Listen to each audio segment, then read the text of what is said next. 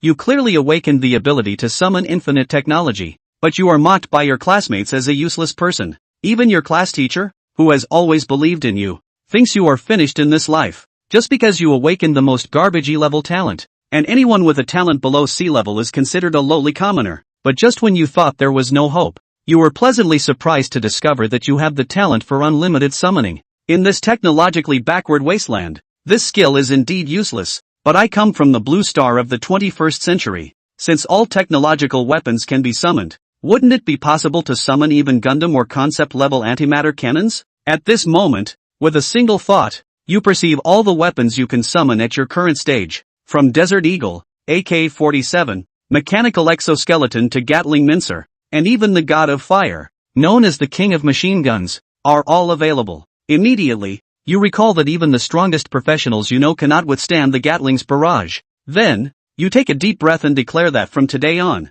the era will change. However, the next second, the superior frowns and shouts, "What are you standing there for? Get lost!" At this moment, you stand on the awakening platform, knowing full well that you have been designated as a commoner, no different from a pig or a dog in his eyes, naturally subject to casual insults. Your eyes turn cold as you slap him across the face. You've held back for 18 years, and now you're invincible from the start. How could you possibly still endure? You're asking for death. The energy surges around the enraged commoner, muscles bulging. The muscle enhancement of a third-level warrior allows his strength to reach 500 kilograms.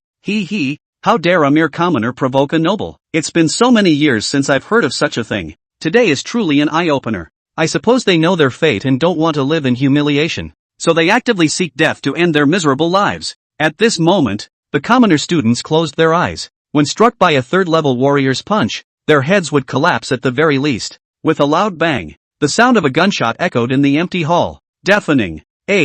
How is this possible? The voice of the woman on the stage was hoarse, and everyone looked towards the platform. The third-level warrior was still standing, but his skull had been lifted off and blood was splattered on the ground. Lute was killed in an instant. Everyone looked at this scene in disbelief. You put away the Desert Eagle in your hand and surveyed the audience. Who else wants to die? At this moment, everyone's throats made a gurgling sound, and no one dared to move. You just killed the strongest among them in an instant. You calmly walked off the stage, and everyone unconsciously made way for you. How did he do it? A newly awakened summoner killed a third-level warrior face to face. This completely exceeded their understanding. No matter what, a commoner daring to kill an upper-class citizen is a capital crime that warrants the extermination of 9 generations. Go report to the inspector. Soon, the inspector arrived with the enforcement team and asked sternly, "Lin Yen, the death row inmate, do you have anything to defend yourself?" You looked at the inspector and said calmly, "I request a second talent evaluation." The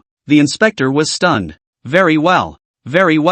So, this was your plan, but it can only buy you 2 more days to live. The inspector sneered and said, "I can apply for a second evaluation on you. If you are rated above B level, you will be innocent, but if you are rated below B level, you will die." Then, you casually waved your hand and walked out of the hall. That's how it was decided. The students of Lighthouse High School stared blankly at your back. The commoner killed the noble and walked out of the scene unscathed. Even though surrounded by layers of encirclement, they clenched their fists, feeling as if there were flames burning in their hearts, unable to believe and boiling with hot blood. Then you walked on the road, feeling an indescribable sense of relief in your heart. "Sister, our good days are finally coming." Returning to the shabby house in the slums, you pushed open the door but got no response. You frowned. Today is the day of your awakening. Even if the rules in the mine are cruel and strict, the day of awakening is special. According to the law, Sister Lin Wan is allowed to leave work early today. Where could she be if not at home? Just then, you saw a note on the coffee table with a line of words on it.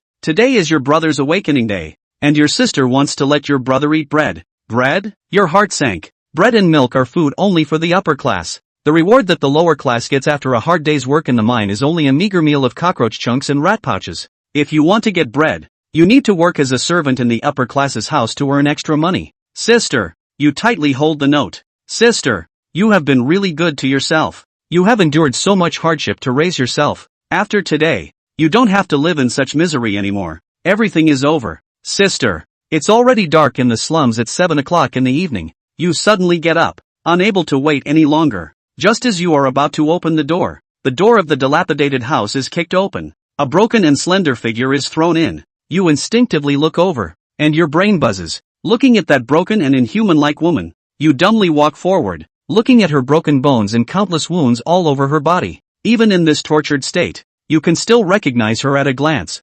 Sister. You hug your sister's body, and your eyes instantly turn bloodshot. In the moment when sister sees herself with her last breath, her eyes full of pain finally find peace. She wants to move, but her whole body is broken, making it impossible for her to move anymore. Not even a finger. What's going on? In the end, sister's lips trembled, and finally her eyes completely lost their expression. Sister, you cried out in sorrow, tears flowing with blood. Your eyes seemed to be about to burst. At this moment the man who threw sister in at the door smiled coldly. Poof, just a sewer rat. If it's dead, it's dead. Why shout? This is compensation for your family. He casually threw a bread on the floor and looked at you mockingly. At this moment, your eyes filled with tears and blood, and the killing intent in them made him shudder. How dare you look at an upper-class citizen with such eyes? You have a lot of nerve. He instinctively activated the spell, a golden magical barrier enveloping his body. Then, he picked up his sister, took the piece of bread tightly held in her hand, and placed it in the summoned freezing medical box. His sister's heartbeat was faint. Freezing at first might give her a chance to be saved in the future. Hey, sewer rat! I'm talking to you. Are you deaf? The man frowned. He was a third-level mage, and now with his magic protection, even a third-level warrior couldn't harm him. Just a commoner. He naturally didn't feel any threat. Ignoring the inquiries of the common people, you immediately summoned a mechanical exoskeleton, cold and expressionless, and put them on yourself one by one. Give me death. The mage suddenly felt a sense of crisis. He raised his hand to cast a fireball spell, but with the assistance of the mechanical exoskeleton, you swiftly arrived in front of the mage like an arrow released from a bow. Ha! You really don't know your own limits. The mage smirked coldly. His shield is strong enough to withstand the attacks of a third-tier warrior. He doesn't believe that your punch can exceed 1 ton. Shattered. Extreme anger brings extreme coldness. The flames of revenge devour your emotions. The only remaining belief is to kill. Kill everything related to the death of my sister. Boom. The mechanically alloyed exoskeleton is extremely terrifying. A punch brings forth a sharp tearing cyclone. Not good. The mage's face turned pale. Just realized something is wrong. The golden light shield on his body was shattered by a punch. How is it possible? The mage's face twisted in fear. Bang! This punch shattered the golden light shield and the chest bones. Blood mixed with fragments of internal organs splattered everywhere. Blood blocked his throat, making him taste the flavor of death. The sense of fear and pain quickly pulled him back into reality. Consciousness came back. I didn't die. At this moment, you hold 2 electric sticks in your hands and step on his head, saying, say everything you know. Ha! The arrogance of the lower-class rat made him blurt out insulting words, but soon he felt the unbearable tearing pain. I keep electrocuting you. With your current injuries, you can survive for a day and a night. I will make you unable to survive and unable to die. I want you to die in 10,000 times more pain than my sister. Madman. You're a madman. His pupils tremble, and he loses control of his bladder and bowels. At this moment, you are 1,000 times more terrifying than a demon in his eyes.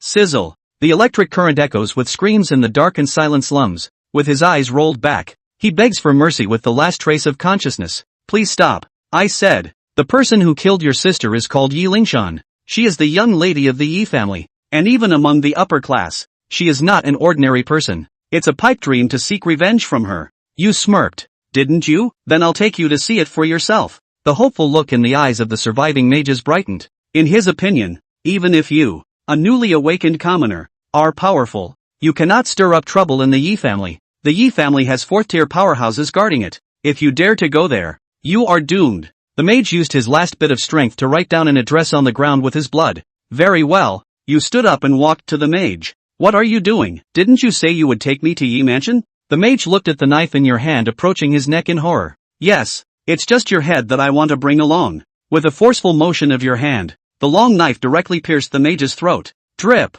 drip. The blood fell to the ground, and the dark night started pouring rain at this moment. Thunder and lightning, pouring rain. You walked out of the house with a bloody head, numb and cold, walking on muddy ground, letting the rain wet your whole body. As a modern society person, you have struggled in this twisted end of the world for 18 years, and you have long been mentally distorted, perhaps more suitable to be called a paranoid. If it weren't for the love and warmth of my sister always soothing the angry dragon in my heart, I would have wanted to slaughter this decaying end of the world long ago. Now, the only sunshine in my heart has also gone out, leaving only pure desire for destruction. At this time, in the security room of the Lucas, 2 night shift police officers saw you walking in the rain, looking lost and disoriented, and sneered at you coldly. Lowly commoner, it is already curfew time, and you are not allowed to enter the residential area of the upper class. However, you did not stop. Hey, didn't you hear me? The fat security guard stood up stubbornly, flames flickering around him, and then summoned a B-level talent, the Flame Warrior. Get lost. The fat police officer's eyes revealed a murderous intent. Bang! In response to him was the sound of Desert Eagle gunshots echoing in the pouring rain. In the next moment, the skinny police officer couldn't believe what he saw. His colleague, a third-level Flame Warrior, was mysteriously killed in front of him. It wasn't until the fat officer fell to the ground that the skinny guard reacted in horror and stood up. Seeing the bloody head in your hand, he screamed in horror and hurriedly tried to sound the alarm. Bang! Another gunshot rang out, and the skinny guard collapsed to the ground. He clutched his chest, unable to believe that he had been killed by a commoner. After killing 2 enemies of the 3rd rank, you once again felt a burning sensation. You glanced at the summoning panel and saw that you had upgraded to the 2nd rank, unlocking some new summoning items. How about the optical invisibility cloak? Without any hesitation, you summoned the invisibility cloak and changed into it. Although a rainy night is already the best cover, what you want is a silent and despairing revenge. Carrying the mage's head, he continued walking through the rainy night streets. Is this the abode of the upper folk? Something touched the bottom of his numb eyes. Dust folk were not allowed to enter the upper folk area since birth, unless they were chosen servants who could temporarily enter the upper city to serve the upper folk. However, these servants were also never allowed to talk about anything related to the upper city after returning to the dust folk area, or else they would face the death penalty. Sure enough, it's just as I thought. Lin Yan's smile was cold to the extreme. Everyone in the dust folk district lived in leaky, dilapidated wooden huts on all sides, eating cockroach nuggets and wearing clothes that were hard to cover their bodies. In school, the teachers constantly taught the dust folk to know gratitude. They said that the fact that they, the dust people, were able to live, eat food and live in a house was all a gift from the upper people. The upper folk saved their money just to be able to bring them out of the hard end. But, now broke headlong into the world of the upper people. Instead, he saw tall and neat buildings, bright and wide glass, warm and shining street lamps, and smooth and solid roads. Everything was like 2 worlds away from the Dust Bowl. The end of the day is even more and what you see in front of you do not match. Liar, everything is a lie. The flame in Lin Yan's heart burned even more frantically. 18 years of struggle, the death of his sister, a huge lie throughout his life. The dark and rainy night couldn't even block the bright light. The level of technology in this world is higher than I expected. But that couldn't stop his heart for revenge. Lin Yan recognized the direction and soon touched the Lin family mansion. With an optical stealth suit, no one could see his presence, and he swaggered in through the Lin family's mansion door. What a grandiose awe! Is this the Shangmin? Lin Yan looked at the expansive mansion in front of him, the corner of his mouth lifting into a cold smile. He walked slowly, searching door to door for Yi Lingshan's traces, like a lone wolf on a hunting patrol. Yi Lingshan's boudoir. Isn't it just a pariah? I've already compensated him with a loaf of bread. What more do you want? The life of this kind of pariah is only worth 1 loaf of bread at most. Yi Lingshan, wrapped in her bathrobe, chatted with a noblewoman holding a red wineglass across from her. Speaking of which, what a great time tonight. That little bitch was tortured like that, and she's still clutching a piece of bread in her hand. Ha ha ha. It's so pathetic and ridiculous. She couldn't stop thinking about tonight's scene. A pariah is indeed only worth a piece of bread. The noblewoman drank a glass of red wine, but her face held a hint of worry. However, that brother of hers seems a bit unusual. Wasn't it established that it was a low-level talent and was defined as a dust folk? Otherwise I wouldn't have played her to death. Yi Lingshan frowned. Mom, is your information reliable or not? The noblewoman shook her head. There were some changes later. That kid initiated a secondary determination. According to inside information, his talent will most likely be assayed to be above grade B, thus becoming a Shangmin. So what? What qualifications does a newly promoted upper folk have to fight with our Yi family? Yi Lingshan sneered. The big deal is just compensating him a few $1,000s. After all, his sister is just a veritable dust folk mouse. Well, the noblewoman took a drink and rubbed her brow. While the reasoning did make sense, she always felt jittery inside. What if the kid doesn't agree? Give his face? Then cut the grass to get rid of the roots. Yi Lingshan was so young, but her heart was extremely venomous. Before, when he was a dust folk it was fine. Even if he died, he couldn't threaten us in the slightest. But now since he has the possibility of becoming an upper folk and is still unwilling to let go of the hatred in his heart, then we can only let him die. The noblewoman raised her eyebrows and nodded. Not bad. Have your father arrange for him to be placed in the outgoing expedition team? Then find a reason to kill him and plant it on the head of the mutant beast. Being at the end of the world and still able to climb to a high position, this kind of thing the Yi family had naturally done quite a bit. It could be described as a lightweight. Good plan. It's just that I don't know, when completing the plan, can you let me participate in it as well? A hoarse voice with an evil frenzy suddenly rang out. Who? Ye family mother and daughter's face pale. Ye mother was so shocked that the red wine in her hand did not hold steady, snapped and scattered on the ground. Gulp! Answer them, is a blood-stained head. That head was ghastly white and stiff green, obviously dead for a bit of time. Ah! The Yi family's mother and daughter let out sharp bursts in unison. Yes, it's Zhang Xiaowu. Yi Lingshan's face was pale and her lips were trembling as she recognized the head. Although she had a vicious mind, she had never seen a human head rolling around after all, and at this moment, her heart was frightened. Who is it? The noblewoman looked around in a panic, but she didn't even see a ghost. Yi Lingshan, you enjoy playing sadistic games, don't you? Footsteps came from the darkness. Lin Yan's figure emerged from it. It's you! That little bitch's brother. The noblewoman stood up and looked at Lin Yan with unrivaled vigilance. Oh, you're that lowly bitch's brother. Yi Lingshan laughed out coldly, her expression regaining its composure. That feeling of heart superiority of the upper folk over the dust folk went deep into her bone marrow. You're seeking justice for your rat sister? Lin Yan's chilling eyes stared at Yi Lingshan, his hands trembling slightly. If he didn't want the other party to die in ultimate despair, he absolutely couldn't suppress his killing intent to kill the other party with a single slash. What are you staring at me for? A lowly dust folk, dead is dead. In the future, when you become a Shangmin, you'll play with those dust folk like that too. Yi Lingshan laughed and casually pulled out $3,000 from her pocket and threw it on the ground. This money is enough to buy 100 of your sister's lives. Take it with a grateful heart. If you dare to mess around again, I'll let you know that the Yi family is not something to be messed with. Lin Yan laughed. Extreme anger wouldn't bring tears to one's eyes, it would only bring out an extremely chilling smile from the bottom of one's heart. He took a step towards Yi Lingshan, the white blade in his hand flickering under the oil lamp. What are you going to do? Do you know what this place is? Trespassing into the Yi residence, you're dead. Get the hell out of here. The noblewoman was strong and calm, and her face was vicious as she cursed. Scram! Lin Yan casually slapped out, sending the noblewoman flying, her teeth popping out, blood gurgling out of her mouth. How dare you! You're finished, I tell you. The Yi family's guards will kill you by 1,000 cuts. Yi Lingshan looked around suspiciously. To be able to kill Zhang Xiaowu, Lin Yan had at least a third-order gifted person behind him. It was impossible for her to believe that a newly awakened dustfolk had killed a third-order mage. Really? Lin Yan spread his hands, a twisted and terrifying smile on his face. He instantly closed in on Yi Lingshan, his blood-red eyes forcing his eyes on her.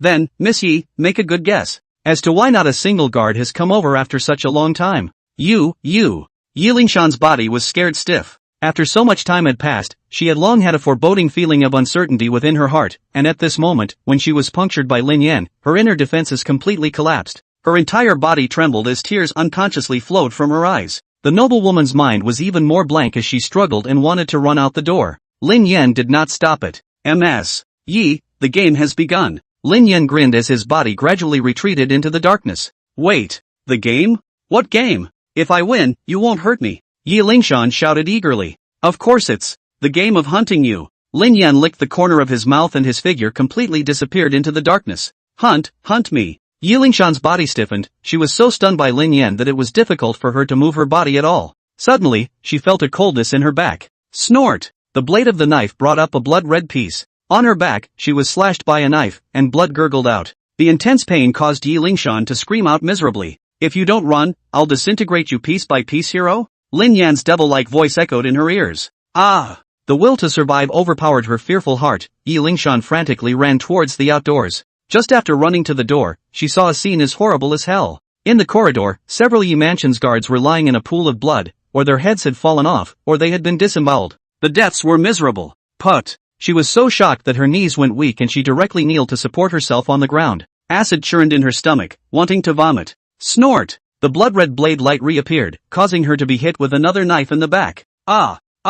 Yi Lingshan struggled madly, twisting and crawling on the ground towards the entrance of the Yi residence. Lin Yan icily followed behind her, constantly making up for it. All of the guards within the Yi mansion had already been killed by him, and the doors and windows had all been sealed by him. The Yi mansion had completely turned into a hunting ground for his revenge. Sister, did you see that? Lin Yan looked at the stay crystal in his hand. This was what he had seen in the Yi mansion's staying shadow room. Yi Lingshan had tortured her sister for fun and had even recorded the torture process to satisfy their perverted hobby. Don't worry, sister, I will make the pain and despair you suffered 10 times, 100 times, 1,000 times, 10,000 times. The return. Lin Yan was sad and angry to the extreme, and an icy smile solidified on his face. Bang bang bang. Yi mother crawled to the gate of the Yi residence and kept knocking on the gate that was sealed shut. Unfortunately, the Yi Mansion's gate was specially made. Once it was closed, even a fourth-ranked gifted person couldn't blast it open. Not to mention her, a second order. As Lin Yan took one step in front of her, the noblewoman's face turned whiter and whiter, and her lower body became incontinent.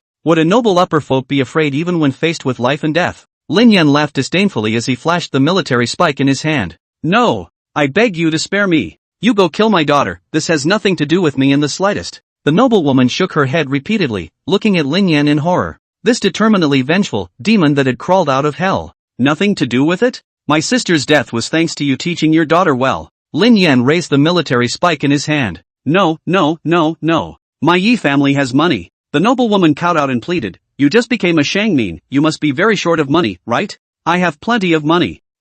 Too late. Lin Yan yanked the noblewoman's hair as he pressed the blade against her neck. Snort! With a flash of the knife, the steel blade sliced off the noblewoman's head. No! Yi Lingshan covered her mouth and looked at this scene in despair, her pupils trembling. Now, it's your turn. Lin Yan turned his head and grinned at Yi Lingshan. You're a murderous demon. Yi Lingshan screamed and frantically fled. Lin Yan was like a ghost, following her, and from time to time, he made a knife, but it wasn't fatal, just painful. You're simply a pervert. Yi Lingshan grew desperate, hissing mournfully. Is that so? Lin Yan shook his head. Then what are you considered? A beast? Or are you worse than an animal? What's wrong with me torturing a dust folk? What makes a dust folk more beautiful than me? Yi Lingshan said in a frenzy. The boy I like doesn't care about me, but instead, he wants to sleep with her. As a result, not only did she not cherish it, she even rejected it. What right does she have to refuse? Such a lowly thing dares to reject something that I even begged for. Then what am I? Under the extreme mental pressure, Yi Lingshan frantically began to spit out what had happened tonight.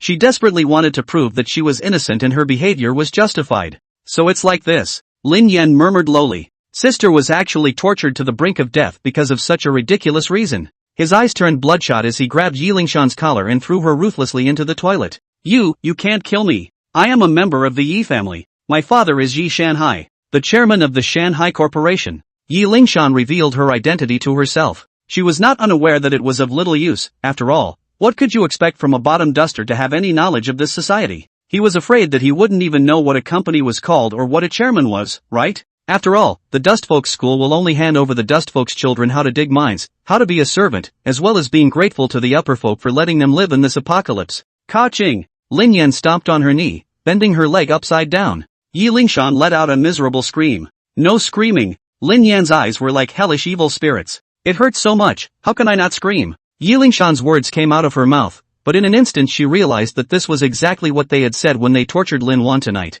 Ka-ching! Lin Yan stomped Yi Lingshan's other knee as well. As long as you can hold out until I count to 1 without screaming, I'll let you go, how's that? He bent down and revealed an icy smile. Yi Lingshan shook her head frantically. She understood that Lin Yan was going to return the means they used to torture Lin Wan today 100-fold. It was a word trap, counting down from 10. As soon as you count to 2, you will start counting again, never ending. Never counting to 1. Between 2 and 1, that tiny difference of a single digit becomes an insurmountable chasm of torment and pain that will never be filled. This is the true despair. Don't want to play this game? Lin Yan revealed a look of disappointment. Actually, I don't like playing games either. Or just purely chop you into meat paste. No. Yi Lingshan waved her hands frantically. I'll give you whatever you want. What do you want to know? I'll tell you everything. Don't kill me. Those people who committed violence with you today, who are they? What are the identities of all of them? Lin Yan grabbed Yi Lingshan's hair and forced himself to look into Yi Lingshan's eyes. One is the man I like, his name is Zhang Fuhao, he's the young master of the Zhang clan.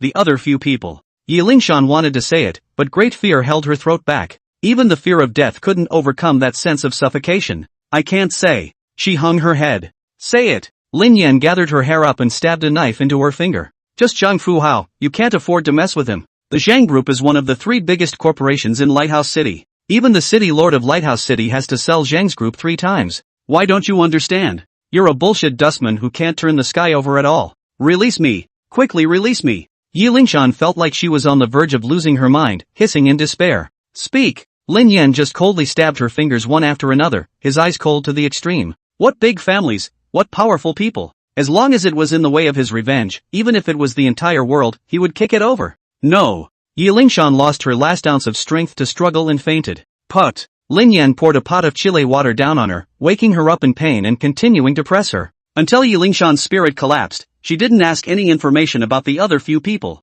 Lin Yan stood up and looked indifferently at Yi Lingshan's mentally deranged, crying, and laughing face. She had broken bones all over her body and blood was flowing all over the place. The entire person was like a puddle of mud, losing her human form, and there was not the slightest hint of the appearance of a great lady. Maggot-like, it's really disgusting to look at. He knew that he could no longer ask anything. A knife slashed down, cutting Yi Lingshan's throat. No matter what, none of those who killed you can run away. Yi Lingshan won't say anything, but there will always be someone who recognizes them. Lin Yan looked at the shadow-retaining crystal in his hand and silently pushed open the door of the Yi family. Boom click. Exploding thunder illuminated his otherwise clear, but blood-stained demonic cheeks. He donned an optical cloak of invisibility and disappeared into the Yi family manor, his footprints covered in blood but quickly washed away by the heavy rain. There's no going back home. He was silent. Not to mention that he was still a dust folk today, even if he was an upper folk, killing so many people in one night was a felony that would surely lead to death. Upper Star Academy? Lin Yan walked in the direction of Zheng Fu House School.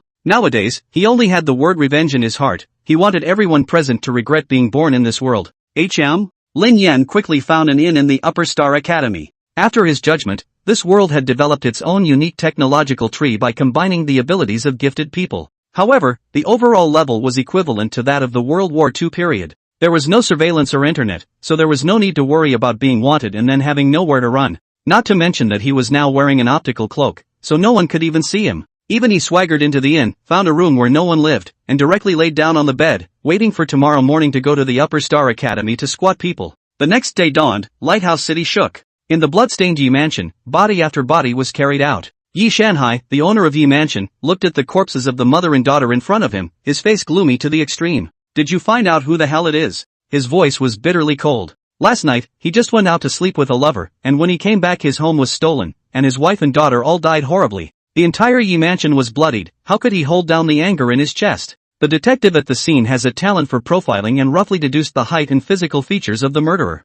The murderer is probably a male around 18 years old. The height is around 1.83 meters. Gifted ability unknown, but the killing method, much like a dust folk who just awakened in the lower city yesterday. The police inspector general at the side stroked his chin and said in a deep voice, "Dust folk." Yi Shanhai's pupils instantly shrunk, and he couldn't help but question out. Not bad, it's that dust folk who killed an upper folk in the testing ground yesterday and also proposed a second test. The police inspector general reminded. This kind of thing hadn't happened in how many years, and the upper folk were still doing a good job of educating the dust folk on discipline and gratitude. All the dust folk had basically lost their will to resist. Yesterday, this incident was a big deal, and the entire circle of upper folk in Lighthouse City knew about it. Now everyone is demanding that this dust folk named Lin Yan be executed. The police inspector general took out a leftover photo and showed it to Yi Shanhai. Now we're looking for him all over the city, but he's no longer at his previous residence. We found a headless body at his residence. After comparing, the police commissioner nodded at the head in the pile of corpses. It happens to be the body of Zhang Xiaowu from your Yi residence.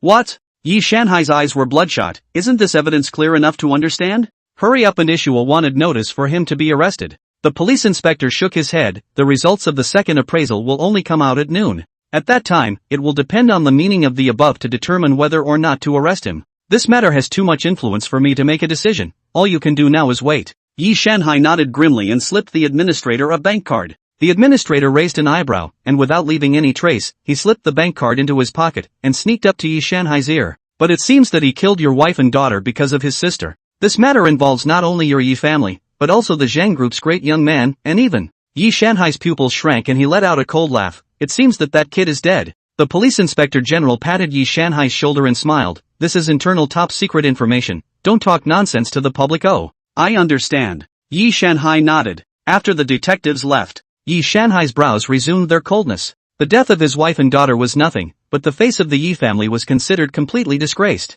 In this man-eating apocalypse, once you show your vulnerability, you will be surrounded by wolves that will eventually eat you dry. We can't wait for those families to take action. He can only be killed by my Yi family. Yi Shanhai returned home, made up his mind, took out a communication crystal, then crushed it. Upper Star Hotel. Lin Yan felt an aroma coming from the end of his nose and opened his eyes alertly. However, he found that a woman without pajamas beside the bed had unexpectedly lunged directly towards the bed. The woman looked to be around 20, with soft skin, and should be a college student who had gotten drunk and stayed overnight at the hotel. Bad luck. Lin Yan rolled over to dodge and frowned. He had been wearing an invisibility cloak to sleep on the bed, so this drunken female student hadn't even noticed him. Just as he was about to leave, he saw the emblem of Upper Star University hanging on the coat rack. Maybe she can provide some news about Zhang Fu Hao. Lin Yan thought for a moment and turned around. The blade in his hand was pressed against the girl's neck. "Don't move." "Ah!" The girl subconsciously screamed, her drunkenness instantly dissipating in fear. "Don't scream." Lin Yan frowned and chided.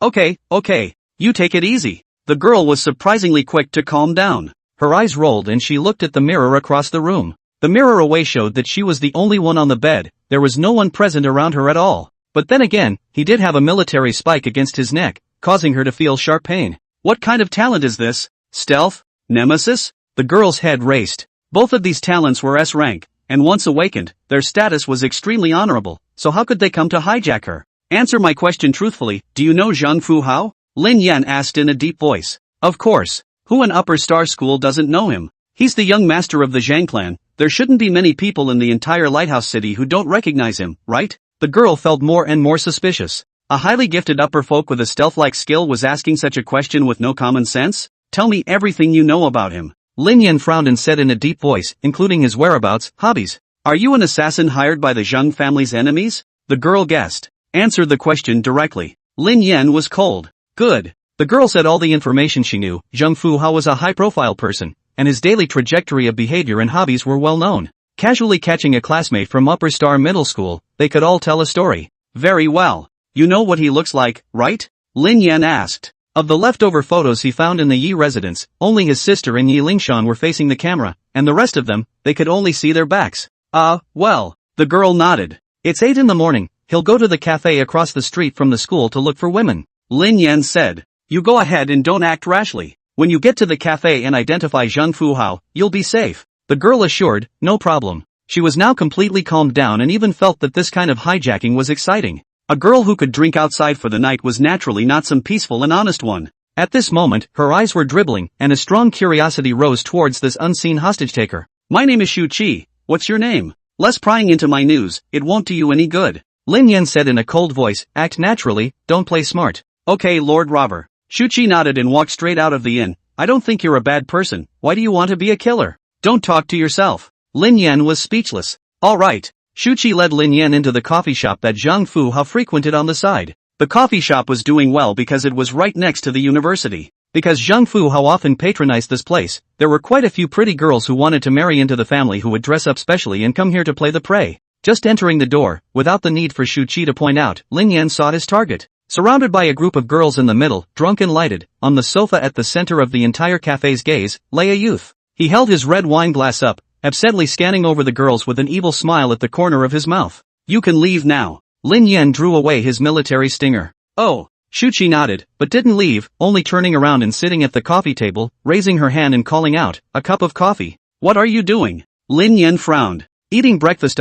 Before I even went to bed, you gripped me over, my stomach is hungry. Shu Qi rightfully said. Lin Yan no longer paid attention. This female student was afraid that she had more or less mental problems. Afterwards, he indifferently sat down opposite Zhang Fu Hao. Intending to wait for him to go to the bathroom, he would torture and abuse the other party properly in the bathroom. If he just shot him to death, it would be too cheap for this clothed beast. After killing so many people this night, I've already upgraded to the 3rd rank. Lin Yan took advantage of this gap to check his summon list. Many more items brightened up. With my current authority, the biggest killing weapon I can do is summon a heavy machine gun. If I want to summon the Vulcan cannon and Gatling, I need to ascend to the 4th rank to do so. He sank his eyebrows. Though he was certain that the strongest gifted he had ever seen had no way to defend themselves against the Vulcan cannon. But the most he had seen as a dust folk was a 4th-order alien. He wasn't able to confirm how capable any higher-ranked gifted were in combat. Before confirming the combat ability of a high-ranked gifted person, it's better to be cautious in crowded places. He waited. Soon, Zhang Fu Hao stopped a super short pants girl in his arms and walked towards the bathroom with an evil smile on his face. The little brother at the door also knew his place, and went into the bathroom first, roughly dragging out all the customers inside who were using the toilet, clearing the room in advance. The time has come. Lin Yan got up and slowly walked towards the bathroom. Mr. Zhang, you're so bad. The super short pants girl was in Zhang Fu Hao's arms, her face was blushing. Before she even entered the bathroom, her buttocks were pinched several times. There will be a good time for you in a while. Zhang Fu Hao just wanted to enter the bathroom to have a good time. Just as his front foot stepped in, the door of the cafe was opened. A group of tall suited men walked in. Mr. Zhang, the chairman asked us to take you back. Can't you see that I'm about to run an errand? Don't you guys have eyes? Zhang Fu Hao was upset that his great pleasure was half disturbed. This is the boss's order, it's better for the eunuch to come with us. A calm voice came. The men in black suits split into two columns, and a man in sunglasses wearing a white suit stepped out from among them. If you didn't go to protect the old man, why did you personally run to me? Zhang Fuhao was not a fool, and at this moment, he also felt a strange atmosphere. This white-suited man was his father's personal bodyguard, a peak 5th rank warrior. Such an expert, in Lighthouse City, was considered the forefront of existence. Even in the outbound crusade team, it was considered a stalwart. Alright, I'll go with you guys. Zhang Fuhao directly threw the woman in his arms onto the ground. On the side, Lin Yan frowned. How could it be such a coincidence? It seems like his father knows about the Yi mansion and is afraid that I'll make a move against his son. Ha! What an old fox. Lin Yan grinned a morose smile. He had found this place, how could he let Zhang Fuhao leave safely? Pang! He raised his hand and fired a shot. The moment the shot was fired, the man in the white suit instinctively felt the danger. He reacted extremely quickly as the surface of his body hardened and grabbed at the Desert Eagle's bullet. After the 4th rank, each talent would awaken unique abilities. Epidermal hardening and invulnerability to knives and guns was a special ability of warriors. Pang! There was no suspense. The Desert Eagle's 9.1mm large caliber bullet was enough to pierce through steel at such a close distance. The hardened skin that could only manage to be impervious to swords and spears couldn't block it at all. The bullet instantly pierced through the white suit man's palm and struck into Zhang Fuhao's left shoulder. Ah! Zhang Fuhao had been pampered since he was a child, or had he ever suffered this kind of pain, and instantly screamed out in misery. Who is it? Get the hell out of here! He roared angrily. Pang! In response to him, there was another gunshot. Puff! This shot directly hit his wrist, blowing one of his hands off. Blood and flesh instantly disintegrated, and inside the cafe, countless customers screamed, either fleeing or hiding under the tables and chairs. Shu Qi chose a clever place, a flash to hide in a dead corner, curiously watching what was happening. Over there! A mage located Lin Yan's position, and a manifestation spell revealed Lin Yan's shadow. Ha! Lin Yan didn't bother to hide himself anymore, removing his optical stealth hood and looking indifferently at Zhang Fuhao. Your luck is good, but only good in that I don't want you to die too painfully. Dustman? Zhang Fuhao instantly recognized Lin Yan's identity. Dustfolk all wore tattered linen clothes with numbers on them, which was the mark of their identity. It really is you. The man in the white suit forced his bleeding hand to stop bleeding, then grabbed the seriously injured Zhang Fuhao and frantically ran towards the road. Remember my face, this will become your lingering nightmare. Lin Yan grinned, not caring about what was happening in front of him, just looking at Zhang Fuhao eerily, his voice hoarse. But don't die easily. I'll fire 2 shots at your body every day, until your body is covered with bullet holes. You will slowly rot and die, just like how you tortured my sister.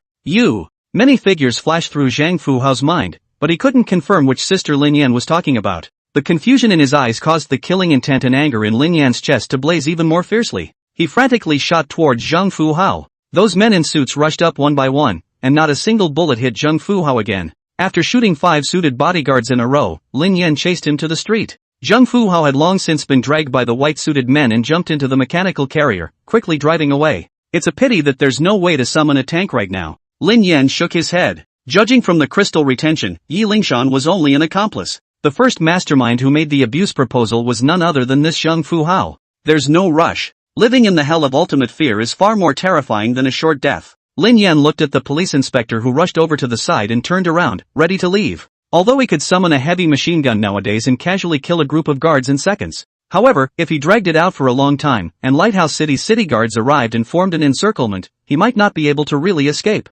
Go this way. I know there's a trail. Shu Qi hid in a dead corner and secretly waved to Lin Yan, shouting in a low voice. Lin Yan looked at the police inspectors surrounding him on both sides, and after sinking his eyebrows and thought for a split second, he nodded to Shu Qi. Following the path pointed out by Shu Qi, the two somehow managed to go around to the back door of the Upper Star Academy, which was on the opposite side of the cafe. Alright, now you're sort of out of the woods. Shu Qi patted Lin Yan's shoulder. Lin Yan frowned at her. Why did you help me? Just now I was still the kidnapper who hijacked you. Shu Qi gave him a mischievous smile. I can feel that you're not a bad person. Just because of that? Lin Yan didn't believe it. Consider it your payment for letting me watch a wonderful and good show. Shu Qi could only find another reason to add. Lin Yan took a deep look at this girl. There must be a demon when things go wrong. However, the other party had also helped himself, so he didn't bother to pry into what secrets she had. Then this is goodbye. Lin Yan turned around and was about to leave. Hey, I have just saved your life. You could at least say thank you. Shu Qi was displeased.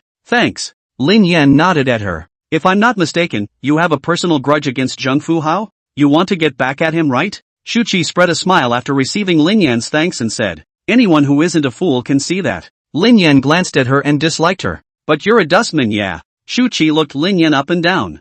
Ha! Lin Yan laughed coldly. He had thought that Shu Qi was different from the others, but it turned out that she was still all the way. Were they all higher beings who looked down on the dust folk and pretended to be extraordinary? Farewell. Don't tell the truth about what happened today, just pretend that nothing happened. Otherwise I won't guarantee your safety. Lin Yan's voice grew cold and he was about to leave. Hey! Don't you misunderstand. Shu Qi stomped her foot. I mean, you're a dust folk. Now not only did you kill a Shangmin, but you also attacked a big shot like Zheng Fu Hao. You'll definitely be wanted all over the city. So what? Lin Yan frowned. It's none of your business. No. Shu Qi shook her finger. You won't be able to find a place to land in Lighthouse City right now, even if you have stealth skills. But as you can see, the mage's staying shadow spell, the detective's profiling spell, and the psychic's sense of smell passes. Many ways to find you. You're in danger now. Lin Yan turned his head and stared at Shu Qi. Are you mocking me? Actually, I was going to say. Why don't you just hide in the Upper Star Academy? Shu Qi blushed. My student dormitory, it's quite big. Lin Yan frowned, completely confused by Shu Qi's brain circuits. It's also good. Lin Yan nodded after thinking. Zheng Fu Hao was a student of the Upper Star Academy. If he had been unable to find himself, it was also impossible for his father to keep bringing him around all the time. He always had to come back to school. Whether it was out of the secrecy of hiding or the implementation of the plan behind, Upper Star Academy was a good choice. Harboring a wanted criminal is a major crime. You better think clearly. Lin Yan frowned. Aren't you not a wanted criminal now? Those who don't know are not guilty. Shu Qi laughed. Moreover, even if I'm found out in the future, I'll just say that you're the one who held me hostage. What crime do I have? Well, Lin Yan nodded and was about to enter through the back door with Shu Qi. The next moment, his consciousness suddenly tightened, and the power arm on his hand exerted force as he pushed Shu Qi away, and he himself fell backward. What are you doing? Shu Qi's words had not yet fallen. Snort! A dozen or so steel arrows missed the place where they were standing just now. The penetrating power was extremely strong, already no weaker than the Desert Eagle's bullets. So close, so close. Shu Qi patted her chest, feeling scared and excited at the same time. Pang! Lin Yan raised his hand and fired a shot at the place where the arrow had come from. In order not to be noticed, he had installed a silencer on the muzzle of his gun. Gulp! Dark shadows rolled out of the shadows. It was an enchanting woman with a bewitching figure, wearing tights and holding an enchanted bow and arrow in her hand as she looked at Lin Yan with a demonic smile. Fast enough reflexes, little brother. Looks like you have at least a third rank strength. Obviously you just awakened yesterday. How could you grow so fast? She looked Lin Yan up and down, like a beautiful snake. Dead people don't have to know that much. Lin Yan shook his head and pointed his gun at the enchantress. Tell me where you came from so that you can die a quick death. Little brother's breath is quite big. Oh. The enchantress let out a winking smile. But there's no harm in telling you, letting you die a quick death. Someone wants to buy your life. You should not struggle. I am a 4th rank divine archer from the Crusade team. Practical combat experience, rank reaction speed. You are not as high as me. Oh. Ha! Lin Yan knew that the other party was stalling for time. The infrared scanning that came with the mechanical exoskeleton had already detected that another of the woman's teammates was approaching. However, he was also taking the trick into account. By the time the black shadow groped the bushes above his head, he leapt down with a vicious leap, and his long blade slashed down. Clang! Lin Yan grabbed the blade, and his other mechanical arm popped out an alloy iron blade, chopping off the black shadow's arm with a single slash. Poof! The black shadow stifled a grunt. Worthy of being from a Crusade team, only a muffled grunt even after having his arm broken. Lin Yan's heart was grave. The Crusade team was a team that went out to look for supplies, and was composed of experts of the 4th rank and above. Nowadays, the world was polluted, alien beasts were rampant, and outside of human cities, the environment was extremely harsh and dangerous. To keep a city running, one needed to go out and grab resources from the alien beasts. The mortality rate of a Crusade team is as high as 90%. Those who can survive in a Crusade team are absolute experts in actual combat. Lin Yan took advantage of people's illnesses, and it was enough to keep one of his tongues. This assassin was killed outright when he broke his arm. What a decisive little brat. The shadow assassin was startled and immediately had to hide in the shadows. But Lin Yan, who was empowered by his mechanical exoskeleton, moved too fast. In a flash, he arrived in front of the assassin. Boom! With a punch, the shadow assassin's head was directly shattered. How is that possible? The divine archer's cold sweat cascaded. In a short exchange of more than 10 seconds, Lin Yan demonstrated a long-range attack comparable to that of a divine archer, a counter-surveillance ability comparable to that of a detective profession, the unarmed hand catching white blades comparable to that of a high-level warrior, as well as the special possession device of the mechanical department. What exactly is the talent you awakened? How is it possible for one person to have so many talents at the same time? The enchanting female archer was completely confused. According to the information she had gotten, Lin Yan had clearly only awakened yesterday, and what he had awakened was clearly a summoner skill. Escape! The goddess archer's intuition honed on the battlefield told her that Lin Yan was simply not something she could deal with, and that she had to flee in a hurry. Without hesitation, she turned around and was about to run. But as an archer, her movement speed wasn't fast, or at least there was no way to compare it to the mechanical exoskeleton-enhanced Lin Yan. Lin Yan, who had a mechanical exoskeleton, could move at a speed of fully 80 mph, no different from a wildly running car. Where are you going? The Mora-like hoarse voice came against her ear, causing the female archer's scalp to tingle. Gulp! She only had time to turn her head and see that clear and morose face before her consciousness fainted. Lin Yan put away the stun baton and put the unconscious woman on his shoulders. This. Shu Qi looked dumbfounded. Frightened? Lin Yan turned his head and looked at Shu Qi, thinking that this girl also had a time when she was frightened? A hint of a smile flowed from the corner of his mouth. It was then that he realized that he hadn't laughed in what seemed like a long time, and his face muscles were stiff. No! Shu Qi firmly shook his head, stuck out a thumbs up and exclaimed, "You're so handsome." Lin Yan was speechless. You know what? You're like a knight-errant in the novels I read. I feel so exciting. So hot-blooded. Shu Qi waved her small fists in excitement. Lin Yan carried the unconscious body of the enchanting female archer on his left and the body of the shadow assassin on his right. I need to dispose of these bodies. Otherwise, once they are discovered, my hiding in the Upper Star Academy may also be exposed. Aha! I'll help you. Shu Qi looked at the broken arms and shattered brains on the ground. She frowned, then still said, I'd better just help you with the bloodstains, you can do the rest yourself, it's so disgusting. Lin Yan carried the two of them on his back and headed towards the back of the mountain. After a few steps, he paused, turned his head, and said in a light but sincere manner, thank you. Hey! Shu Qi was just about to make a wave of modesty when Lin Yan had already turned his head and walked away. What a waste of my expression. Shu Qi poked her tongue out towards Lin Yan's back, looking for a shovel and some cleaning utensils. Does this count as becoming an accomplice to a wanted criminal? Will I be wanted all over the city if I'm exposed? Will I be involved in some huge conspiracy? Shu Qi muttered while sweeping. She then spread a smile, so looking forward to it. Back mountain. Snap. Lin Yan slapped the archer girl awake. It hurts. The archery woman frowned, then turned awake. She looked at Lin Yan incredulously. I'm still alive. She then looked at the land under Lin Yan's feet that had obviously been renovated, with some blood seeping out of it. Lin Yan was still taking a shovel and filling the soil towards it. You buried Luo Yan's corpse. The archery woman knew that she definitely wouldn't be able to survive today, and her heart fell into despair. You said that assassin? That's right. Lin Yan turned his head and grinned at the archery woman. If you don't give an honest answer to the questions I raised, you'll be buried alive. Gulp. Archeress shook her head. Better give me a hard time then. Choosing to do the Crusades job, and then choosing to be an assassin after being discharged from the army. She had long been prepared for death. Having killed so many people and done so many evil things, sooner or later retribution would return to her. After all, those who kill people will always be killed. Who sent you? Lin Yan looked down at the archery woman and asked in a cold voice. This is professional ethics, it cannot be revealed. The archery woman shook her head. Lin Yan laughed and slashed the female archer's face with a knife. I have 10,000 ways to make you beg for death.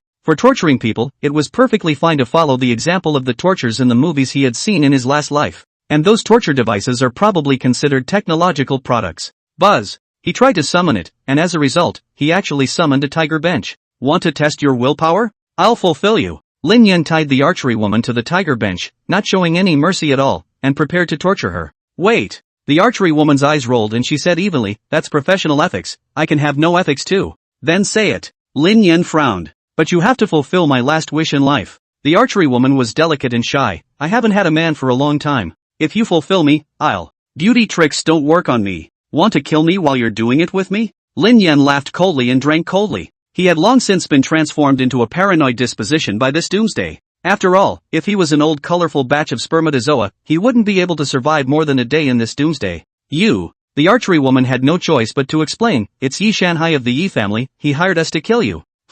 Lin Yan frowned. The murder of his sister was only related to Yi Lingshan and her mother who was at home at the time. In the information he had gotten, Yi Shanhai had nothing to do with it. Therefore, after taking revenge on the Yi family, he didn't intend to waste any more energy on killing Yi Shanhai. Cutting the grass to get rid of the root saw. I can't believe I almost forgot about the law of survival in this apocalypse. Lin Yan grinned in self-deprecation. However, this was not a mistake on his part. Last night Yi Shanhai was not even at the Yi residence, or else he wouldn't have minded killing him in passing at all. Since you seek death, then don't blame me. Lin Yan had a murderous look in his eyes. Yi Shanhai is the boss of Zheng Group's company, his hands and eyes cover the sky, you don't need to go against him. His Shanghai company has at least hundreds of third-order experts sitting around on weekdays. Even if you can kill him, it won't be easy to get out of the trap after killing him. Little brother, you let me go. The female archer was still begging for her life. It's not impossible. Lin Yan sneered, however, you have to first make an appointment with Yi Shanhai to the location I stipulated. He didn't believe in humanity, and he didn't intend for the female archer to honestly obey. Snort. He tied the time bomb into the female archer's tights. At the time if I don't see Yi Shanhai come by himself at the specified location, you will die. Lin Yan pressed against the enchantress's ear and said indifferently, don't worry. The female archer nodded her head repeatedly. She had seen Lin Yan's methods, his methods were too rare and outrageous, only she couldn't think of them. There was nothing Lin Yan couldn't do. She was already a little afraid, and naturally believed in what Lin Yan had tied to her. It should be similar to the curse of a cursor, which would kill him if he didn't fulfill the agreement by the time. Could it be that he has awakened multiple supernatural abilities? The female archer couldn't understand how Lin Yan possessed so many means even if she thought about it. After descending the mountain, Shu Qi, who had packed up everything, waited at the entrance of the back door. Lin Yan. She was a little surprised to see Lin Yan bringing the woman down the mountain. You actually didn't kill her? It's not like you. Why is her stomach so bulging? You two have only been on the mountain for less than an hour. How come you're pregnant? The female archer cut Shu Qi severely. She really hated her early death. Don't talk nonsense. Lin Yan frowned. Hey, okay. Shu Qi nodded. Are you going to bring her along to live in the dormitory with me? No. I'm going to kill someone first. Lin Yan said in a cold voice. Kill someone again. You're a homicidal maniac, aren't you? Shu Qi spat out, blocking Lin Yan's path. You want to block me? Lin Yan's tone flashed with murderous intent. You're wearing this dust folk costume, it's too eye-catching. And it's not comfortable either, so change your clothes before you go. Shu Qi nodded her chin. Lin Yan frowned. This girl seemed a little too enthusiastic about him. What exactly are your plans for me? He stared into Shu Qi's eyes. Shu Qi gulped. You want to kill me again? I really just simply think you're handsome. Ha! Lin Yan moved his eyes away. There was no such thing as love without a reason in this world, especially so in the middle of this apocalypse. However, Shu Qi wasn't a threat to him for the time being, and could even offer help. Then he would be happy to enjoy it, just keep vigilant in his mind. I'll be right back. Oh! Shu Qi commanded. Lin Yan looked at the female archer. I'll be following you all the way. You'd better not play smart. Okay. The female archer nodded, and a flash of anticipation actually flashed under her eyes. Ha! Lin Yan sneered. Yi Shanhai's company has gifted people who can detect stealth skills, right? Nope, how could there be? He's a small Shanghai company. The female archer denied it. Snap. Lin Yan slapped her across the face, sending several of her teeth flying. As I said, don't play small minds in front of me. Otherwise, you won't die until you shatter into 10,000 pieces. Gulp. The female archer gritted her teeth. You saw it all and still asked me. Just wanted to beat you up. Lin Yan grinned. You're fucking psychotic, aren't you? The female archer wanted to spray like that, but Lin Yan was really a bit of a psychopath. After thinking about it, she still swallowed her words back. The clothes are back. Hurry up and change into them. Shu Qi threw a set of clothes over. Surprisingly, it was a tuxedo. Where did you get this? Lin Yan asked with a frown. You even have clothes that boys wear? The auditorium is holding a celebration. I borrowed it from there. Shu Qi blushed. You take a look first to see if it fits. If it doesn't, I'll go back and borrow a set for you. Lin Yan shook his head. This borrowing, 80% was not the intention. But now that things were urgent, he was too lazy to count. Changing into a tuxedo. Previously, as a dust folk, he had grown up only being able to wear unclothed numbered hemp clothes. 18 years, or the first time I wore a tuxedo. But he wore it skillfully. Wow! Shu Qi's eyes widened. Sure is handsome. People rely on their clothes, rough and gray, even a big star would be unattractive. After Lin Yan changed into this tuxedo, his already clean face looked extremely handsome. Paired with his cold eyes and hard-lined facial contours, it gave people a strong sense of oppression. Indeed not bad. The female archer also had to nod in agreement. Let's go. Lin Yan wasn't moved by any external distractions and was bent on nothing but revenge. Yi Shanhai was very powerful in Lighthouse City, and if he was left alone, he would definitely bring a lot of trouble to himself.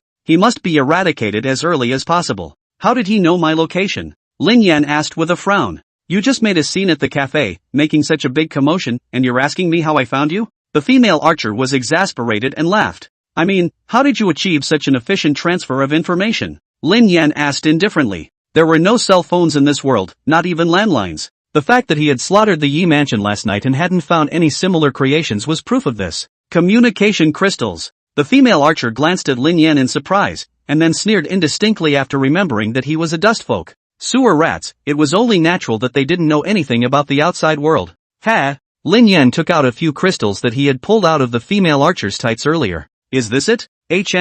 After you crush it, you can send a message with the crystal that has been bound to this one, the female archer explained. What a pain in the ass. Lin Yan frowned. This means of communication was far less convenient than a cell phone, but it was after all the ability to communicate remotely. Until we can summon satellites and base stations, we can only make do with this first. He tossed a communication crystal to Shu Qi. I'll contact you when I come back at night, and if you regret it, send me a message in advance as well. I won't be back. Don't worry. Shu Qi accepted the communication crystal in a very precious manner. This thing was very expensive. General communication was still expressed by letters. Only very urgent matters would use the communication crystal. Let's go kill Yi Shanhai. Lin Yan gave the female archer a push. I have legs. The female archer muttered indignantly. Outrageous, actually being rushed for more by my girlfriend. Families, ask for a recommendation, 5-star praise, reward trifecta. Don't play smart. Lin Yan stood outside the gates of the Mountain and Sea Company and grimly instructed the female archer. Don't worry. The female archer nodded and walked into the Mountain and Sea Company's building.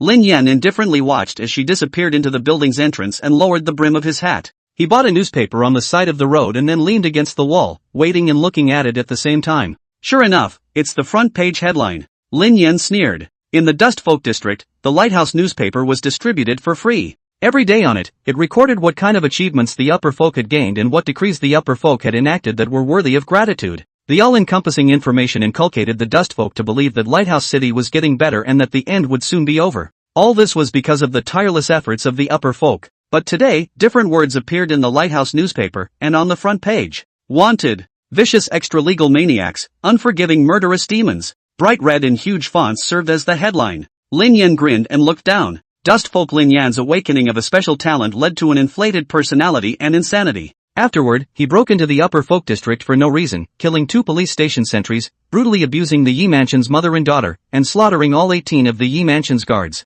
At 8 o'clock this morning, the thug Lin Yan appeared again at the Lucky Cafe of the Upper Star College to carry out a terrorist attack. This attack resulted in 5 deaths, and the son of Zheng Zhengfu Hao of the Zhang clan was injured. Mr. Yi Shanhai, the general manager of Shanhai Corporation, and Mr. Zheng Tuzhen, the chairman of Zhang Clan Group, expressed their indignation and strongly condemned this. They called for the arrest of the culprit Lin Yan as soon as possible and jointly funded a reward of $1 million as a reward for the arrest. Rather willing to give up. Lin Yan's eyes grew colder and colder. The newspaper described in detail the details of his murder yesterday, completely portraying him as a heartless psychopath. On the other hand, not a single word was mentioned about what happened to his sister. After all, the Lighthouse City General Police Department has confirmed that the sinful citizen Lin Yan is now classified as an S-class wanted criminal. Danger level, extremely dangerous. It's highly likely that he's still roaming around in the Upper Civilization District, so all the people are invited to actively report him. If the report is true, you will receive a reward of $10,000. If he can be captured alive and twisted to the police station, he will receive the title of honorary citizen, plus a reward of $1 million.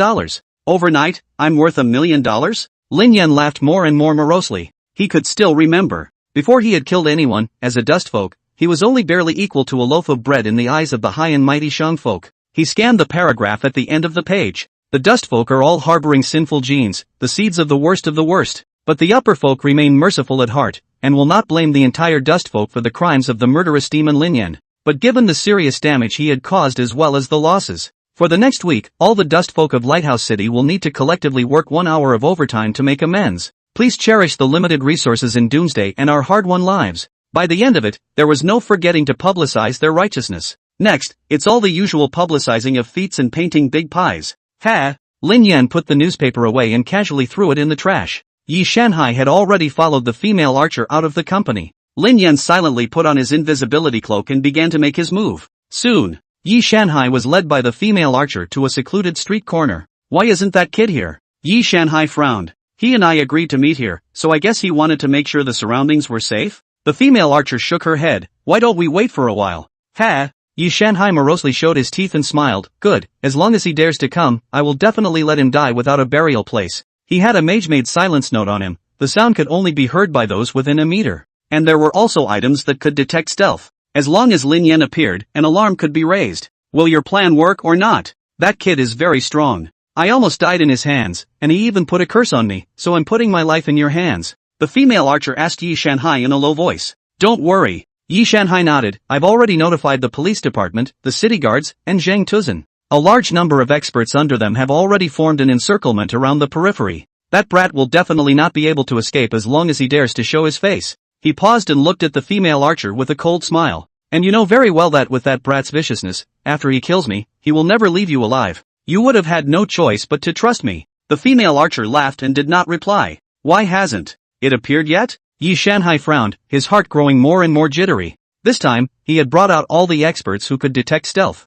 These experts were spread out in all directions, but whenever Lin Yan dared to enter the 300-meter range around him, he could immediately detect it. The roof of the Shanghai Corporation building. The wind blew Lin Yan's sleeves around. After he placed the explosives on the last burst, his feet stepped on the roof of the building, and his military binoculars observed the alley where he had agreed to meet, a kilometer away. Looking at the two people, Yi Shanhai and the female archer, who were whispering, a chilling smile appeared at the corner of his mouth. That's right, this was exactly the game he was playing to get rid of the tiger. Because Yi Shanhai was surrounded by gifted people who could detect stealth, there was no way for the Shanghai group to enter. Now that Yi Shanhai had brought the experts of the Shanghai group with him, they were all transferred out of the building by him. He then entered in a dignified manner. Strutting around, he set C4 explosives in the building's hallways. Now that all the bombs had been placed, once detonated, it would blow the entire Shanghai building into rubble. Appreciate it. Appreciate your life's work turning into ruins before dying in despair. Lin Yan leaped down the building. After deliberately revealing his face,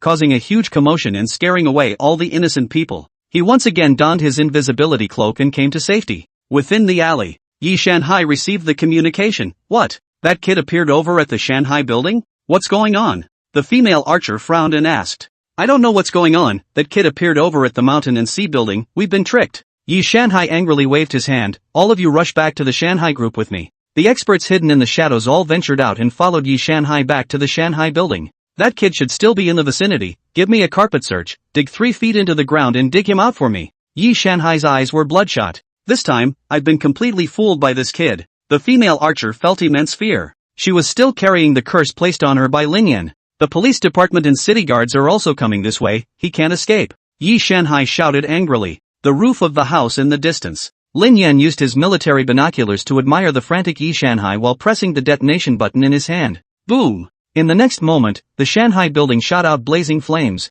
The powerful shockwave caused the glass to all shatter, the rocks to crumble, and the building's walls to directly collapse. Rumble! The explosion triggered a chain of explosions that pushed the flames higher and higher, eventually turning into a skyward mushroom cloud that rose tens of meters. The pulse waves caused by the explosions swept all around, and the gifted who had entered the building to search were instantly crushed by the terrifying air pressure and blown into a blur of blood mist. The many experts outside the field were also crumpled and spat out blood as they flew backwards, and it was unknown how many people died. Bang bang bang! Yi Shanhai and the female archer were farther away, but they were also both shaken to the ground, their ears buzzing and their 7 orifices gurgling with blood. Flames rose and smoke filled the sky. Broken explosion scene. Yi Shanhai coughed and crawled out of the shattered pile of building materials, his head blank. This level of destructive power had never been seen before in the history of Lighthouse City. Is this the wrath of the gods? The Shangmin in the distance also shivered, their faces pale. No! Yi Shanhai's eyes glared as he saw the building that had been blown to rubble. He didn't care about his wife, much less his daughter. What he cared about the most was his own building. His own money. But now, all of his life's achievements and efforts collapsed, as if it had been wiped off the face of the earth by the wrath of God. It ceased to exist in an instant. What kind of power is this? He was shocked and angry, appalled and afraid, his body trembling constantly. Lin Yan. Must be that dust folk. Bastard. He did this. He hissed. This beast must have made a pact with the evil god. He, the minion of the evil god. In the distance, Lin Yan admired the scene with a crazy smile on his face. That's right. That's it. He just wanted to see these hateful sons of bitches die in despair. What the hell is going on here? What's happening? Both the police commissioner and the city guard's governor arrived. Both of them were shocked by the scene in front of them when they arrived. Instantly destroying a building, even a top-tier gifted person above the 7th rank might not be able to do that, right? Can that freshly awakened dust folk have this kind of ability? They all frowned. Administrator.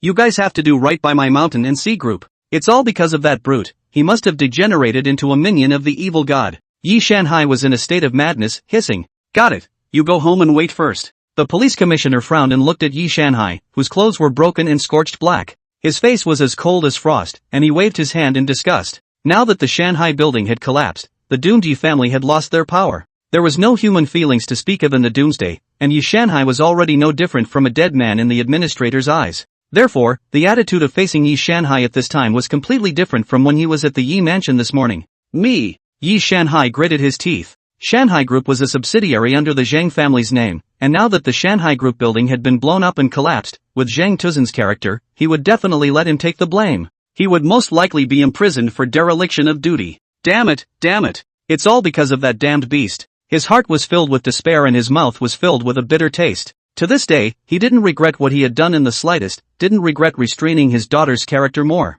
He only blamed Lin Yan, this damned dustman, for ruining everything he had worked so hard for. Cough cough. The female archer staggered to her feet and spat out blood, her head spinning as she looked around at the bodies being carried away. With this wave of explosions, it was feared that at least hundreds of people had died. It's now. In the distance. Lin Yan watched the moment Yi Shanhai and the female archer brushed shoulders. He pressed the bound bomb initiator in his hand. Boom! The flames lit up once again. The powerful explosive force instantly tore through the female archer's tights, followed by the terrifying explosive force that tore through the female archer's body as well. It directly blew up her body into pieces. Not good. Yi Shanhai's eyes widened, his will to survive was extremely strong, and he directly pulled in two cushions and yanked on his chest. Boom! Under the wave of explosions, he was crumpled away and fell in the distance in a bloody mess, not knowing whether he was alive or dead. What? The police commissioner felt his face being smacked. It was just a matter of the building bizarrely exploding just now, but now Yi Shanhai was actually blown away in front of him. Cackle cackle cackle.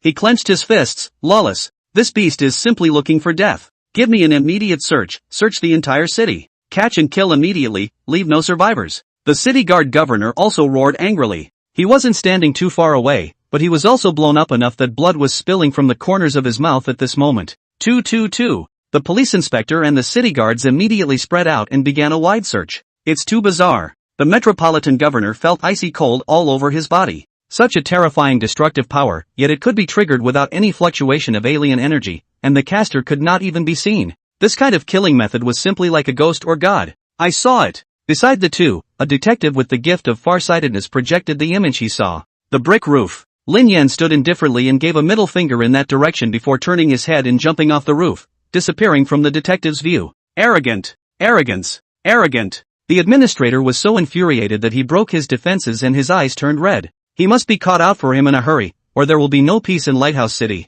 The governor and the administrator came to a consensus, immediately reported to the police, and adjust both his danger level and bounty upwards. Arrest him at all costs. Lin Yan had been outside the encirclement, and those gifted with the ability to detect stealth were ultimately in the minority. Cloaked in an optical cloak of invisibility, trying to capture him in the bustling uptown area was like looking for a needle in a haystack. And it was still a transparent needle. Touché. He easily escaped the manhunt. He returned to the backdoor path of the Upper Star Academy, and then with a little footstep, he tumbled inside the school wall with the help of a mechanical exoskeleton. Shu Qi hasn't contacted me yet, so it seems there's no backtracking. Lin Yan followed the location provided by Shu Qi and traveled through the campus. It's worthy of being Shangmin's academy.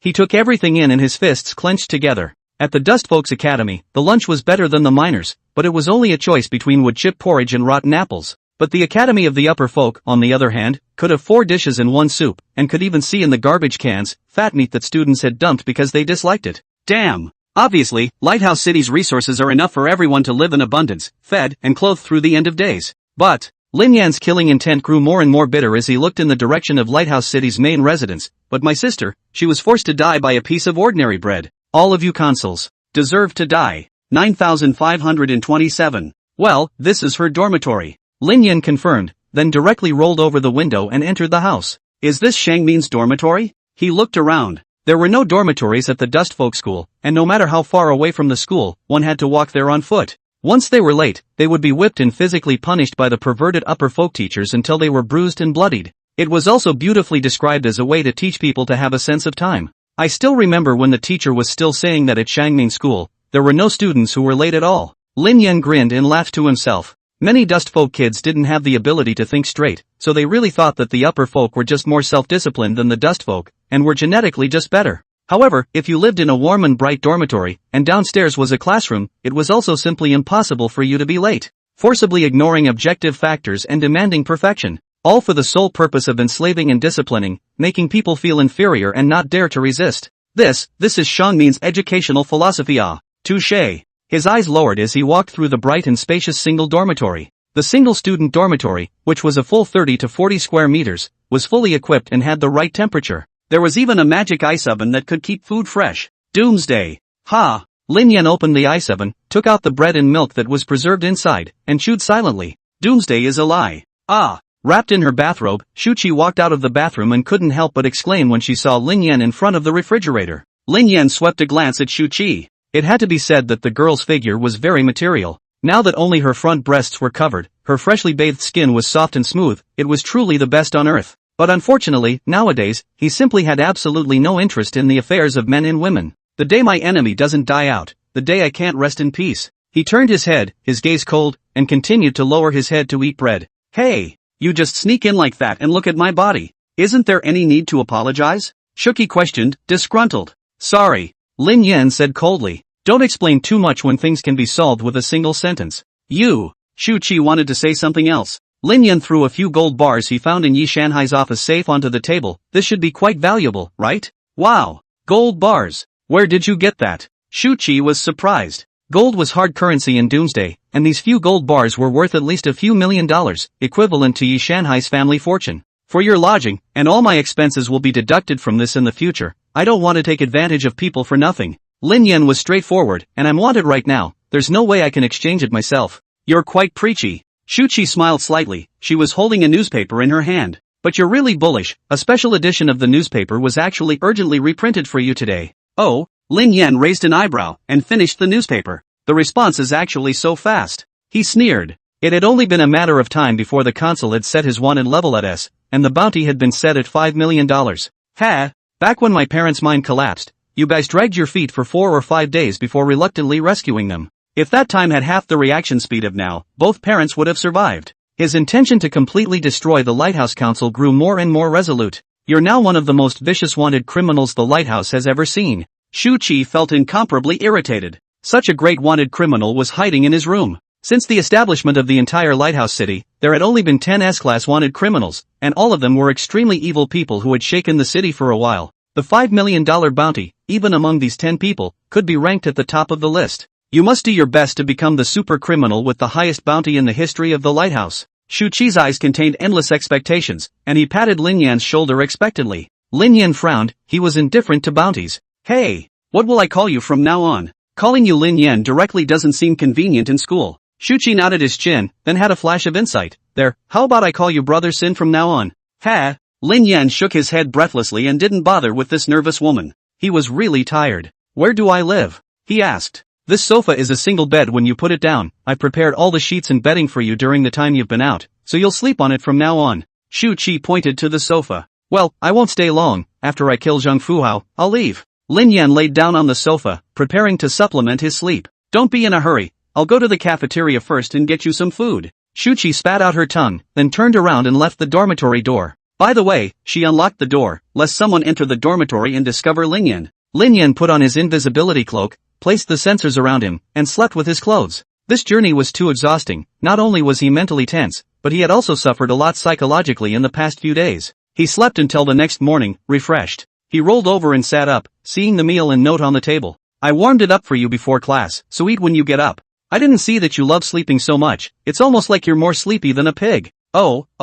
Lin Yan smiled slightly. This little girl is really different. He silently ate all the food, then cleared the table and washed the bowls. Then opened the summoner panel, familiarizing himself with the items he could summon. The experience bar is rising so fast? Lin Yan raised an eyebrow. The progress bar of a third-ranked summoner had already met most of it. It seems that any kills caused by the items I summoned are counted in my upgrade experience bar. He nodded. This was very good news for him. In the next rank, a qualitative leap in strength will be realized. Vulcan Cannon, Gatling, Mechanical Battle Armor, Laser Sword. As long as you upgrade to the 4th rank, you should be able to walk sideways, at least in Lighthouse City. He had been following today's explosion scene with his binoculars. When the female archer exploded, the city guard governor was 5 meters away and was bleeding from the blast. And the city guard governor must be the strongest group of gifted people in Lighthouse City. From this, we can speculate that there should be no gifted person in Lighthouse City who can carry the Vulcan cannon. He was analyzing. The lock of the dormitory door was opened.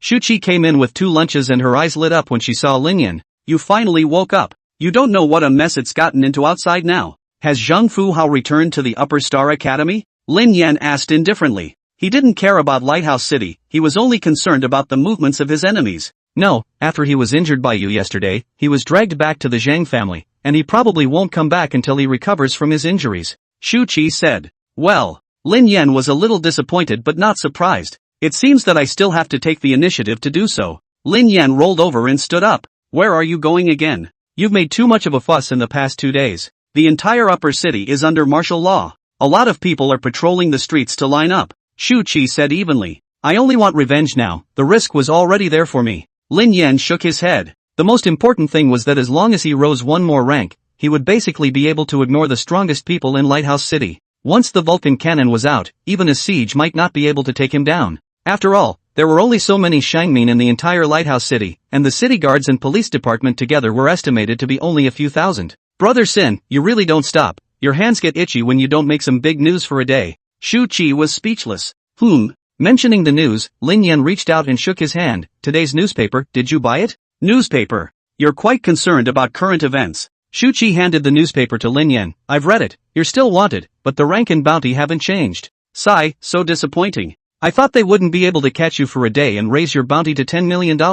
That makes you the most wanted villain in the history of Lighthouse City. I would like to call you, the Emperor of Crime. Lin Yan ended up with the newspaper and didn't pay any attention to Shu Qi going crazy, focusing on reading the newspaper. Soon he found the follow-up report on the Shanhai building incident.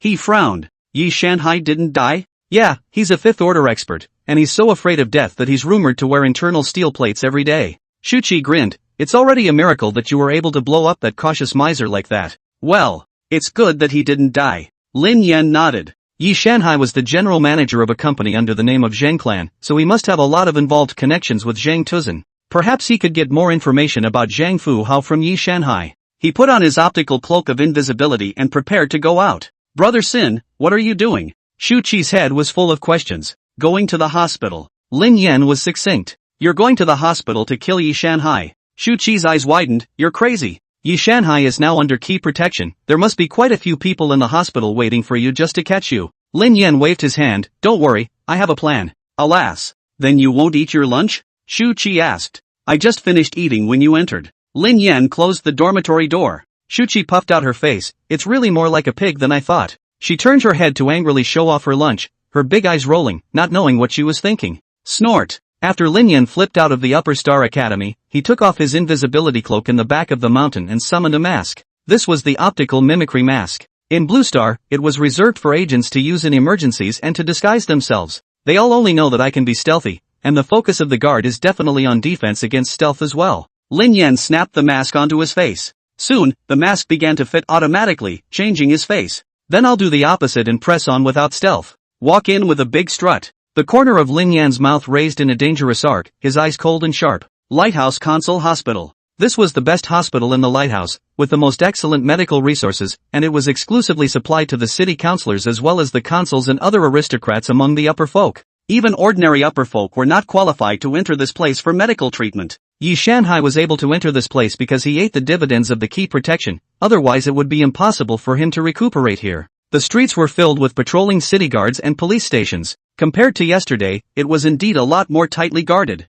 He squatted at the cafe in front of the hospital, his eyes constantly surveying the flow of people entering and exiting the hospital. After finally confirming the target, he pressed the money under the coffee cup and walked out of the cafe. This squatting, directly squatted until dusk, the moment when the doctors got off work. Dr. 1. The two city guards guarding the door saluted. Wang Defa walked out of the gate coldly and proudly, and even the city guards guarding the gate only dared to check his credentials before letting him leave. As the chief physician of the consul's hospital, his social status was extremely esteemed. Even those counselors had to look up to him and befriend him. The difference in status between him and an ordinary Shangmin was almost the same as the difference between a Shangmin and a dustman. Touché. Just as he walked around the corner, his mouth was covered.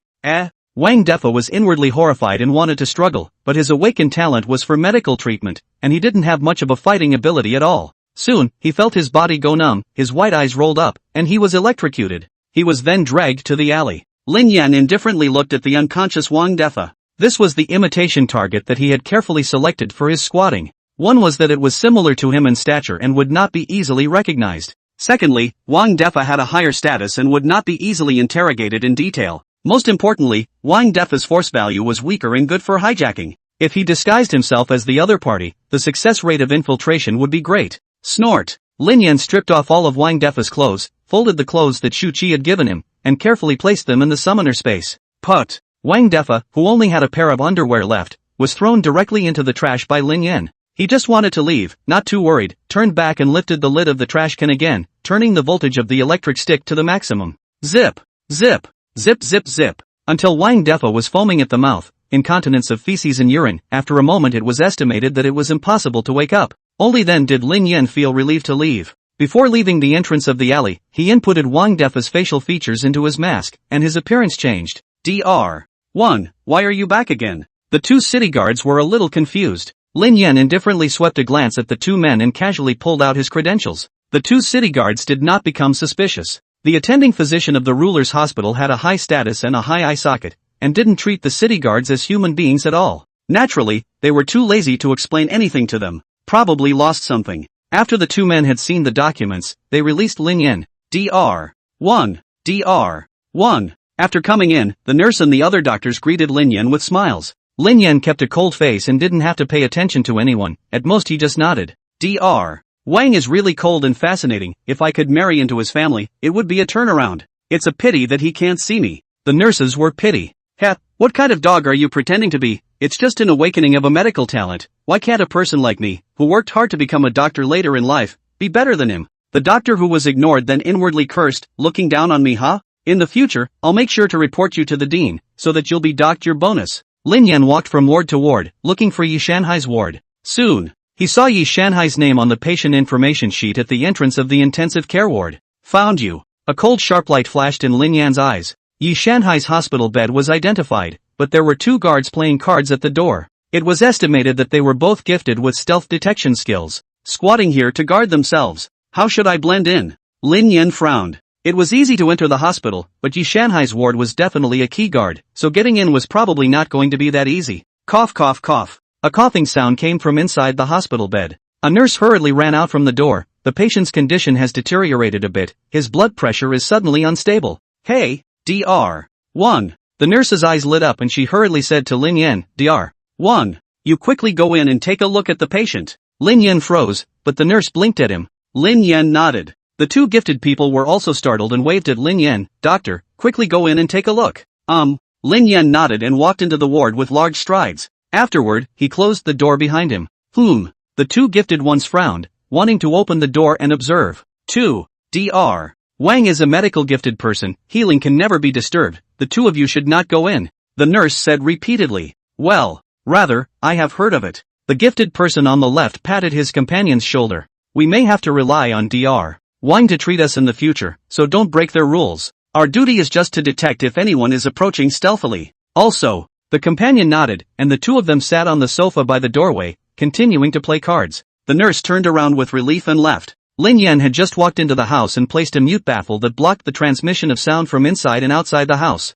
Worthy of being a medically gifted person, a marvelous doctor, just a few seconds after entering, that she stopped coughing. The awakened one spat while playing cards. Hey, really envious. This fucked up doomsday, people decide their fate at birth. Wang Defa's parents are both counselors, and all of them are also A-rank talents. He was born inheriting S-class talent, and was destined to be the topmost person in Lighthouse City at birth. Don't even need any effort at all, just need to grow up happily. The companions on the side followed suit and complained. Although they relied on their own efforts and mixed a well-paid job. But there was no comparison to a guy like Wang Defa who was born with a golden spoon. Hey, don't worry about your duty. Come to think of it, aren't we much happier than those dustfolk who are only worthy of gnawing on cockroach chunks for the rest of their lives and suffocating to death in the mines at the age of 30? Yeah. Grateful for the lighthouse, grateful for the lighthouse. Inside the ward, Yi Shanhai coughed violently, his face saucy. His body was scorched black from the blast, and he had just gotten out of a life-threatening situation and woke up from his coma. He looked vaguely at the figure approaching in front of him, pointing at his neck and frantically begging for help. Lin Yan slapped his back, patting out the apple core stuck in his throat. Electricity flashed in Lin Yan's mind, and his eyes looked towards the doorway. It was that nurse. Someone is helping me. Lin Yan frowned. Although he didn't know who it was, as long as the outcome was good, there was no need to worry much. As long as revenge could be accomplished. He turned his head and saw Yi Shanhai's horrified face and glaring pupils, and the corner of his mouth grinned. This is our first official meeting, Yi Shanhai. No, it's impossible. How could you possibly break through so many hurdles? Come before me. Yi Shanhai shook his head, but his injuries were too severe for him to shout at all. Lin Yan pulled a stool and sat at the head of Yi Shanhai's bed. Your vitality is tenacious, out of my expectation. But that's good. Lin Yan peeled the citrus at the bedside and stared at Yi Shanhai with cold eyes. Tell me everything you know about the Zhang group. You want to take revenge on Zheng clan? Yi Shanhai stopped hissing in a mute voice. He knew that his chances of survival had been cut off today, and he would definitely die. After understanding this, he instead calmed down completely. Zhang Fuhao must die. All those who participated in my abuse of my sister must die. Lin Yan silently looked at Yi Shanhai. Of course, Zheng Tuzhen, who offered a reward for killing me, can't escape either. Ha! Cough, haha cough. Yi Shanhai knocked his head on the pillow, tears coming out of his eyes as he laughed. Do you know who Zheng Tuzhen is? And do you know what Zheng Tuzhen means? He shook his head. One of the top 3 groups in Lighthouse City, with tens of billions of assets. In the entire Lighthouse City city guards, police system, and even the council, there are all people from the Zheng family. You should think that I am hard enough to kill, right? The Yi family should be a force that rat dust folk like you feel like a behemoth, right? But, to tell you the truth, I'm just a dog raised by Zheng Tuzhen. You want to kill Zheng Tuzhen? Ha ha ha. He laughed maniacally. You might as well say that you want to overthrow the entire Lighthouse City all by yourself? As the culprit for all this tragedy, the councillors and consuls of Lighthouse City will also face the judgment they deserve. Lin Yan's voice was cold and firm. His face was half hidden in the darkness and half in the dusk sunlight. Looking at it in a trance, it was like a two-faced Shura. Good, good, good. Yi Shanhai laughed in exasperation at Lin Yan's childish statement. I can tell you all the information about the Zheng family. Before dying, it would be fun to push the enemy who destroyed my Yi family into the abyss. You say. Lin Yan took out a tape recorder and started recording. The sun completely set. After Yi Shanhai explained everything clearly, he quietly lay back down. Kill me, my undead spirit will be staring at you from the sky. See you crushed like a bedbug by the Zhang family. A hideous smile appeared on his face. Snort! The military spike in Lin Yan's hand reflected the arc of light and stabbed out instantly. Ah! Ah! The vicious smile on Yi Shanhai's face froze, and he closed his eyes tightly in fear. He was not a good man after all, and could not withstand the fear of death. In the next moment, he slowly opened his eyes and realized that the military spike was actually stuck on the wall next to his face. I suddenly changed my mind. Lin Yan grinned, leaned down, and patted Yi Shanhai's cheek. I want you to watch me kill your master with your own eyes and destroy the Lighthouse's council with your own eyes. And then kill you at the moment of your greatest despair. Cackle. One by one, he crushed the bones of Yi Shanhai's entire body. Hiss. Yi Shanhai's forehead was densely covered in sweat from the pain, and he continuously sucked in cool air. Kill me. Quickly kill me. Just now, there is one point you said wrong. I don't find it difficult to kill you. Quite the contrary, I kill you as if it were a bag of tricks. But, don't let people like you die in utter despair. The lighthouse will never become better. Lin Yan grinned. He punched down, smashing Yi Shanhai's spine and paralyzing his entire body. Laying rotting in a hospital bed, watching the destruction of everything that is stale. Wait quietly for the moment when the scythe of death returns to your neck. Lin Yan made a neck-wiping motion at him. At this moment, the sun set completely, and Lin Yan's face fell into complete darkness. Kada! The two gifted people at the door frowned, increasingly realizing that something was wrong. Dr. Wang had gone in for too long. They hurriedly opened the door and lit the oil lamp. Mr. Yi! The two men's eyes widened. The entire hospital bed had been dyed red with blood, and Yi Shanhai's entire body was paralyzed, collapsing onto the bed like a deflated balloon. The gifted man looked at the fluttering curtains and the open window, and reacted extremely quickly, immediately running to the window. Catch him! He yelled. But Lin Yan's speed was too fast, and he happened to hurry to escape within the time gap between night and day, when the streetlights were not lit. Not many people could see him at all, let alone capture him. Damn it! The companion looked at Lin Yan's completely disappeared figure, cursed angrily, turned his head to look at the dying Yi Shanhai, ran out of the hospital room, and shouted, First aid! First aid! The entire consul's hospital, instantly in chaos. At the core of Lighthouse City, a lighthouse stood. Lighthouse City could guarantee that it would not be invaded by foreign beasts precisely because of the special energy waves emanating from the lighthouse. Every day, there would be many people outside the lighthouse who would make pilgrimages to give thanks for the lighthouse's shelter. At this moment, the highest level of the lighthouse, the council hall. The three consuls of Lighthouse City and dozens of counselors were gathered together. Pong! The desktop was knocked with a fluffy sound. Strange shame. Simply a strange shame. Our key monitored, layer by layer guarded hospital was actually infiltrated by thugs. They even crushed the target's entire body in front of our guards before leaving it large. Rampant. Too rampant. Could it be that the law and order of our Lighthouse City is already unbearable to such an extent? A freshly awakened dust folk rat is able to act recklessly. He can come and go as he pleases. Ah! The counselor grew angrier and angrier as he kept slapping the table. Zheng Tuzhen, be quiet. The consul on the left-hand side of the main seat frowned and knocked on the table. Only then did Zhang Tuzhen force down his temper and leaned back in his chair. His veins crumbled and he still hadn't abated his anger. Although he was very confident and didn't think that a bedbug dustman could threaten his safety. But Yi Shanhai was really a lesson from the past. The key protection for the consul's hospital had been raised to S rank, higher than his home's defense level, even higher. If Lin Yan was really that skillful, it might not be impossible for him to actually sneak into his home one night. He felt a crisis, and it made him restless. He didn't want to open his eyes tomorrow and see Lin Yan standing at the head of his bed, stabbing him in the throat. Although Counselor Zhang is a bit more emotional, what he said does make sense. There were also counselors who chimed in. They felt the same fear. 5 million bounty plus martial law didn't even touch his shadow, but instead, we let him abuse our key protection target to the point of total paralysis. This really makes me doubt the police department's ability to handle cases. The obese counselor looked at the police commissioner in a conspiratorial manner. The police department is no better than contributing people. What contribution did your education department make to the capture of Lin Yan? A bunch of maggots who can only play smart. Apart from planting steel seals of thought on others, what else can you do? The police commissioner sneered back grimly. You. The obese counselor's eyes widened. All right, stop it. The city guard captain waved his hand. It's already been investigated clearly that Pariah was disguised as Wang Defa from the consul's hospital and blended into the ward.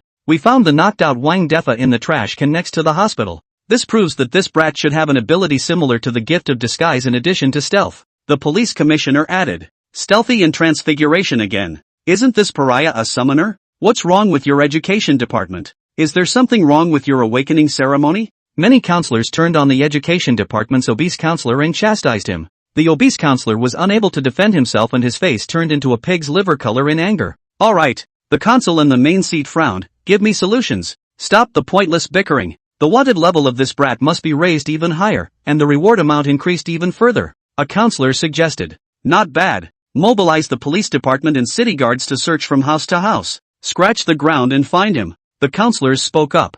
Ha! The city guard governor laughed out coldly. What are you laughing at? Why is the governor laughing? The counselors were puzzled. As I see it, your thoughts are all wrong. The city guard governor shook his head. Where would a mere dustman who just awakened come up with such great abilities? You mean? A counselor seemed to have remembered something and his mind shook. Well, he's definitely not alone. The city guard governor tapped his fingers on the desktop. How can a single person have so many natural abilities such as stealth, disguise, summoning, martial arts fighting, long-range attacks, curses, and so on at the same time? Even that ultimate genius who is the most terrifying in the Federation is only gifted with 3 lifetimes at most. Right. The police commissioner immediately chimed in as well. He's definitely not alone. Otherwise, how could we have searched for 2 days without finding him? Then, who does he represent, exactly? The counselors muttered, fine beads of sweat breaking out on their foreheads. In their minds, a name called out. Jarius. Could it be that organization? Has it infiltrated within our lighthouse city? Didn't the Federation send out a notice saying that they had been eliminated? This dustman is someone from the Jarius organization. The counselors were instantly in disarray, with panicked looks appearing on their faces. If that's the case, we'll have to report it to the Federation. That's not something we can deal with in Lighthouse City. Consul. Report it, the counselors said. The black-bearded consul on his right frowned and looked at the city guard capital. Have you captured definitive proof, or are you just guessing? The city guard governor's face was embarrassed. It's still just a guess. Nonsense. Blackbeard slammed the table, his face cold. No one is allowed to mention the name of this organization again. Until we get definitive proof, we are also not allowed to mention it again in the newspaper. The Lord Consul nodded, raised the wanted level, allow special forces to be mobilized, and mention the bounty again as well. With that, the meeting is adjourned. With one hammer, the Lord Consul gave the word, and no one dared to disobey again. After the meeting, the police commissioner and the city guard's governor came in front of Zhang Tuzhen, revealing a kind smile. Dong Zhang, a chat? What do you want to chat about? Zhang Tuzhen frowned. We have a plan with 100% certainty to capture that Lin Yan, that is, we need some help from you, Zhang Dong. The police commissioner grinned, his eyes wise and biting. Help? What help? Zhang Tuzhen asked. Lin Yan made him sleepless. If there was really a 100% way to catch this bitchy worm, he didn't mind paying some price. According to our investigation, this Lin Yan's motive for committing the crime is purely out of revenge. The police commissioner grinned. He's constantly taking revenge on the people who abused his sister. You're also clear about the origins of those people. It's simply impossible for us to move. Now we can only ask Mr. Zheng to act as bait to lure the snake out of the hole. Don't worry, we will do a good job of focusing on protection and your son will not be harmed. Chang Dudu also nodded his head in assurance. Zhang Tuzhen was exasperated and laughed. Don't you think that the words key protection sound harsh now? Administrator Qin and Governor Chang glanced at each other and smiled awkwardly. Yi Shanhai's matter had indeed caused the prestige of the police department and the city guards to fall to pieces. How can you sleep peacefully without drawing out this scourge? Administrator Qin sneered. I don't believe that the Zhang family's protection is still better than the consul's hospital. These words pierced Zhang Tuzhen's heart, causing him to instantly break his defenses. Looking at Administrator Qin and Consul Chang's backs, he finally nodded. Alright, I'm willing to let my son take the risk. But you guys have to guarantee that he can't be harmed in any way.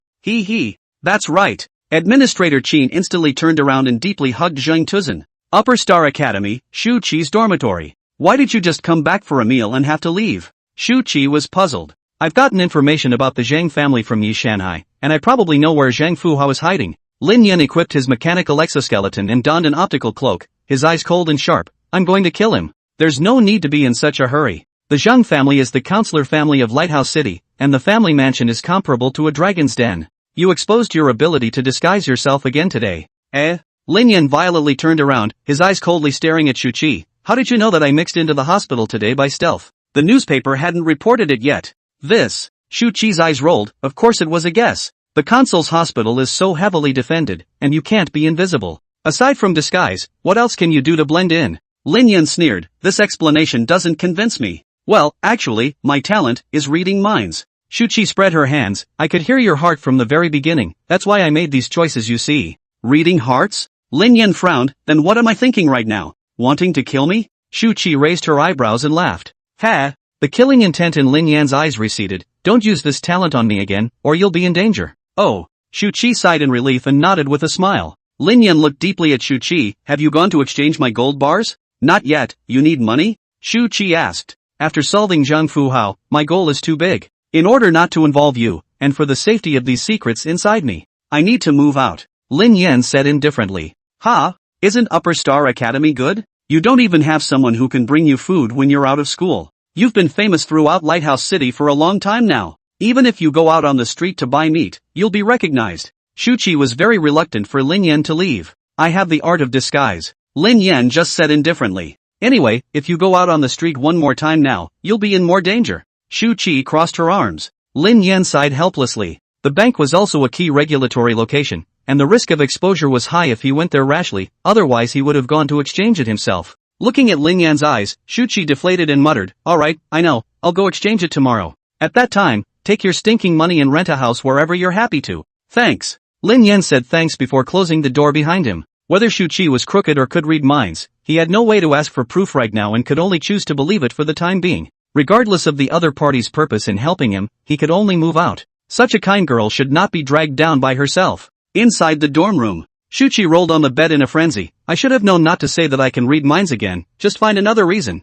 Scared him away. Shu Qi, you're such an idiot. Soon, Lin Yan arrived at the street level. The martial law was even more severe, and the patrolling city guards were getting denser and denser. They had even mobilized some of the ordinary Shangmin who were gifted with insight into stealth and disguise to join the patrols. Every day, they were paid $1,000. Under this temptation, many people joined the patrol, still really willing to give up. Lin Yan frowned. In this way, it was indeed difficult for him to move an inch. If he wanted to walk all the way to the Zhang family without any obstacles, he would have to feel his way carefully. Just when he wanted to take the roof route, a mechanical steaming car slowly drove through the streets. On the mechanical car, there was someone else using a megaphone stone to publicize. The 35th anniversary of the establishment of the Zhang clan is approaching, and Zhang Tuzhen, the head of the Zhang clan, has decided to hold a celebration of the group at 8 o'clock tomorrow, at the Tyson restaurant. All members of the Zhang family will participate in the celebration. As long as the customers who have spent over $10,000 in the stores under the Zhang group, they can participate in the celebration with their consumption records. Hopefully, it will be well known. The mechanical car traveled slowly, to let everyone know about this news propaganda.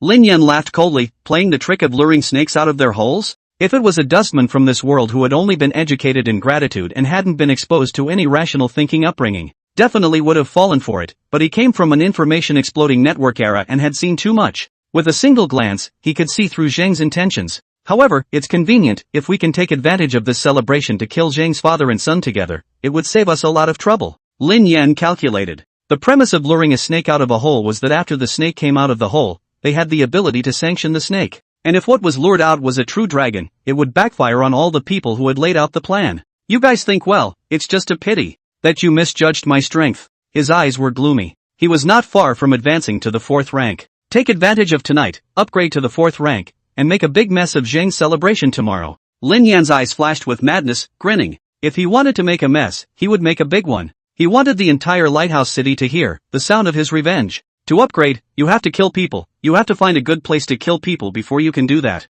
Lin Yan pondered. Starting a killing spree in the uptown area was obviously not a good option, in case he was besieged before he advanced to the 4th rank. It would be troublesome. There. A location came to mind in his mind, and he silently turned around, heading towards the lower city. Tonight, it was destined to be unsettled. Police station sentry card. Because of Lin Yan's matter, the sentry post had specially added detectives who could detect stealth and disguise. This Lin Yan is really evil. A small dustfolk who just awakened can stir up the city. Hee, just a sewer rat, haven't you guys heard? He's just a front. What's actually manipulating everything behind the scenes is that organization. The bamboo stick guard bragged. What organization? The other two came over. Jarius. The bamboo stick guard lowered his voice. Hiss. That Jarius who almost fucked over the top of the alliance. That's right. Hey, Jarius. It's said that the most core members of this organization are all upper folk. They are dissatisfied with the current social culture of oppressing the dustmen, and they want the alliance to change the laws and try to establish an equal society. Hey, if you ask me, their heads are kicked by a donkey. That's right, it's almost laughable. Now the resources and power are all in the hands of the upper class. Who would want to be equal to those dirty sewer rats? It makes me sick to think about it. Both guards couldn't help but shake their heads. You guys want to die. The detective frowned. Ban 703, the entire alliance is prohibited from discussing any information about this organization. Beware of getting your tongues rattled. Ahem. Both guards bowed their heads repeatedly and had to find another topic. In other words, without that organization behind it, that Lin Yan is a joke. Hey, you're sort of right. I heard that his bounty is going to be raised to $10 million tomorrow. I'm drooling with desire. How so? The bamboo stick guard laughed. I'm just okay with being assigned to this guard post, specializing in the entrances and exits of the uptown area. There's a shitload of oil and water here. Now those who have a bit of connections are all trusting people to find connections to get into the search and seizure team. As long as they can catch that rat, the search team will share the prize money equally, at least a few $100,000 a person. Fuck. There's such a good thing. My companion was also distressed. It's all because my father is too incompetent. After mixing with the police department for so many years, he's still an ordinary staff. If he had been a captain, he could have put me in the patrol team. If I were to run into that Lin Yan, I could easily crush him with one hand. He. At that time, $10 million will all be mine. Ha ha ha ha ha. The two guards fantasized to their heart's content, laughing wolfishly. The detective on the side was the most depressed. With his talent level, how could he normally be reduced to coming to see a sentry post? It was all because of the damned Lin Yan. He ate roast chicken and took a sip of mulled wine. As long as that Lin Yan isn't a sand sculpture, how could he choose to go back to the lower city from the sentry card at the tip of this storm? Old brother, I really have a hard life. He shook his head inside. Inside, he simply didn't believe that Lin Yan would appear at the sentry card. Therefore, he didn't even bother to put in his natural skill and was just here to cope with his errands. Hey, who's that? The bamboo stick detective rubbed his eyes and pointed towards the front of the sentry post. HM? Who's running downtown this late? Both men were alerted. The sentry post had an easy job. The upper city and lower city were two worlds that basically didn't interoperate. At night, it was even more so that basically no one passed through here. Ha! The detective's eyes also lit up. Could it be that we're going to get credit for this? His heart pounded, and he unfolded his gifted domain. After probing, he shook his head in disappointment. There's no stealth on, and it's not transfiguration either. It's probably some uplander who wants to take advantage of the night to go hunting in the lower city, right? There were laws in Lighthouse City, but they only applied to upper folk and did not protect dust folk. Some upper folk would sneak into the lower city at night and do some unscrupulous deeds as a way to indulge in the darkest side of their humanity. Or hunting, or abuse, or eat. Some of the upper city cannot eat the human body feast. Although these are not public, but also a well-known secret. But the Lighthouse Council has always turned a blind eye to these tacit approval. After all, people are restless and stressed out inside in the end times, and they always need a way and channel to vent. As for the feelings of the dust folk, of course they cared. The Lighthouse Council had guaranteed it. As soon as they got out of the doomsday, they guaranteed that they would let the dust folk live a good life. In those days, even the dust folk would be able to eat milk and bread every day, and enjoy cozy rooms that wouldn't be unclothed anymore. So, in order to realize that day sooner, one has to suffer the dust folk a little more. Touché. The figure came closer and closer. I say, this guy's figure, it's a bit familiar. The bamboo stick guard frowned and secretly opened his talent. Although he knew that it was almost impossible for the visitor to be Lin Yan, now that it was a special time, he still had to be cautious. Stop right there and be inspected. The bamboo guard droned. His words had just fallen. The figure then paused for a moment before continuing forward. Shit! Didn't you hear me when I spoke? Again. Pang! In response to him, a gunshot rang out. Ka-ching! The Desert Eagle's large caliber bullet lifted off his skull and his brain burst. It's Lin Yan! The bamboo stick partner rolled off his stool in fear as if he had seen a living ghost. Just now, when they said that they would crush Lin Yan to death, it was just lip service. Now that they really saw this living hell, they were so scared that they directly pissed and wet their pants. Pang! He didn't even have his natural skill on before he was shot in the undershirt and died on the spot. Blood mixed with urine flowed all over the place. Gulp! The detective was so shocked that he forgot to spit out the chicken bone in his mouth and curled up in the corner shivering. He was only probing talent. Although every time he ascended the ranks, his physical quality could be greatly improved. But it was simply no match for a real battle sequence. Lin Yan shot a third-ranked guard with a single shot. His methods were harsh and bizarre. It was simply not something he could deal with. There are only 3 people at the sentry post? Really looking down on me, ah? Lin Yan sneered. Originally he was ready to fight and kill a fight from breaking through. Don't kill me. I'm innocent. The detective couldn't even speak well. He closed his eyes tightly. I didn't get a good look at you. I won't say anything. You spare my life. Ah. His entire body was lifted up by Lin Yan. Looking at your police label, you should be a detective, right? Lin Yan asked coldly. Yes. The detective nodded repeatedly. Come with me. Lin Yan yanked the tie around his neck and threw him out of the sentry post with one hand. Go with you. Go where? The detective's legs went soft and he couldn't stand up at all. Sandworm Gang, ever heard of it? Lin Yan grinned, looking down at the detective, a thick killing chance flashing in his eyes. Seeking to catch up on reading, seeking votes. New book period data is critical. Ah. Jiao Yang pays his respects. Gulu, what are you doing in the Sandworm Gang? The detective calmed down a lot in his mind knowing that he wouldn't die for a while. Killing people. Lin Yan's reply was short and strong as he sized up the detective. What? You're unwilling to lead the way? The Sandworm Gang was originally a gang established by some rogues and ruffians among the Dustfolk. In the beginning, they would only collect protection fees and do small evils like oppressing the people. But later, as they grew bigger and bigger, they were noticed by the Upper Folks Council and began to rectify. On that day, the Dust People felt that light was shining in. They finally have hope. The council finally want the people to justice. Later, the Sandworm Gang then became an organization under the actual control of the council. The bosses behind it became a few counselors. The business of the Sandworm Gang began to grow bigger and bigger. It almost became the overlord of the lower city, annexing all the gangs and becoming the only evil in the lower city. I don't even know where the Sandworm Gang is. Ah. The corner of the detective's mouth trembled, and his eyes drifted from side to side. Ha! Lin Yan grabbed his shoulder with a mechanical arm. Ka-ching! The sound of shoulder bones shattering came out. The detective's shoulder was instantly crushed. Don't think that I don't know about those collusions between Yu Shangmin and the Sandworm Gang. As a detective, can you not know the location of the Sandworm Gang? Lin Yan grinned, a chilling smile that went deep into his bones. Those upper folk sneak into the lower city every night to give vent to the extremely evil side of their humanity. Hunting, abusing, or eating human feasts. Wailing could be heard every night. There were no barracks or police stations in the lower city. But the dustmen of the lower city, in the midst of such darkness, never rebelled. There is certainly a reason for this. The biggest reason is none other than the Sandworm Gang. They were dust folk themselves, yet they did things that were even more cruel, dirty, and evil than the upper folk. Human trafficking, organ trading, underground boxing gym, human banquet. None of them are the items they operate. They are far more cruel to the dust people than the police department. Because the police department at least have to take into account the laws of the Alliance, but the Sandworm Gang's oppression of the dust bugs, but out of pure and extreme force suppression. Without their suppression and operation, it is not yet known whether those upper folk would dare to come to the lower city on a dark day. Ah! The detective screamed miserably. He really had 8 lifetimes of bad luck. The family has no power and no power to spread to such a job. And the result is really encountered such a living king of hell. Lead the way, or die. Lin Yan lost his patience, and pinched the detective's neck, choking his face blue. He didn't know the exact location of the Sandworm Gang. The rule of the Dustfolk was just to close their homes at night, never daring to take half a step out of their homes at night. Those who dared to roam around the lower city at night were either hungry wolves or fierce tigers. At 6 in the morning, they go digging, and at 10 in the evening, they arrive home. Then immediately close the house and sleep, waiting for tomorrow morning's 6 o'clock gathering number.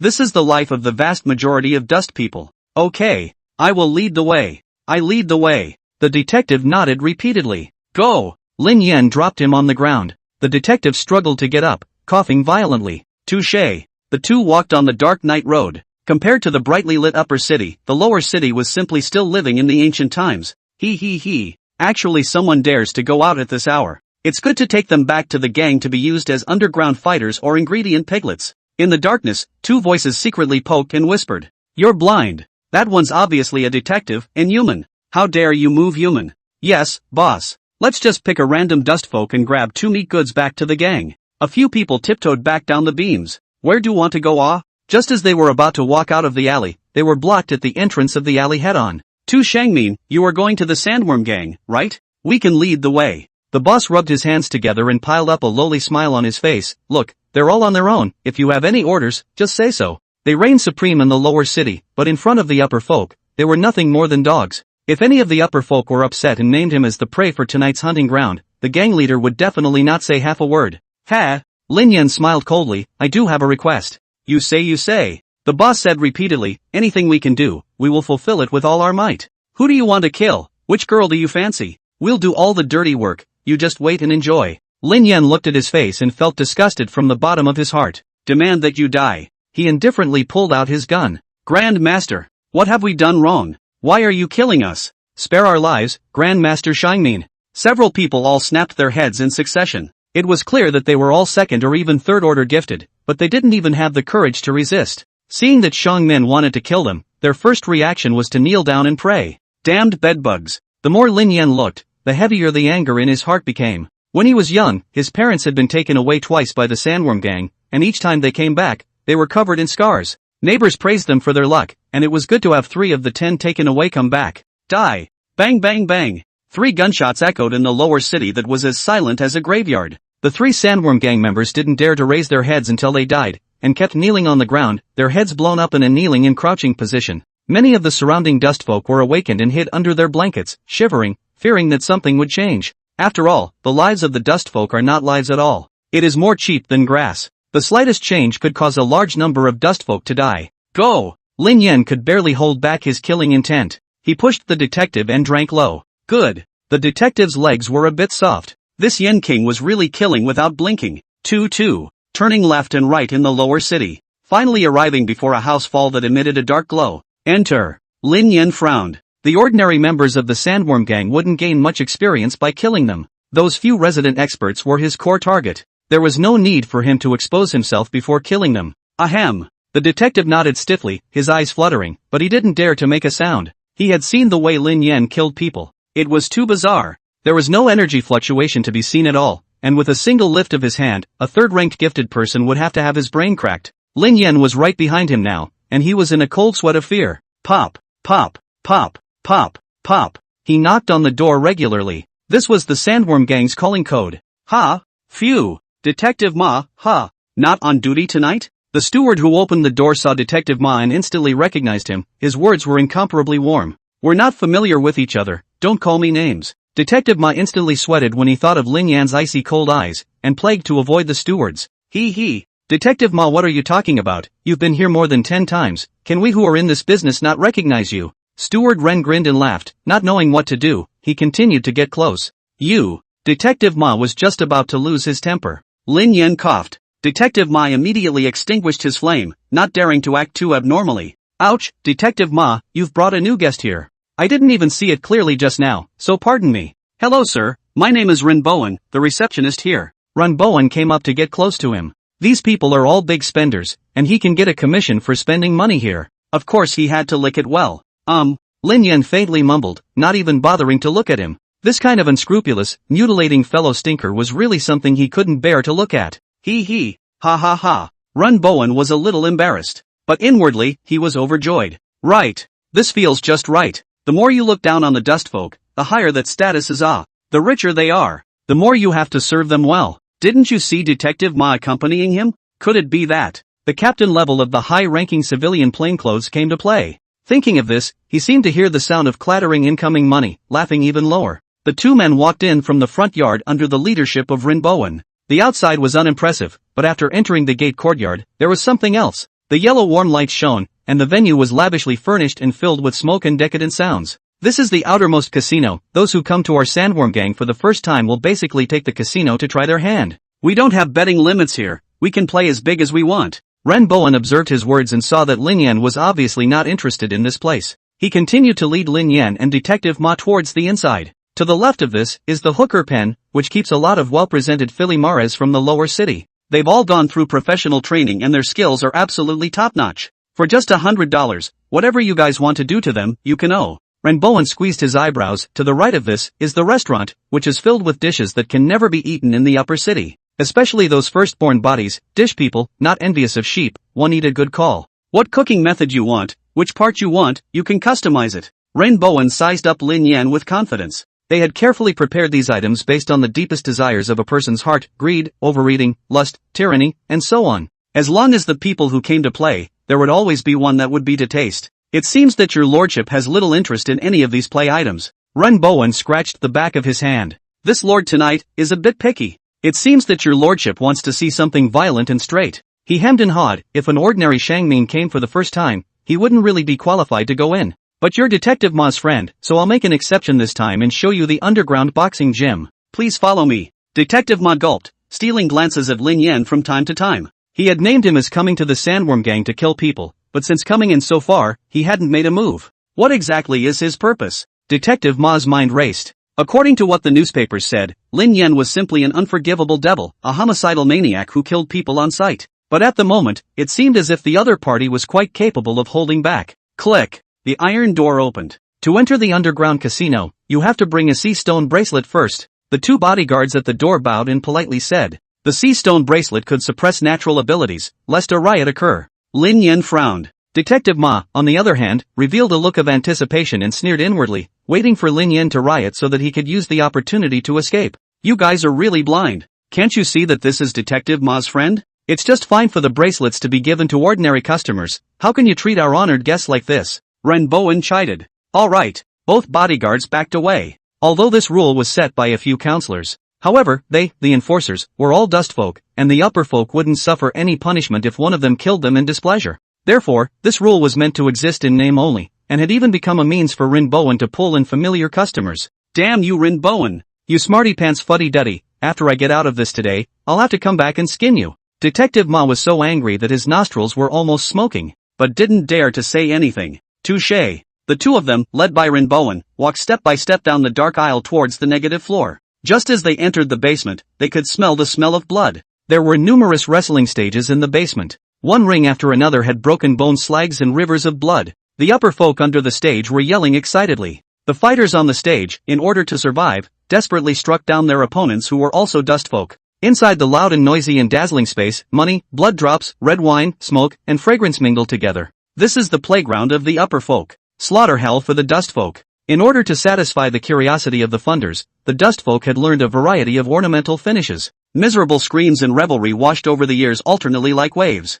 Lin Yan frowned, a cold aura flashing in his eyes. This, you still don't like it? Renbowen got a little short of breath, then. To tell you the truth, I'm here to talk business and need to see your gang leader. Lin Yan had only come all this way to step on the Sandworm Gang's spatial layout, so that he wouldn't miss out on killing some stray beasts when they fought later on. Now that he had planned the best route, he was just about to meet the culprits at this point. Those few strongest villains were the founders of the Sandworm Gang. They were incredibly cunning, and once the situation was not right, they would immediately bolt. Today, it's time for them to return to the west. Ahem, our gangmaster is rather busy. If you want to talk business with him, you should at least take counselor-level credentials. Renbowen was alert and put away his fawning smile. Can't you understand what I'm saying? Lin Yan chortled coldly. I'm sorry, we are also following the rules. If you don't have credentials, we can only ask you to go out. Renbowen frowned and locked eyes with Lin Yan. Fight, fight. Inspector Ma hissed continuously inside. Ha! Lin Yan nodded and looked deeply at Renbowen. Good.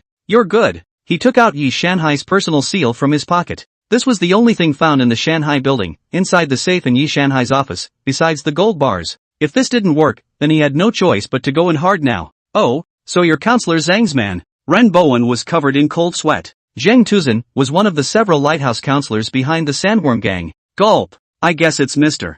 Zhang sent down for a private visit. Luckily I entertained him just now without any problems. I told you he's a big shot. Renbowen even pondered whether he had just done and said the wrong thing. You're actually bringing only one detective with you here. It's also too low-key.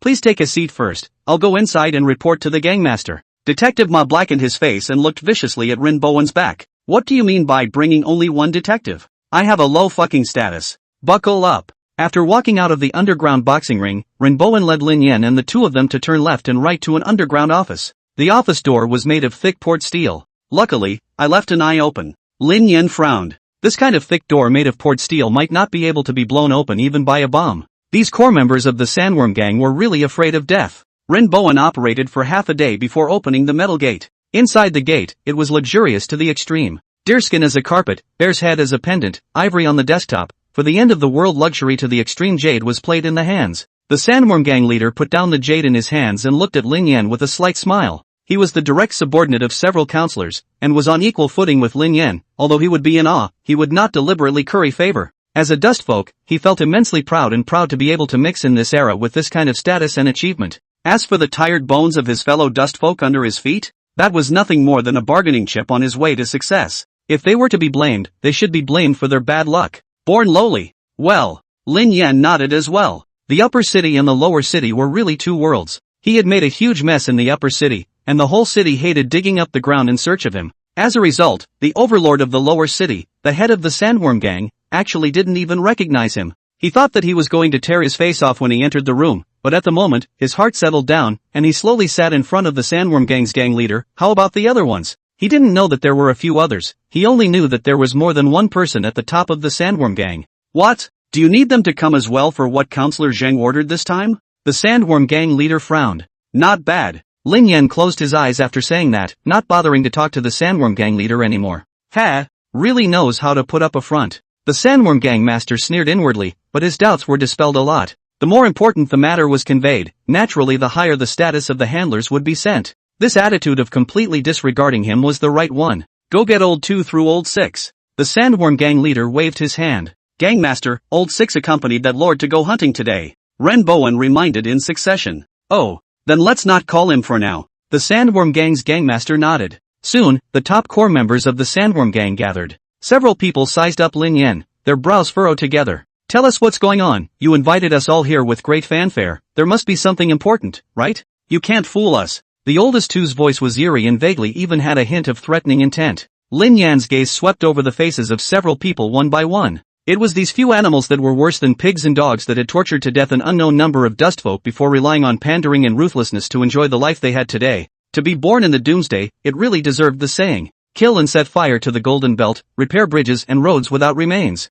There is indeed a great event that is not to be trifled with. Lin Yan sneered. The people were all together, and it was time to make a move. Please speak. Lao San picked at his ears, looking impatient. Because Lin Yan had spoiled his good deed. Today, he had arrived at a superb chick who had just awakened her S-rank talent, but was directly designated as a D-rank by the gangmaster who had bought off the assessment officer. Then she was forcibly taken captive to the hooker of the Sandworm Gang. This kind of bridge that had a chance to become an upper folk, but was twisted and humiliated to be designated as a dustfolk beauty, and was finally trampled into a female animal. Those upper folk love it the most. Such a superb product can be sold for thousands of dollars a night less. He was just about to go and have a taste and feel the pleasure of casually controlling other people's destinies when he was called over. Actually, it wasn't Zhang Tuzan who sent me here today. Lin Yan's hand flashed with summoning light. Detective Ma, who was on the side, stared wide-eyed, knowing that Lin Yan was going to make a move, and dodged away with his ass in the air. This king of hell was too terrifying. But these guys from the Sandworm Gang weren't vegetarians either.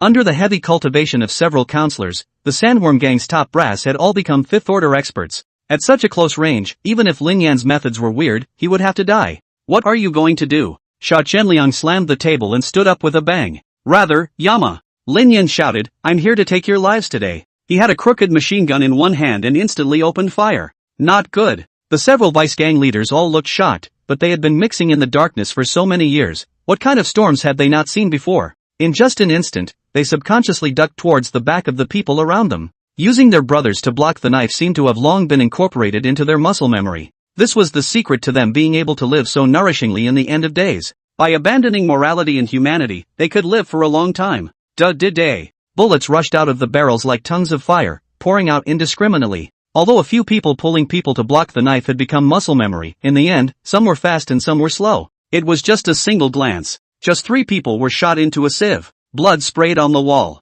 Lao Air. Old 4. Old 5. Sha Qianliang cried out miserably. It was too bad that 3 brothers who were used to block the sword fell in a flash. Die for me. Sha Qianliang's muscles opened up, his skin all turning into the color of steel as he drew out the long knife under the table and slashed down towards Lin Yan. Lao San also activated his talent, secreting a terrifying corrosive acid on his hands and flinging it out towards Lin Yan. Block! Lin Yan put away his crooked machine gun, and his mechanical palm met the air. The tremendous strength provided by the mechanical exoskeleton and the hardness of the alloy steel allowed him to steadily catch the steel blade. Buzz! He displayed his blast shield with a flourish. Put! Lao San's corrosive acid sprayed on it, and the venom that could have corroded away even iron was completely unable to help the blast-proof glass. Lin Yan sneered. Acid could not corrode glass. Not to mention this special bulletproof glass of the armed police. How is it possible? Sha Qianlang and Lao San both fell into a state of brain blankness. How is this person so strong? The abilities and weapons used were also strange. It was unbelievable and beyond imagination. Die for me! Lin Yan forcefully pulled Sha Qianlang down, a knee on his chest, bones shattering. Sha Qianlang spat out a mouthful of blood violently. He was decisive and incomparable. His other hand directly tore his arm apart, his body taking the opportunity to tumble out of the house, breaking his arm to survive. What a ruthless man, ruthless to others and ruthless to himself. Lin Yan immediately began to turn his head to deal with old 3. With the blast-proof glass in place, Lao San was a waste to himself and could be resolved extremely quickly. Grandma, how did you pull out such a large piece of glass with your hand? Old San was bitter inside. It was well known that glass was fragile, so who would use this as a weapon? Therefore, after his talent awakened, he was generally invincible. No wood or iron could resist his corrosion. Dry shatter your glass, then melt through you. Lao San shouted harshly, and with all his strength, his fist smashed down towards the blast-proof glass. Ka-ching! The sound of bones shattering came. Lao San's face, immediately twisted together in pain, his hand bones were deformed. What kind of glass is this so hard? He was completely confused. He was a 5th rank. Although he wasn't a power type, but having upgraded to the 5th rank, his body had a few hundred pounds of power in a single swing, to say the least. How could it be possible that he couldn't even break a piece of glass? All that was refined in this era was brittle glass that could be easily shattered. Therefore, glass was also a precious resource in Lighthouse City, and only a small portion of the upper folk could afford to use it. No! This is simply impossible. Lao San continuously shook his head, his eyes showing despair. If this kind of substance existed in this world, what use would his talent be? Ka-ching! With all his strength, Lin Yan held up the special blast-proof glass and disliked it forward. Ah! Lao San was directly pushed against the corner of the wall by the glass. Buzz! Lin Yan's mechanical exoskeleton continued to increase in strength, and the blast shield in his hand squeezed deeper and deeper. Ah! Lao San let out an agonizing howl. He couldn't believe that his end had suddenly arrived. Being dependent on the Lighthouse Council and being in the lower city, shouldn't he have acted as a bully for the rest of his life and then died with a smile on his face? Snort! His entire body began to crack, and strong acid with blood bubbled out from everywhere in his body. The entire person was like a squashed orange, squeezing out all the juice inside. Bones began to pierce the flesh. Lao San was squeezed into a ball of mush in despair amidst unimaginable pain. Who? Lin Yan flung his blast shield, flinging the acid and blood off of it. Turning around, he flew after Sha Qianlang. Just now, it was said to be slow, but in reality, from the time he had stormed out to the time he had killed the oldest 3, it was only 10 seconds before and after. Sha Qianlong's hissing sound had just spread through the underground boxing ring. What the hell? Boss! Why did your arm fall off? Quickly come someone! Something's wrong! A riot broke out in the underground boxing ring. However, the underground boxing ring was already filled with hissing and murmurs, and for a while everyone was still confused about the situation. But at this moment, Lin Yan had already killed his way out of the chamber with 2 crooked machine guns. The bullets poured out. The guards near the iron door of the secret room were all shot through and through, or else they were opened up.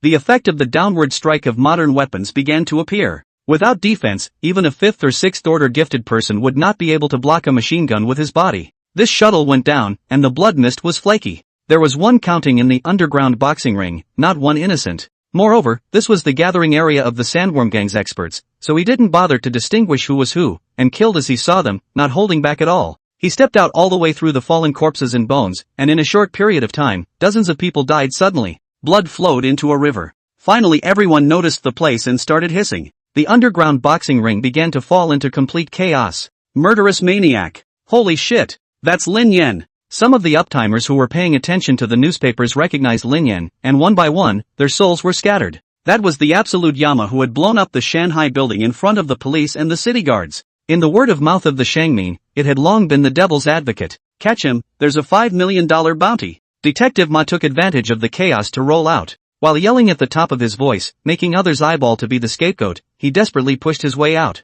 Gulp! $5 million. It can all buy a dozen houses in the uptown area. Kill. For the identity of the upper folk. Some people's eyes were red. In order to keep the dust folk from completely despairing, in addition to talent, if one paid 1 million federal coins, one could also obtain upper folk status. Of course, other than joining the Sandworm gang, there was absolutely no way for the dust folk to get that kind of money is all. At this moment, both the upper folk who came to see the fights and the dust folk who fought in the underground ring had red eyes. Seeing Lin Yan is their once-in-a-lifetime chance to cross over the ranks. After all, it was money. A whole $5 million. Ha! Lin Yan sneered, want to kill me? Do you guys have that life? He summoned a grenade and frantically threw it towards the front. In the confined environment of an underground boxing ring, the fragmentation grenades exploded with maximum power. Boom boom boom. The ground was cracked, and the entire underground arena trembled. Blood and broken flesh flew across the ground as wails and screams echoed. Lin Yan's face was cold, his left hand dropping bombs, his right hand machine gunning, like an emotionless killing machine. One after another of the upper folk or dust folk that rushed towards him, prostrated in the end, their lives passing from them. The entire ground of the underground boxing ring, blood accumulated into shallow puddles. One foot stepped on it and it didn't go past the soles of his shoes. Blood stained Lin Yan's clothes and splattered on his face, making him look like a Shura from hell. At the end of the narrow passageway of the underground boxing ring was the security check iron gate. The two security guards looked inside from time to time. Tonight's fight was intense enough. Why is there so much commotion? The wailing is more intense than usual. Tonight there is a big man to pay a lot of money. Want to see a big scene chanting? Let's see a lot of strange.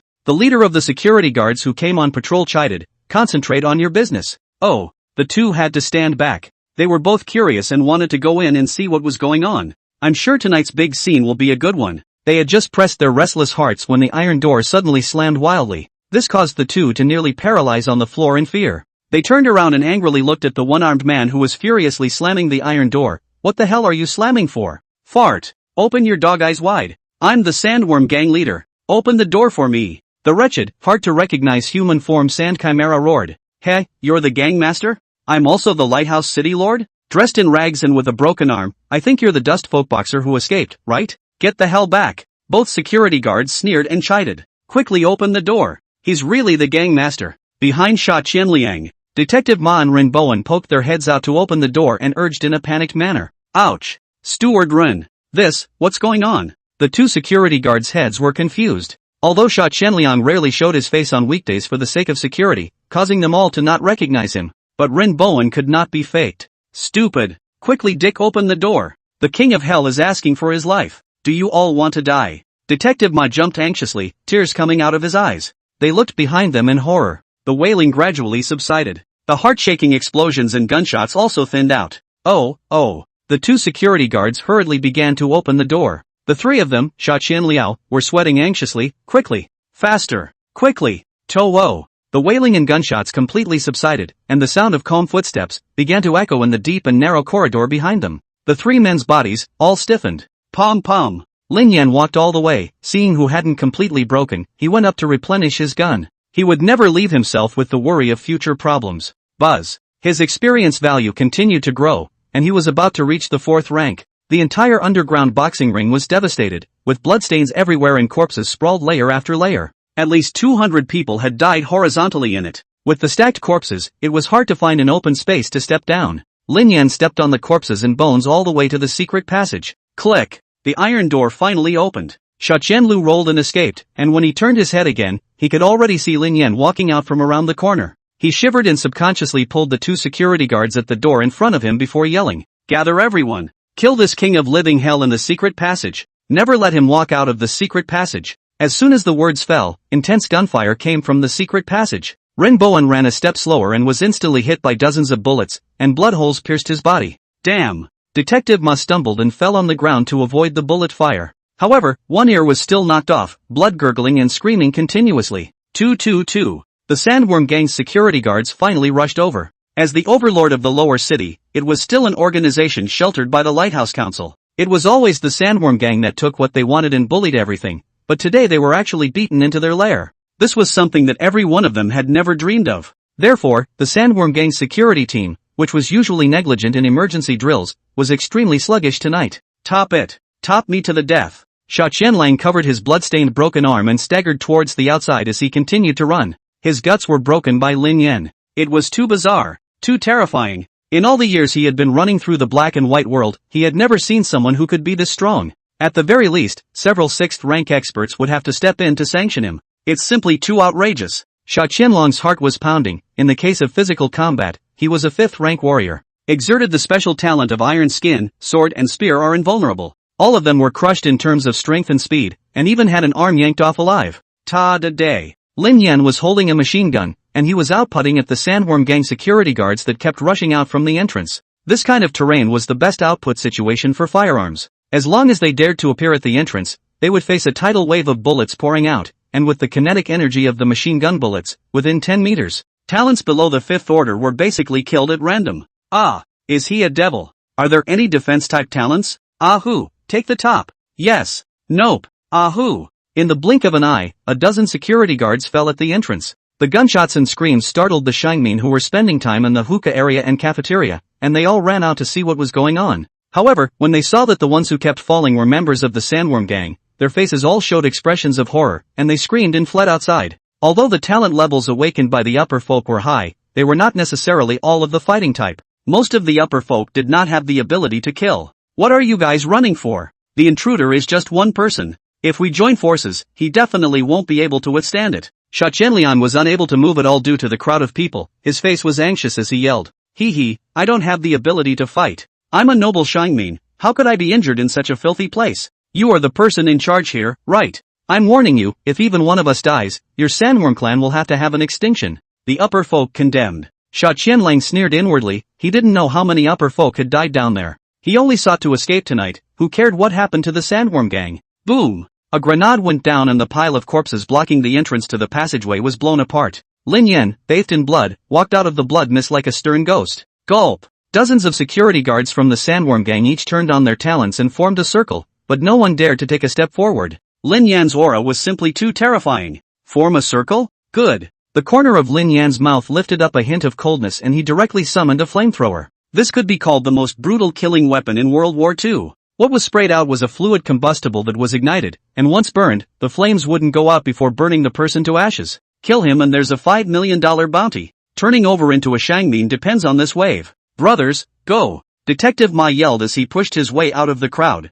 $5 million. The Sandworm Gang's security guards went completely crazy. For Dustfolk, the chance to turn over a new leaf and become an upper folk was worth more than their own lives. Even the Sandworm Gang, which was the best amongst the Dustfolk, was no exception. After all, only by becoming an upper folk did one have human rights and could be treated by the Alliance as truly a human being. No more worrying about being precarious, no more worrying about being killed by whoever looks at you. Kill! They all went crazy, scrambling towards Lin Yan to kill him. As Dustfolk little Palos, their talents weren't even as good as the few leaders, and the best they could do was Chicken Rib's talents like strength enhancement. At this moment, they were all swarming together, but they only gave off the feeling of a rabble. Lin Yan smiled indifferently, and the flamethrower in his hand turned on. Boom! A 10-meter-long fire dragon instantly erupted from the flamethrower. Lin Yan swept the jet horizontally, instantly sweeping out a flame semicircle with a radius of 10 meters. All of the Sandworm Gang security members that rushed up were all set ablaze and turned into flaming men. Ah! The mournful wails and screams turned the place into a Shura hell in an instant. The upper folks' heads went blank when they saw this scene. Flame mage talent? Sha Qianlian was confused. This 10-meter-long fire dragon was too appalling. It was at least an archmage of the 6th rank or higher, right? Escape! The Sandworm Gang is finished. The upper folk were also scared out of their wits. The means that Lin Yan had displayed were too terrifying, simply irresistible. There's no need to worry, we're water mages, we'll take this 5 million. 3 figures in the upper folk group stepped forward. Water naturally restrained fire. Even though they were only of the 4th rank, they still dared to take a chance with Lin Yan. It's a few captains from the fire department, I've seen them before. Luckily, they've come to have fun today as well, or else I'm afraid it's going to be dangerous tonight. The mood of the upper folk also settled down quite a bit. After all, it was common sense that water overcomes fire. With these few in place, together with the FSD's gifted treasures, even if Lin Yan was a 6th-ranked archmage, he might not be able to win steadily. Snort! All 4 of them cast talented treasures, which could amplify natural abilities. It gave one the chance to be able to fight across ranks or deal with unexpected situations. 4 columns of water erupted from the mouths of the 3 in a spectacular manner, converging together like a small river. Hiss la la! The moment the water and fire collided, white steam rose up, obscuring one's vision. Ah! Miserable howls came from the water vapor. Is the fight won? The upper folk watched nervously. In Lighthouse City, the 4th rank was already an absolute stalwart, and there wasn't a single 5th rank expert among the upper folk who came to spend money tonight. A fifth-order combat-gifted person could at least be a counselor's beloved bodyguard. If they were of the sixth order, they would even be able to walk horizontally in the lighthouse. Not good. This miserable scream is not from a single person. Someone's forehead broke out in cold sweat. Did they die together? That's fine, don't let that homicidal maniac rush out. I don't want to die. The upper folk murmured. The steam quickly dispersed. A scene that horrified them appeared. The three FSD masters, their treasures were all burned to carbon. On their bodies, the fire was constantly burning, the skin and fat were burned clean, and Mori was visible as blackened bones. They fell into the water, wailing and rolling.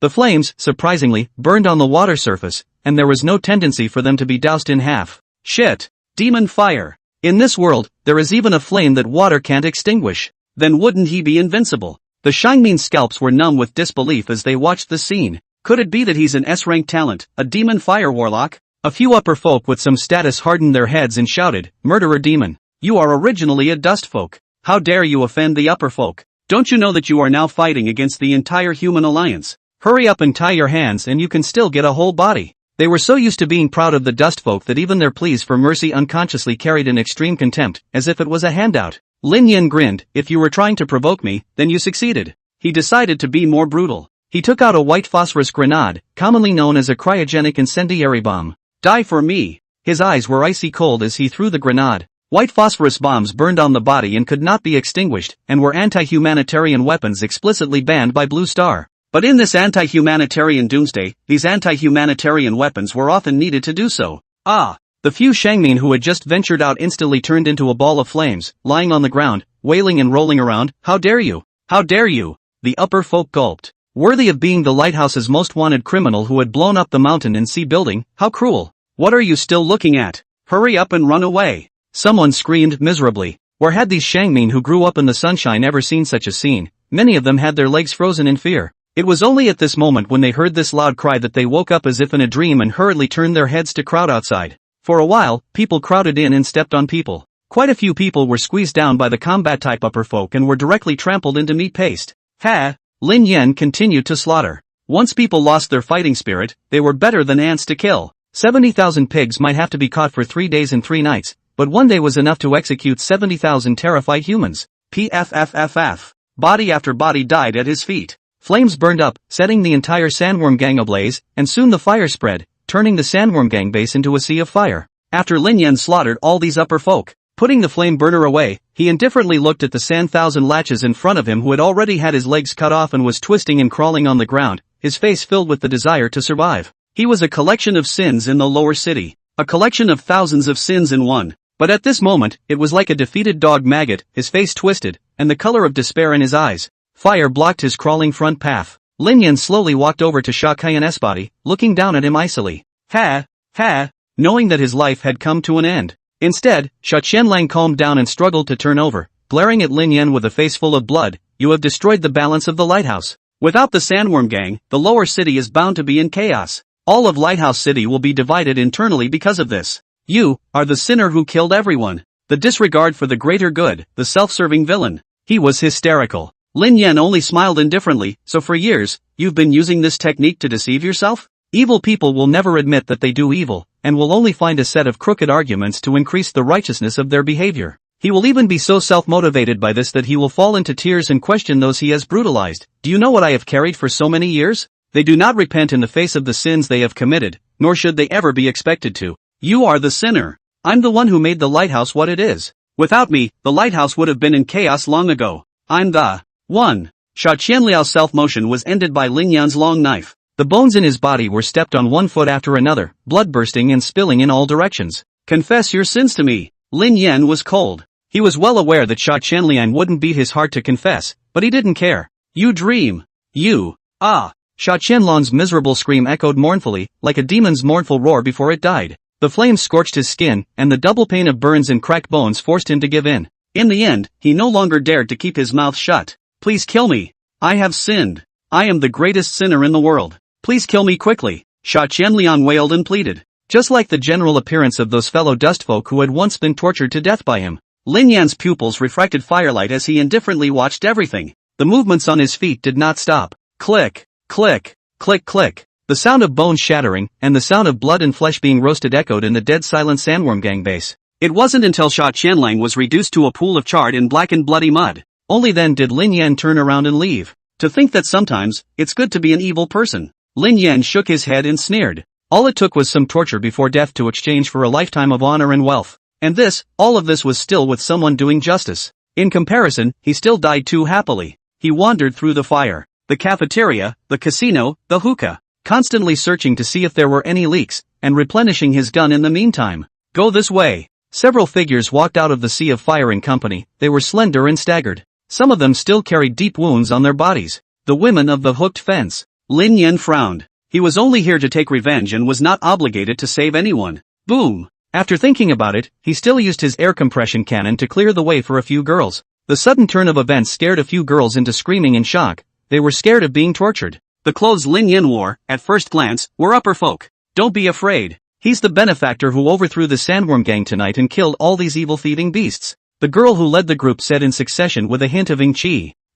Lin Yan looked at the girl one more time. There were some people who, with just a single glance, could tell her distinctive qualities and disposition. I know you don't have to save us, but as long as you can get us out. As a reward for all this tonight, I will follow you to the death. The girl in the lead was calm and brave. My talent is S-ranked and I can create doppelgangers. You can fully trust my worthiness. What is your name? Lin Yan's heart fluttered. The talent of bilocation was still useful to him. Lu Ruyan. The girl immediately replied. Well, let's go out first. Lin Yan nodded. Pang. After he cleared away the obstacles, he freed a few girls. Ka-ching. Just after rushing out of the Sandworm gang's compound, he saw a charred, wretched figure crawling out of the fire. Detective Ma? Lin Yan looked at Detective Ma, who only had one ear left, and glanced at Ruyan Lu. Kill him. Ruyan Lu gulped. The dust folk had been taught from a young age to obey and respect the law, and not to do evil. Their self-restraint on morality was far higher than the upper folk. It was always a bit of a shock to suddenly let her kill someone. But soon, her eyes were firm. The experience of these 2 days had allowed her to completely see the nature of Lighthouse City, and see what kind of lies she had been living in these 18 years. She had long ago completely despaired. She even secretly vowed that as long as she could get out of this devil's cave, she would definitely let all those high and mighty Shangmin taste the taste of being avenged. Now, the opportunity is right in front of her. She bit her lower lip tightly, her eyes becoming more and more determined. Then, beside her body, she manifested a doppelganger, picked up a large stone on the ground, and trudged towards Detective Ma. Appreciation flashed in Lin Yan's eyes. Calm, obedient, decisive, cautious. The qualities that this girl displayed were all very suitable to be his subordinate. Pang! Ruyan Lu raised the stone in her hand and ruthlessly smashed it down towards Detective Ma's head. Damn dust folk! What do you want? Detective Ma fought to roll over and dodge it, struggling to stand up and lunging at the girl with bloodshot eyes. Pang! Lin Yan blew Detective Ma's head off with a single shot. Ruyan Lu had been brought to the Sandworm gang just after her awakening, and it was good that she still had the strength to stand now. Even if Detective Ma wasn't a combat talent, he was already at the 3rd rank after all. He didn't expect Ruyan Lu to really kill him. It was just to gauge her guts and determination for revenge. I like the look in your eyes, keep that anger. Lin Yan's bloodied face was even more impressive against the firelight. This fire will burn Lighthouse City to ashes. Ruyan Lu's eyes trembled. She was shaken by Lin Yan's ambition.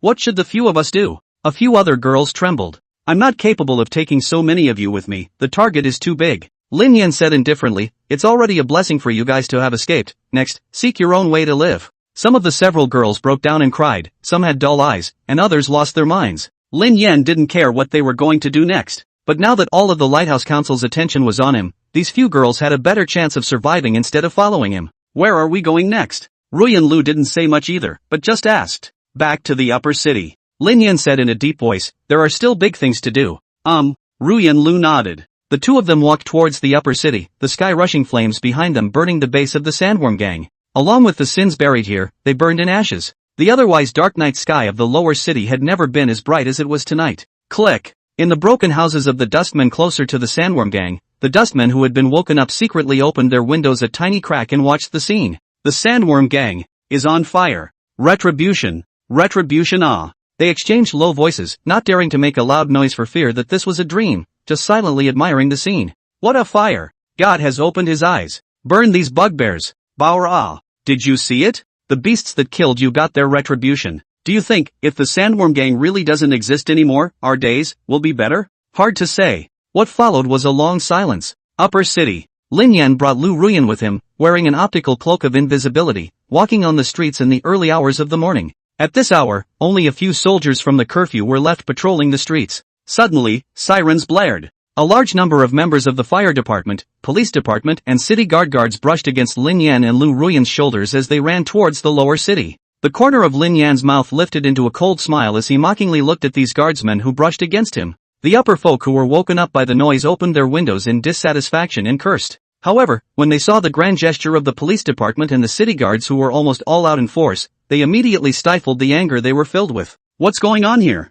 Such a big noise? Something big has happened, right? Who knows? 2 days ago I was made nervous by that wanted criminal Lin Yan, and today I'm making such a scene, letting people sleep. They've ruined my beauty sleep. The uptown folk were talking, feeling that the atmosphere was more tense than the previous 2 days. Originally, the uptown is like this. Confusion and tears flashed in Ruyan Lu's eyes. Even in the wee hours of the morning, there were street lights, wide roads and bright, sturdy buildings. Is this really the end? We've been living in a deception. Lin Yan faintly reminded. Lu Ruyan shook her head and wiped away the tears in her eyes. I know it's hard to accept, and it even makes you want to roar with grief and anger and let out a loud cry. However, you only have 5 hours now to digest it all. Lin Yan stopped at the entrance of an inn and turned his head to look at Ruyan Lu, whether they deceived us or not. At least for the dust folk, it's all unquestionably doomed now. Lu Ruyan's eyes firmed down and she clenched her silver teeth. As long as I can take revenge on the lighthouse, no matter what the cost, I won't back down. Even if it's my life. Don't worry, you won't die that easily. Lin Yan patted her shoulder and led her into the inn. Going to the inn's back kitchen, he took some food and found a random room. Eat something and recover your strength. Lin Yan ate bread and took a sip of milk. Lu Ruyan had already collected her emotions, but when putting that bread and ham sandwich in her mouth, she completely tensed up. As the daily food of the upper folk, it could be imagined that milk and bread were not a scarce resource for the lighthouse. But the dust folk were forced to drink rat soup and eat cockroach chunks from a young age. In the end, why is this?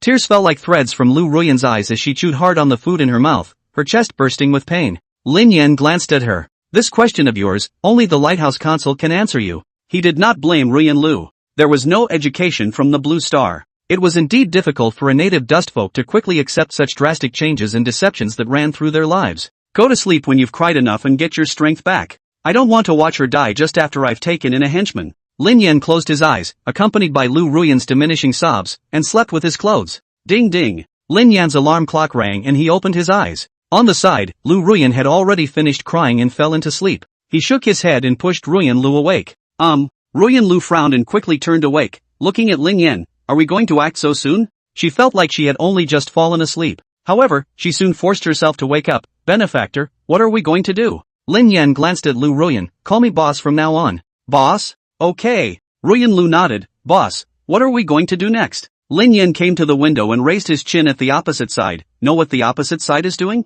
Ruyan Lu came to his side and looked at the Tyson restaurant across the street. Today's Tyson Tavern was decorated with lights, and there was a huge flow of people. Even the mechanical carriers, which were rare to see on weekdays and only the most noble upper folk with the highest status were qualified to ride on, had quite a few of them parked downstairs. This kind of prosperous scene was the only thing Lu Ruyan had ever seen in her life. Although surprised, her keen observation immediately made him notice the banner hanging on the Tyson restaurant. Zhang's Group 35th Anniversary Banquet. Ruyan Lu said, Zhang's Group? Isn't that the giant company that is the top of the 3 major groups in Lighthouse and is said to have tens of billions of assets? Lin Yan nodded. You're going to make a move against them, or in time for the Zhang Group's opening anniversary. Ruyan Lu felt incredulous. Not bad. Lin Yan nodded. Gulp. Ruyan Lu was once again shocked at Lin Yan's vigor and courage. She didn't ask many questions and was straightforward. What do you need me to do? I first need to understand your abilities clearly. Lin Yan gazed at Lu Ruyan. How does the death of your doppelganger affect your main body? There is no effect. Ruyan Lu shook her head. Lin Yan raised an eyebrow. The death of a bilocation actually had no effect on the main body. It seemed that Ruyan Lu's talent had been severely underestimated. To be rated as an S for a mere bilocation talent, the potential that such a talent represented was simply too great. Even if it was only used in the purest cultivation, the speed would be at least twice as fast as a normal person. Not to mention that in Doomsday, with the split talent, one could still hit many operations that could be considered top-notch. How many doppelgangers can you maintain at most right now? What's the longest time a split body can exist? Lin Yan asked. Normal can only control one. If you enter the brain overclocking state, you can control 2. Controlling a doppelganger consumes brain power. It will disappear when the brain power is exhausted, and each doppelganger can exist for roughly 2 hours. Overclocking state, 2 doppelgangers can only exist for half an hour at the same time. Ruyan Lu immediately replied. Very good. Lin Yan's eyes grew brighter and brighter. Just based on these points, Ruyan Lu was at least an SS grade talent. Such a talent had all been forcibly bought off by the Sandworm gang to lower it to D grade by the examiners.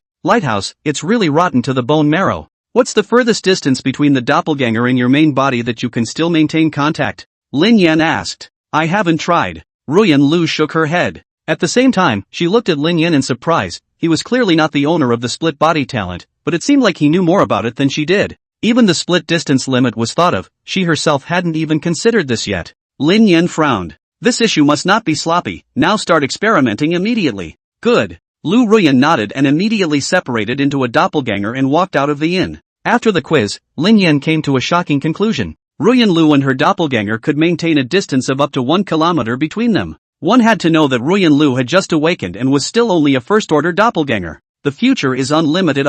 Just don't know what her upgrade path is. Lin Yan rubbed his chin. Different talents had different ascension paths. A warrior was to rely on exercising their body and breaking through their physical limits. And the pathway for him to ascend was to kill people with the weapon he summoned. My goal is to take revenge on Zhang. There are 2 core revenge targets. One is the chairman of the Zhang clan, Lighthouse Counselor, Zhang Tuzhen. The other is Zhang Tusen's son, Zhang Fuhao. Lin Yan began to recount his plan. Zhang organized this banquet to essentially lure a snake out of its hole, trying to lure me to appear. The police department and city guards must have prepared an ambush nearby. However, because I ended the Sandworm gang last night and disrupted their plans, there was a change in the strength of the ambush. With insufficient manpower, there will definitely be loopholes. So this was all in your plan. Ruyan Lu was surprised. Dustman hadn't received any higher education at all, and hadn't read any historical dramas or storytelling books. Even the most basic Sun Tzu's Art of War was unknown. Ruyan Lu was already considered one of the icy smart members of the Dustfolk, but at this moment, she was still shocked by Lin Yan's anticipation and tiger-altering schemes that he had incorporated into his bones. Well, Lin Yan didn't think too highly of himself inwardly just because he came from the blue planet. The Dustfolk of this world had their own history and heritage. As long as it was a game between hearts, it would be hard to say anything about crushing. His bottom line, after all, came from Blue Star's powerful firepower, and modern weapons that crushed this world's cultivation system. He roughly explained the plan afterward with Lu Ruyan. Got it? Aha! Ruyan Lu nodded firmly. Boss, promise to complete the mission. Lin Yan nodded. Split up and start. This was the first time they had worked together. Even the two had only known each other for half a night. But reality was always this unexpected. If one waited to do everything until they were ready, it would be completely too late. Lin Yan could only believe that he hadn't seen the wrong person. He shoved the disguise mask to Lu Ruyan, then put on the mask himself and walked out of the inn. 2-2. He came to the vicinity of Tyson's tavern, casually electrocuted a guest and threw him into the trash can, and took out the other party's invitation. A set of actions were flowing and skillful. Afterward, he put on his invisibility cloak, stepped on the wall, and flipped in through the second floor window.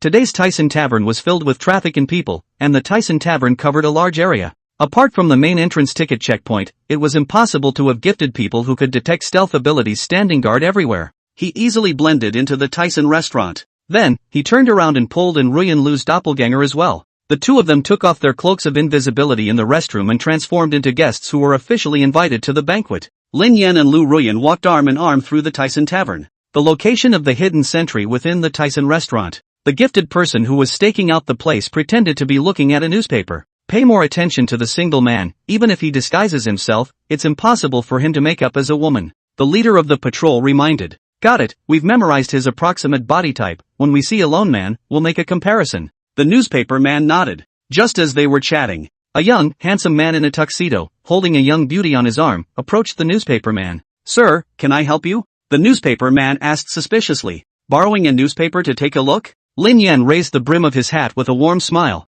Oh, okay. The newspaper man handed Lin Yan the newspaper in his hand. Lin Yan took a good look at the content on it. On the front page, the news of the Sandworm gang's overthrow yesterday was added. Looks like I did a pretty clean job. Lin Yan analyzed the intelligence on the newspaper. The entire page, almost all of it was reports related to himself. Even the chief consul of the lighthouse hadn't had such a big card. On the front page, the headline was the news of the Sandworm gang. Only the old six who was out hunting last night is still alive. The Sandworm gang has completely turned into a wasteland. It won't be able to be rebuilt again in a short period of time. The corner of Lin Yan's mouth hooked into a cold smile. It is speculated that the destruction of the Sandworm gang is most likely due to the current lighthouse's most wanted criminal, Lin Yan, who once again bloodied the urban area's card posts last night. It can be seen that this vicious murderer has gotten scared and fled to the lower city. For the time being, it couldn't be confirmed whether he had fled Lighthouse City. But in the end of days, leaving the human gathering place was tantamount to suicide. It is believed that he is still hiding in the lower city, and if any dustfolk find and report him, he can be directly promoted to upper folk status.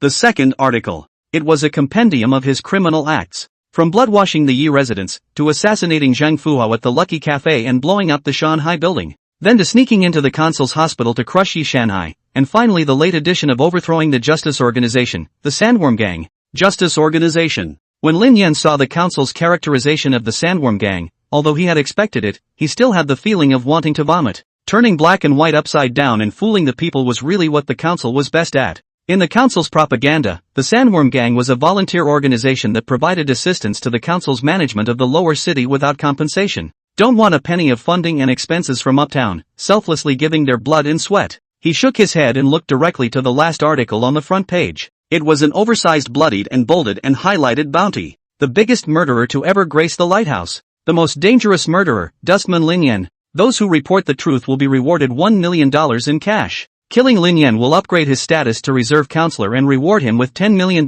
in cash. Capturing Lin Yan alive will result in a promotion to the position of honorary commissioner of police with the status of reserve counselor, with an additional bounty of $30 million. A prophecy.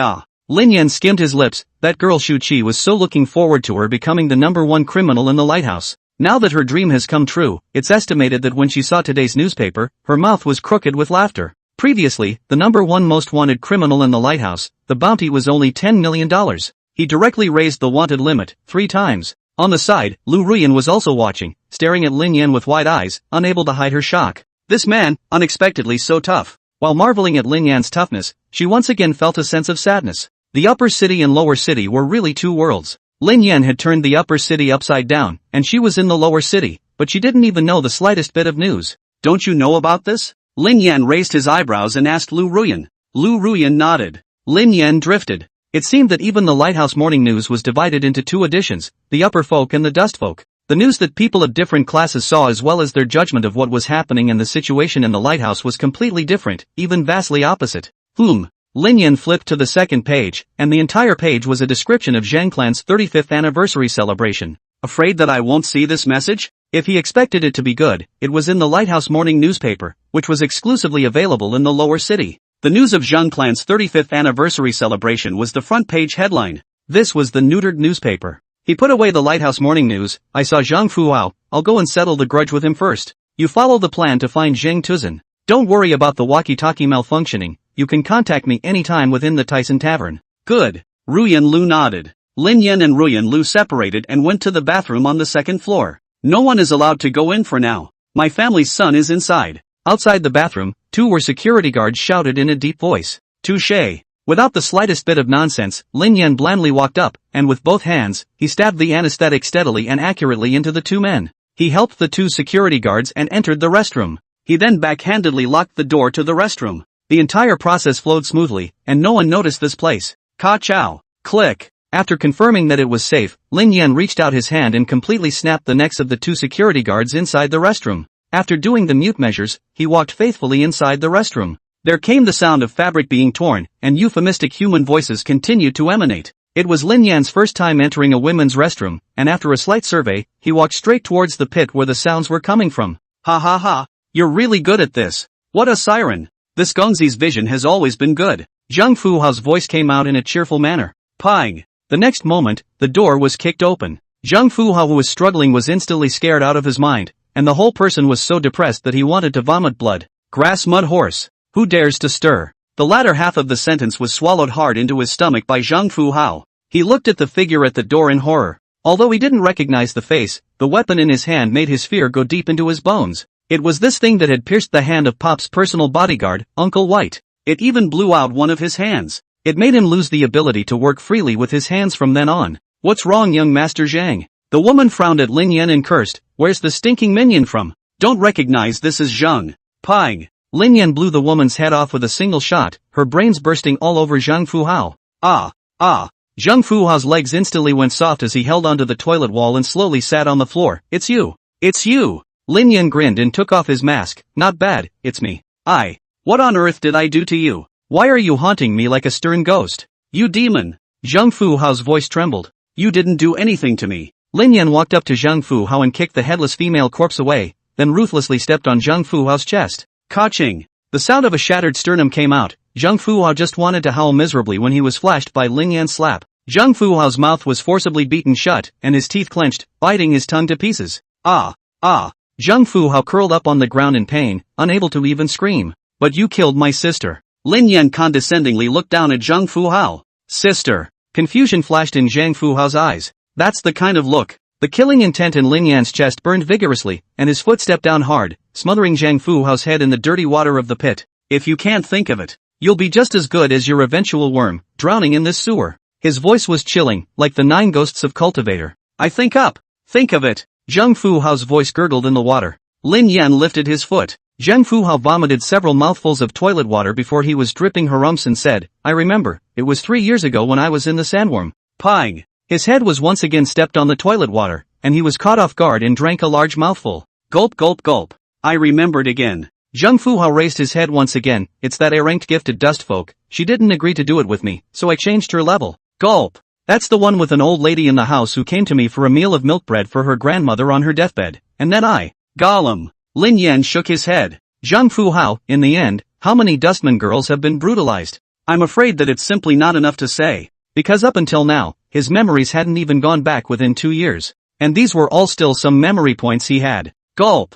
In the moment before he was on the verge of death, Zhang Fuhao had a flash of light. Yi Mansion. Yi Mansion. I remember. He shouted. Lin Yan lifted his foot and coldly looked at him as he kept breathing heavily. It's that woman who went to Yi Mansion to work, saying that she exchanged birthday bread for her brother. I remember. Zhang Fuhao's chest rose and fell violently, showing his teeth in pain. What did Ji Lingshan say to you? Zhang Fuhao asked repeatedly. Pang. Lin Yan kicked over, shattering his nose and knocking his head heavily against the wall. You're interrogating me? No. Not. Zhang Fuhao gritted his teeth. He is a person who cherishes his life. Now that he is going to die, what secrets can't he tell? Your sister's death has nothing to do with us at all. Zhang Fuhao covered his nosebleed and screamed miserably. You're looking for death. Lin Yan's voice became even colder. I'm not lying. Zhang Fuhao's eyes were firm. No matter what Ji Lingshan told you, you shouldn't believe it. She just doesn't dare to tell the truth. 5 days ago, I was brought by my father to meet the chief consul. On that day, 3 distinguished guests came to the consul's house, and it was said that their backgrounds were frighteningly large.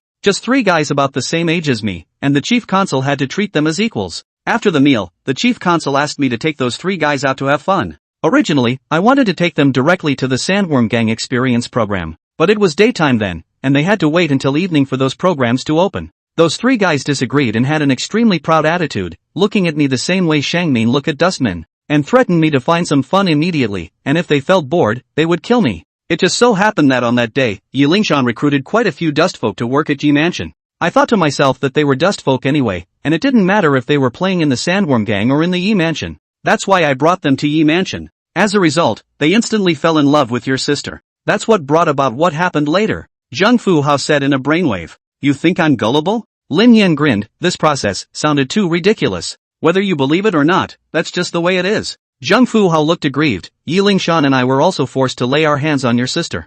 Otherwise, we'd all go to the Sandworm Gang to play with regular tits and maras. How could we possibly abuse the dustfolk in broad daylight in the upper city? What am I trying to do? Lin Yan frowned. What Yi Lingshan had said that night didn't seem to be false either, and Zhang Fuhao was here revving up again. The truth of the matter didn't seem so simple. But, does that matter? Lin Yan sneered. He just wanted to watch all the culprits who had killed his sister be put to death. Whether you did it intentionally or unintentionally. Whether you were forced or intentional. Killing people to pay for their lives, debts to pay, this is the natural order of things. I'll figure out the truth of the matter. Do you have anything else to say? Lin Yan asked indifferently. I've explained everything. You can't kill me. Zhang Fuhao said repeatedly. Lin Yan smiled coldly. What are the identities and names of those 3 people? Those 3 people were all condescending. They didn't treat me as their friend at all. Instead it was like they treated me as a servant. They didn't tell me their names at all. Zhang Fuhao's chest felt depressed as soon as he remembered this. You want to know their identities? I'm afraid that in the entire Lighthouse City, the chief consul is the only one qualified to know. Chief consul? Good. Lin Yan nodded. You shouldn't have anything to explain. Didn't you say you wouldn't kill me? Zhang Fuhao looked at the indifference in Lin Yan's eyes and instantly panicked. That was all cerebralized in your own pig brain. Did the spermatozoa eat your brain out? Lin Yan sneered. Bang bang bang. Outside the toilet, someone was already yelling, and when they didn't get a response, they instantly chose to punch the door. The color of hope flashed in Zhang Fuhao's eyes. Lin Yan smiled indifferently and opened the storage bottle, pouring white phosphorus powder on his body. Hoo-hoo! The moment it touched the air, the white phosphorus powder burst into flames. Zhang Fuhao immediately let out a pig-killing scream. Lin Yan indifferently glanced at the smashed toilet door and instantly rolled over, tumbling out of the bathroom through the vent. 222. A bunch of black-clothed bodyguards rushed in. Gongzi! The first two people saw Zhang Fuhao's whole body burning and howling miserably. Wanting to take credit for it, they immediately pounced on him to put out the fire. But they didn't expect to instantly set themselves on fire and spontaneously combusted. The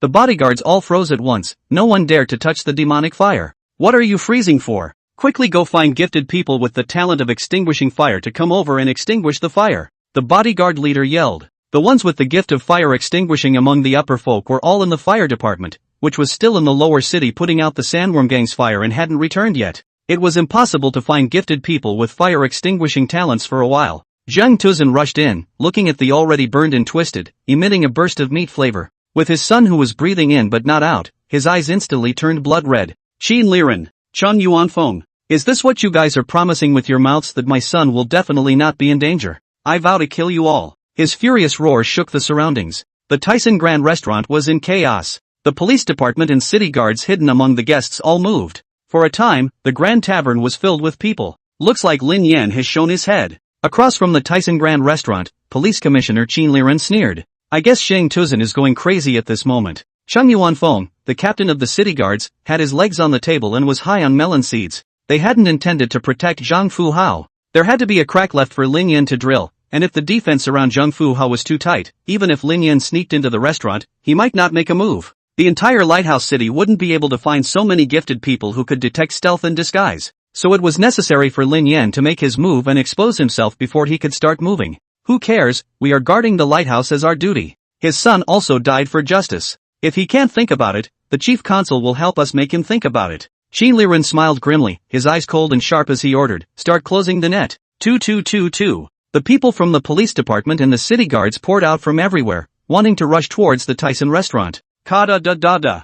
Thousands of city guards and police departments blocked the Tyson Tavern. Humph, now that Lin Yan is considered a turtle in a jar, unless he can grow wings. Qin Liren parted the crowd and looked at the Tyson restaurant with a cold smile. So what if he grows wings? With so many of us surrounding this place, even if he spreads his wings, he can't escape. Cheng Yuanfeng was confident and sneered coldly. Not bad. Qin Liren nodded and waved his hand. Go in, identify them one by one, search them one by one. Those that aren't Lin Yan will be released. Hold the wall, line up everyone, search every inch of space. Yes. The police department and city guards rushed into the Tyson restaurant and began a rough exfiltration. The panicked guests tried to push their way out, but they were suppressed by force and kept retreating towards the inside. By what right? What the hell are you guys doing? Who gave you the right? Do you think we are those filthy dust folk? The guests were angry and upset. Everyone, be at ease. Qin Liren pressed his hand to calm everyone's anger. I believe many of you recognize me. I am the chief of the Lighthouse Police Department, Qin Liren. Everyone listen to me. Right now the most vicious criminal in the history of Lighthouse, the homicidal maniac Lin Yan, is mixed into the venue. That's why we need to conduct a case-by-case investigation. As long as you all cooperate with our investigation, you can all receive $300 afterwards. So that's how it is. Since it's the Lord Chief Constabulary who has come out, we can cooperate instead. Only then were the Shangmin's emotions calmed down. Boom! As soon as the emotions of the upper folk were calmed down, a bomb was thrown down from the air. Boom! An unknown number of people were instantly blown up. These upper folk were all gathered together by the army at a great density, and one bomb killed and injured dozens of people. Do you think I'll let you guys get what you want? Didn't you want to capture me? Then let's use the Tyson Hotel as the battlefield and see who dies and who lives. Lin Yan indifferently declared war using a mixer. The sound spread around, and it was completely impossible to tell where he was. Ha! Qin Liren's veins rippled at the provocation. Rumble! Another bomb was thrown down. It killed dozens of Shangmin. Debris, smoke, blood, and mutilated limbs and arms flew horizontally. Ah! I don't want to die yet. Lord Administrator, let us out. Please. The upper folk all screamed and pleaded miserably. No way. Capturing Lin Yan is the priority. If he isn't captured, many more people will die. Qin Liren's face turned blue. You're lying. It was clearly you who killed his sister. Everything he did was just revenge. A clear voice rang out. Ruyan Lu's doppelganger stood out. You've deceived everyone, and now you want to deceive yourselves. Lin Yan originally had no grudges with you guys. It was you guys who forced him to turn into a murderous maniac. The grudge here has nothing to do with us at the scene at all. Let's get out of here. Let Lin Yan and these people who have a grudge settle it on their own. It's actually like this. The guests were wide-eyed. Many people followed the description in the newspaper and thought that Lin Yan was a heartless murderer. One wouldn't even think about why he would kill. But now that they thought about it, if there wasn't a huge grudge, who would risk so much to make an enemy of the entire lighthouse city? It's really drunk. So it's a personal grudge between you and him. Then why should we take the risk with you guys? What does arresting Lin Yan have to do with us? He was only supposed to take revenge on his enemies. What does Yi Shanhai, what is Mr. Zhang, those big shots, have to do with us? It is. Let us out. Otherwise we'll be impolite. The guests yelled. They essentially didn't care about the truth. They just needed a reason to get themselves out of this dangerous place. Where did you get a demonic woman to demonize the people here? Qinli was furious and looked coldly at Lu Ruyan's doppelganger. Arrest her for me. Yes. A police department expert stepped in and forced Ruyan Lu's doppelganger over. Test her for disguise for me. Qin Liren frowned and chided. The detective had just come up. Ruyan Lu's doppelganger then shouted, "What do you want? My body is so hot. So you guys are trying to kill everyone present? What are you talking about?" Qin Liren just wanted to berate the absurdity. The bomb bundled on Ruyan Lu's detached body then exploded with a loud bang. Rumble. The bomb exploded, and the detectives and city guards around her were all blown to a bloody mess. The circle of containment blocking the guests was also blown open with an opening. Even Qin Liren herself was blown away. He flew straight out of the door and collapsed onto the road, spitting out blood. Black smoke rolled out. The scene was in complete chaos. Many guests took advantage of the chaos and broke through the block, wanting to rush out. Back off. Cheng Yuanfeng coldly hailed. Beside him, the fully loaded city guards were in an aura of murder. Kill. They each displayed their talents. However, this did not stop the guests' instinct to survive. Coldness flashed in Cheng Yuanfeng's eyes as he swung the long knife in his hand, and a 3-meter blade she swung out. It cut off a dozen people at the waist. I'll see who still dares to make trouble. Get the hell back inside the restaurant. I got the top enforcement power today. Even if I kill all of you rebels, I won't have to take any responsibility. Cheng Yuanfeng roared. Gulp. The bloody scene calmed everyone down. The guests present today added up to less than 1,000, and they were still a rabble if they went to charge the iron armor array of the city guards. 10 deaths and no life. Your only chance of survival is to cooperate with the search, or to find out Lin Yan on your own. Cheng Yuanfeng's long sword crossed, otherwise, there is only death. The guests hardened their heads and slowly retreated back to the Tyson restaurant. But just as they returned, a bomb exploded from the pile of people. Dozens more people were crumbled to pieces. Heavens, there's a wolf in front and a tiger behind. Desperate situation. What kind of sins did I create? Letting me fall into this certain death today. I repent. I repent to God. I shouldn't have gone to the Sandworm Gang before. God, forgive me for my sins. I want to live. The guests all wailed, feeling incredibly broken. Zheng Tuzhen appeared with his bodyguard group, his eyes bloodshot and his face green with iron. Good old Cheng Yuanfeng. Good old Qin Liren. You two have counted me in as well, haven't you? Zheng Tuzhen roared lowly, killing intent in his eyes. Director Chang, look at the situation. Cheng Yuanfeng took out the Federal Direct Mission badge. This time, I am enforcing the law on behalf of the Federation. Even if you are a counselor of the lighthouse. But if you dare to disagree with our law enforcement, I also have the right to kill you. You and I are both working for the great cause of the lighthouse, for justice and stability, so show some understanding for each other. I sympathize, Namabi. Zheng Tuzhen roared. He had been counted on for a while, lost his son, and now he was being threatened by the person who counted on him. Not storming out would be a sign that his city was extremely deep. Director Zhang, you are really uncooperative. Then there's really nothing we can do. Cheng Yuanfeng shook his head, revealing a look of pity. Since Director Zhang dislikes our people's involvement so much, then everyone should withdraw. Captain, are we going to give up the chase? A city guard asked in disbelief. Cheng Yuanfeng gave him a blank look. How did I raise such a pig-brained subordinate like you? My subordinate is indeed stupid. Please enlighten me, Captain. The team members looked stupid, but in reality, they were smart. They had to give the leaders the opportunity to show their smarts. This was the way to get promoted. Didn't you see that those who were promoted were colleagues who were scolded by their old leaders as stupid pigs? Play some smart. The leadership of the Wind to Occupy can be promoted only strange. Oof. Cheng Yuanfeng nodded, very satisfied. Lin Yan is trapped inside the Tyson restaurant and cannot grow wings to fly. We are responsible for trapping this place to death. Isn't it good to let Lin Yan and Zhang Tuzhen fight inside? If they both lose, our brothers won't lose anything. And we'll catch an SS class wanted criminal. We'll be honored by the Federation. That's a huge honor. You know nothing.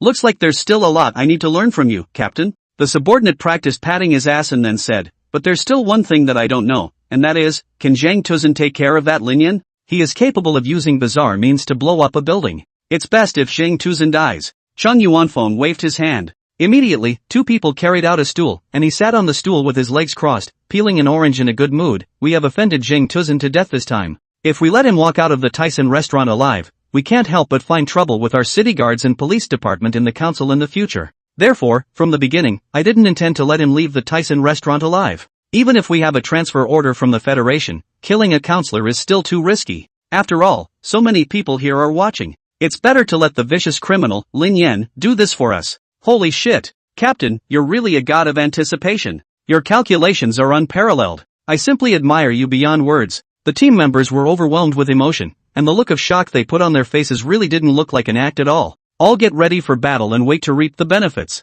he ordered as he ate his orange in a good mood. Yes. Inside the Tyson Tavern, Lin Yan's eyes were calm and quiet. He could see the game in his heart between these parties, but it didn't affect him at all. He just wanted to kill Zhang's father and son only. Chang Yuanfeng's setup had instead helped him in disguise. What now? Plan 1 has failed. Lu Ruyan's true body at the side said. There's no harm in it, you coalesce the doppelganger first. If I'm sure of bringing you in, I'm sure of bringing you out. Lin Yan said indifferently. He had advanced to the 4th stage now. It was possible to summon heavy weapons of mass destruction like the Vulcan cannon, Gatling, and RPG. Even if it was a strong charge, the pressure wasn't too great, but there was a risk. Because the bullets were consuming his summoning power. The Vulcan cannon's rate of fire was 30,000 rounds a minute, and the summoning power in his body right now might not even be enough to support the Vulcan cannon's full fire for a minute. Therefore, although there was a bottom card in hand, but he wouldn't use it easily. Touché. No longer hiding himself, he jumped out directly from the ventilation duct and stood on the speech return stage in the first floor hall. The guests froze. They looked over one after another. Who are you? Where did you come from? What are you doing standing on the lectern? Facing the many voices of questioning, Lin Yan just looked at Zheng Tuzhen indifferently. Mr. Zheng, looking for me so hard. Have you ever thought that I would take the initiative to come to you? Zheng Tuzhen instantly understood Lin Yan's identity and smiled coldly. In the end, he still hated Lin Yan 3 times more. You actually jumped out on your own. Sewer gutter rat. I certainly didn't expect a lowly thing like you to dare to have the balls to stand in front of me. Lin Yan unmasked, his face as cold as frost. Wow. Murderer. Lin Yan. Life-snatching Yama. The guests in the arena all had their scalps tingling with fear in their hearts. This name was simply synonymous with terror in Lighthouse City these days. Boss, be careful. The white-clothed suit man immediately shielded himself in front of Zheng Tuzhen, his entire skin steeled. The weapon in this kid's hand is very evil. Lin Yan looked at the man in the white suit. I'm not interested in killing you, but you had to seek death, so I'll just go along and kill you.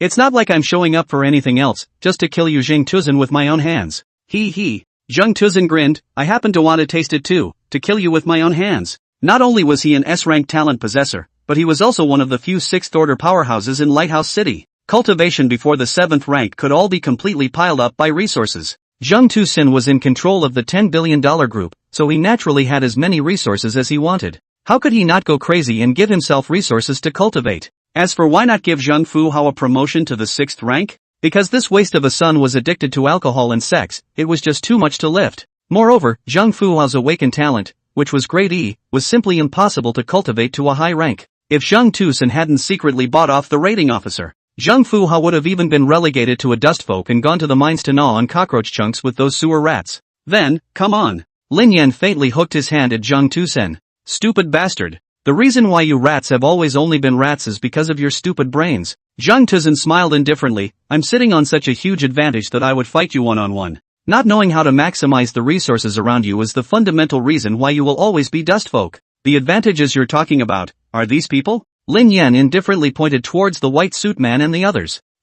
How? Zheng Tuzhen hadn't even finished speaking. Lin Yan summoned a RPG. Self-righteousness is the cause of your death today. He naturally that was only showing up if he had absolute invincibility. What advantage to speak of, that was only spoken of in the case of an even match. Boom! The RPG in his hand struck. Kill. Protect the boss. The man in the white suit erupted with all his might. Last time I was careless and gullible, this time. The words had not yet fallen. The RPG shells then hit the face. Give me a crack. The man in the white suit slashed up. Buzz. The knife energy buzzed. It's so handsome. This slash is bound to build success. The bodyguards next to him all had glowing eyes. Boom! The bomb exploded. The man in the white suit, along with the several bodyguards next to him, was instantly blown to pieces, bursting all around. Snap! The dust and smoke cleared, and the shattered bodies of several people crumbled all around. The scene went quiet.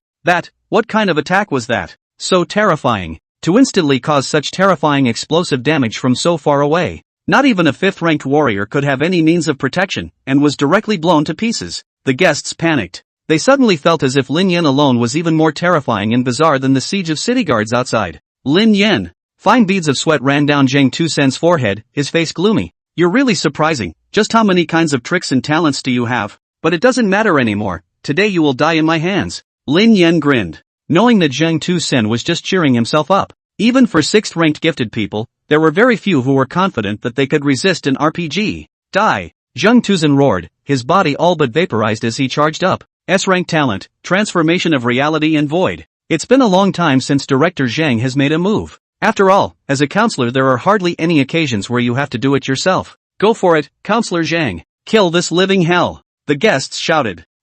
Lin Yan wasn't really clear about Zhang Tuzen's natural ability, and at this moment, he saw his combination of reality and falsehood. He couldn't help but rise with no small amount of interest. Pang! He sent out a rocket. Buzz! The rocket passed through Zhang Tuzen's chest as if it had passed through a puddle of water. Boom! The rocket exploded in the group of guests, instantly killing and injuring a crowd. The wailing became even louder. Hee, with your weapon, you can't even touch me, how else can you win? Zhang Tuzen laughed coldly, and after confirming that Lin Yan's weapon could be dodged by his virtualization, his heart settled down. He didn't even need to run, but slowly approached towards him by walking. Lin Yan didn't panic. Zhang Tuzen's talent was indeed a bit weird, but it wasn't invincible. Where there was emptiness, there was reality. He also walked towards Zhang Tuzen in a bland manner, and the full coverage light kinetic armor summoned after the 4th rank wrapped him in it.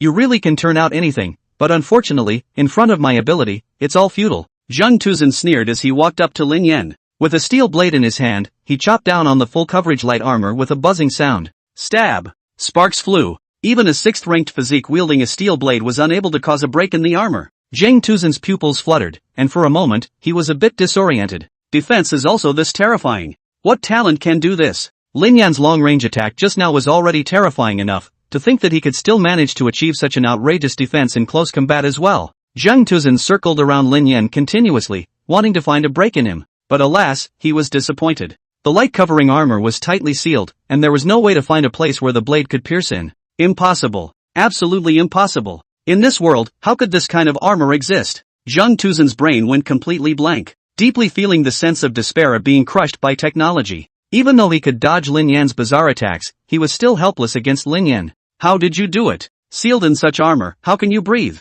Zhang Tuzen roared in anger, his veins bulging. The enemy was right in front of you, and there was nothing you could do about him. This feeling was truly maddening. Die! He went crazy, constantly slashing at Lin Yan. Virtualization gave him many opportunities to operate though. It even made it incredibly tricky for many gifted people. But facing Lin Yan's comprehensive armor, he could only feel despair. Lin Yan looked at Zhang Tuzen indifferently. He was trying to make Zhang Tuzen feel the ultimate despair. This lighthouse counselor who was bent on his death, this originator of the extreme tragedy of the Lighthouse City Dustfolk Circle, this manipulator behind the Sandworm Gang. Hoo. Zhang Tuzen felt exhausted, gasping for air, his eyes already completely bloodshot. He couldn't do anything with Lin Yan. Lin Yan grinned a morose smile, tired of fighting? It's my turn. Zhang Tuzen felt his scalp tingle as he sneered, you think you can hurt me? Based on my observation, you aren't able to complete the vaporization of your entire body, right? Lin Yan sneered. Zhang Tuzen's face changed. He hadn't reached the 7th stage yet, so there really wasn't a way for him to accomplish a full-body virtualization. How could you tell? Lin Yan pointed to his eyes, infrared scanning. What kind of evil words are these? Zhang Tuzen couldn't help but roar. Communicating with Lin Yan had the feeling of being a primitive monkey. The vocabulary that the other party spoke as a matter of course was simply incomprehensible to him. Go to hell with this doubt. Lin Yan shouted angrily. The eye part of his armor was pre-installed with infrared scanning. The infrared heat was significantly weaker in the vaporized parts. The solid parts, on the other hand, had an extremely strong infrared response. Your talent is too one-dimensional. Perhaps it would be more interesting to fight if it also came with a damage ability. A steel blade popped out of Lin Yan's mechanical arm and chopped out sharply. Oomph! A look of fear appeared in Zhang Tuzen's eyes. He really had been completely seen through. Not only do you know about my talent flaws, you can even see through my false parts. Who on earth revealed my information to you? Zhang Tuzen became enraged. I see. This was all a setup to move me. It was those two brutes, Qin Liren and Shang Yuanfeng, who betrayed me. Unrepentant to the point of death. Lin Yan's eyes were cold and his killing machine boiled over.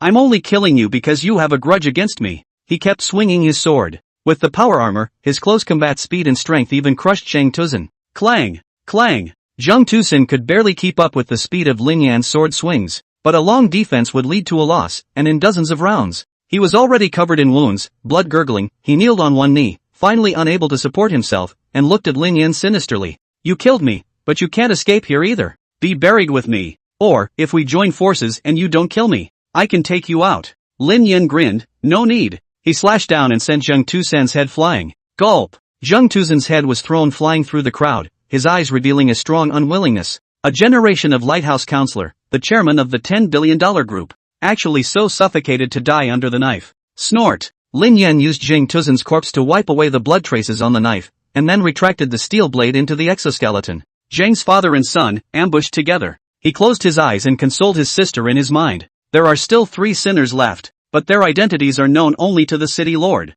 But nowadays, the most priority thing is still to leave from the encirclement first. His gaze was sharp and his expression was cold. He turned around and looked at these guests, his face cold. Now, you are given 2 choices. First, be slaughtered by me here. Second, rush out and fight for a sliver of life for yourselves. He didn't have any good feelings towards these Shangmin. Which of these people weren't the ones who ate human blood buns and resented the fact that human blood was hard to eat? What's more, he just wanted revenge. The guests gulped. Zheng Tucin, in their eyes, that was a resounding big shot in Lighthouse City. Moreover, it was also synonymous with a strong person. Such a person, with dozens of bodyguards, was easily solved. Lin Yan's comment about slaughtering them all was not a playful remark at all, but he truly had the ability to do so. Staying is only a dead end. If we rush out, there might be a chance of survival. Ruyan Lu's doppelganger shouted again in the crowd at the right time. The guests all looked at each other, their moods wavering. You all have 3 seconds to think about it, and after 3 seconds, I will randomly fire. Lin Yan stood indifferently in the crowd.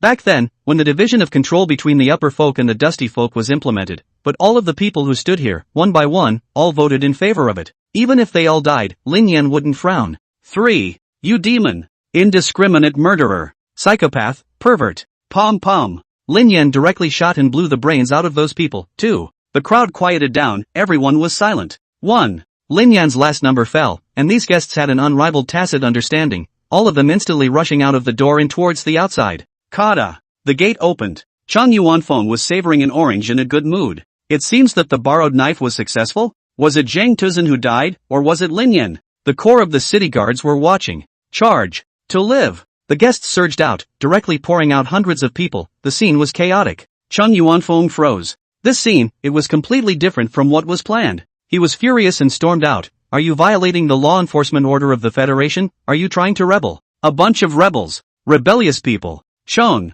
don't care what this Chang Yuanfeng says. Let's just charge out and impeach him together at the lighthouse. That's right. The law is not responsible for the masses. I don't believe you'd dare to kill hundreds of us upper folk on the street. The upper folks' eyes were red. Frantically, they rushed the card. What should we do now, Captain? The ass-kisser also panicked. He would only lick his superiors and was really inexperienced in dealing with this situation. Chang Yuanfeng gritted his teeth. Kill. He held the federal law enforcement order in his hand, but whenever he caught Lin Yan, the SS class wanted criminal. With all his credits, he could be directly upgraded to serve at the federal headquarters. At that time, it would be time to say goodbye to Lighthouse City. Who cared what the upper folk of Lighthouse City said about themselves? Thinking of this, his killing intent was even more falsely resolute. Kill. Kill. The city guards got the order and fired their crossbows. Buzz. Most of the Shangmin with attack talents had joined the city guards and the police department. The combat power was a whole lot higher than the same rank. Very few of these guests were upper folk with combat talents, and the scene was completely one-sided.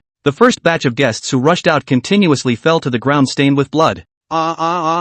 Miserable screams and wails were endless, and blood stained the front door of Tyson's Tavern. Lin Yan brought Lu Ruyan with him, setting up the Vulcan cannon, and walked out of the front door. Lin Yan is there! A sharp-eyed city guard yelled. Catch him! The city guards roared, all get out of the way. Lin Yan sneered and directly pressed the trigger. Bullets poured out like a torrent from the 20mm oversized caliber barrel. Bullets of this caliber could be completely treated as small artillery shells. The Vulcan cannon was a divine weapon before the information war, and could be completely used to hit armored vehicles and even aircraft. Shooting into the air, the rate of fire can all reach 3,000 rounds per minute. The initial velocity breaks 1,000 meters per second, and the effective range is 1.6 kilometers. The 6-round barrel rotated, and countless bullets spewed out crazily, that is, the weapon that later became extremely famous in the Blue Star gaming world, the Gatling. In an instant, the bullets poured out, a complete torrent of bullets.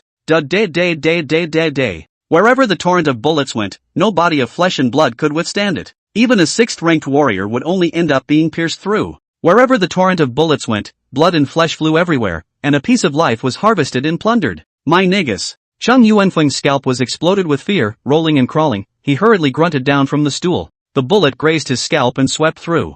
It punched out dense and thick bullet holes in the wall a dozen meters away. Demons! What kind of bizarre power is this? He has been completely controlled by the evil god. This is a tactic that only the extraterrestrial evil god has. No! The city guards fell in pieces. There was no resistance at all. Those swept by the torrent of bullets all instantly ascended into the sky. In just a dozen seconds, hundreds of people were swept to death. The besieged city guards were completely swept dumbfounded. Completely beaten silly. The color of despair tumbled in everyone's hearts. It's the treasure tool he's holding in his hand. That treasure tool is too terrifying. He summoned the evil god's weapon. With that treasure tool alone, it could destroy the entire lighthouse city. Some people wailed, unable to rise to confrontation. At this rate of slaughter, if Lin Yan maintained such a dense encircling formation, in at most 10 minutes, he would be able to kill everyone present. Lin Yan's summoning power disappeared rapidly as the bullets struck. With a rate of fire of 3,000 rounds per second, it was indeed hard to top. Where did the second doppelganger you left outside get to?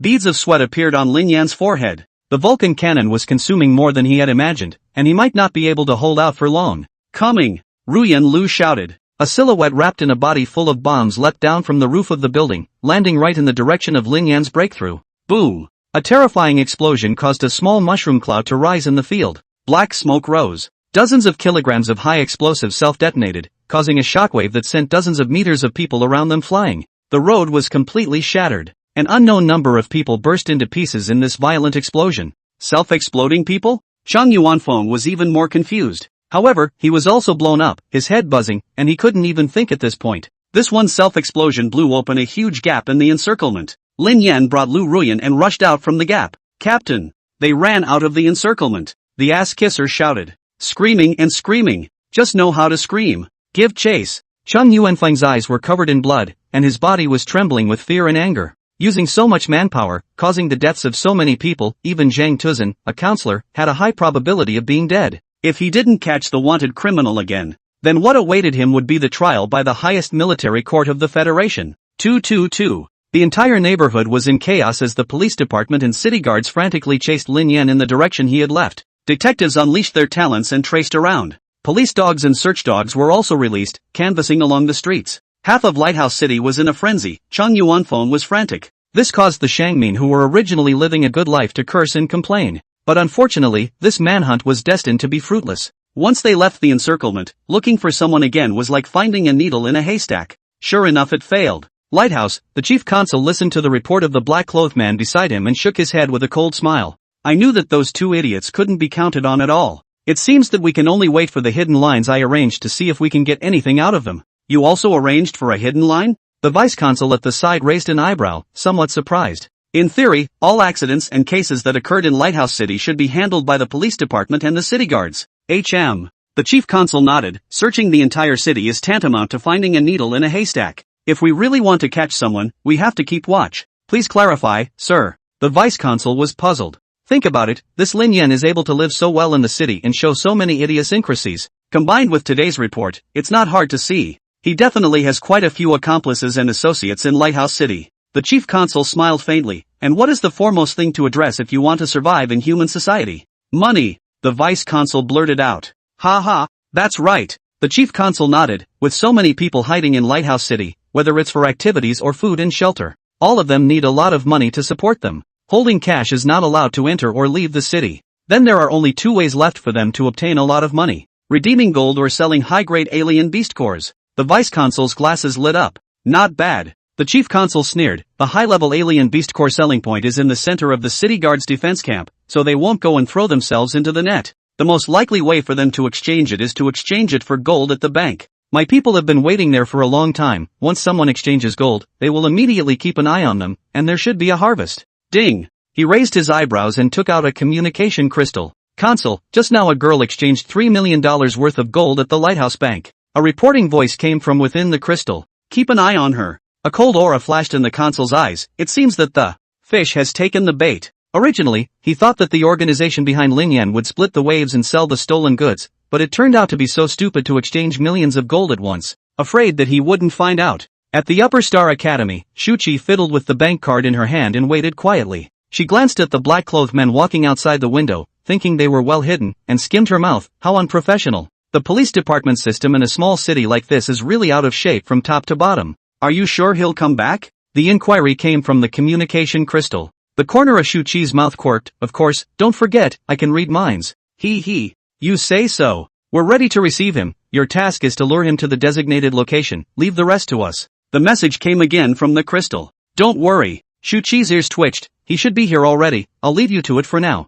Click. Lin Yan brought Lu Ruyan and opened the door to enter the dormitory. Brother Sin. The smile raised on Shuchi's face faded away after she saw Ruyan Lu. What's Sin, brother? Ruyan Lu was a little puzzled. I'll explain it to you when it's safe. Lin Yan shook his head and looked directly at Shuchi. Did you exchange the gold bars? Aha. Shuchi raised the bank card in her hand and looked at Lu Ruyan. Who is she? My partner. Lin Yan was concise. Bring the bank card. I have to hurry. This manhunt today will spread to the Upper Star Academy. I can't stay for long. Good. Shuchi stood up and was going to hand the bank card to Lin Yan. Whoosh whoosh whoosh. Several arrows with magical attributes shot in. Watch out. Lin Yan's face changed as he raised the blast glass and instantly blocked behind Shuchi. Snort snort. Those arrows, surprisingly, made a crack in the explosion-proof glass, almost shattering it. Oh no. Lin Yan instantly reacted. Didn't I tell you to only sell a little bit of gold? How much did you sell? Afraid you're short of money. Sold it all. Shuchi teased. What time is it? You can still make jokes.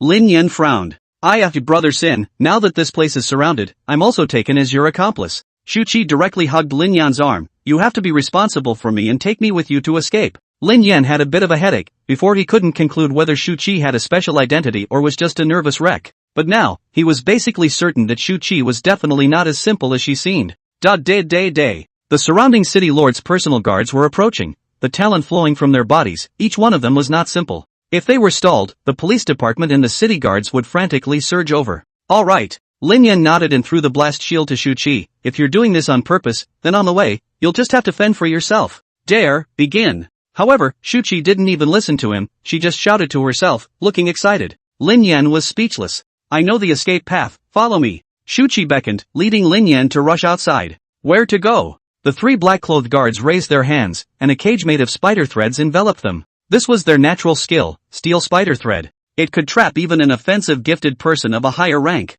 Snort! The steel blade on Lin Yan's arm slashed up. The spider thread was extremely terrifyingly flexible, and surprisingly, it wasn't cut by the alloy steel blade. You can't do this. Shuchi grinned. Look at me. I don't know where she pulled out a small wooden stick and held it in her hand. Ha ha ha. Originally, the faces of the three black-clothed guards were still incomparably grave, but as a result, they burst out laughing when they saw the small wooden stick. Snort! In the next moment, the small wooden stick made a stroke in front of them. The spider silk cage that even the alloy steel blade couldn't cut through, unexpectedly broke directly. What? The three black-clothed personal guards roared incredulously. Spitting silk anywhere is a bad habit. Shuchi shook her finger at them, and the small wooden stick made a stroke towards the chests of the three. Snort snort snort. The bodies of the three, for some reason, snapped at the waist. No! The trio screamed miserably. Their bodies transformed into two halves and fell softly to the ground, roaring miserably. Pom pom. Lin Yan replenished his gun, smashing the heads of several people, then looked at Shuchi with a grave expression. What exactly is your talent?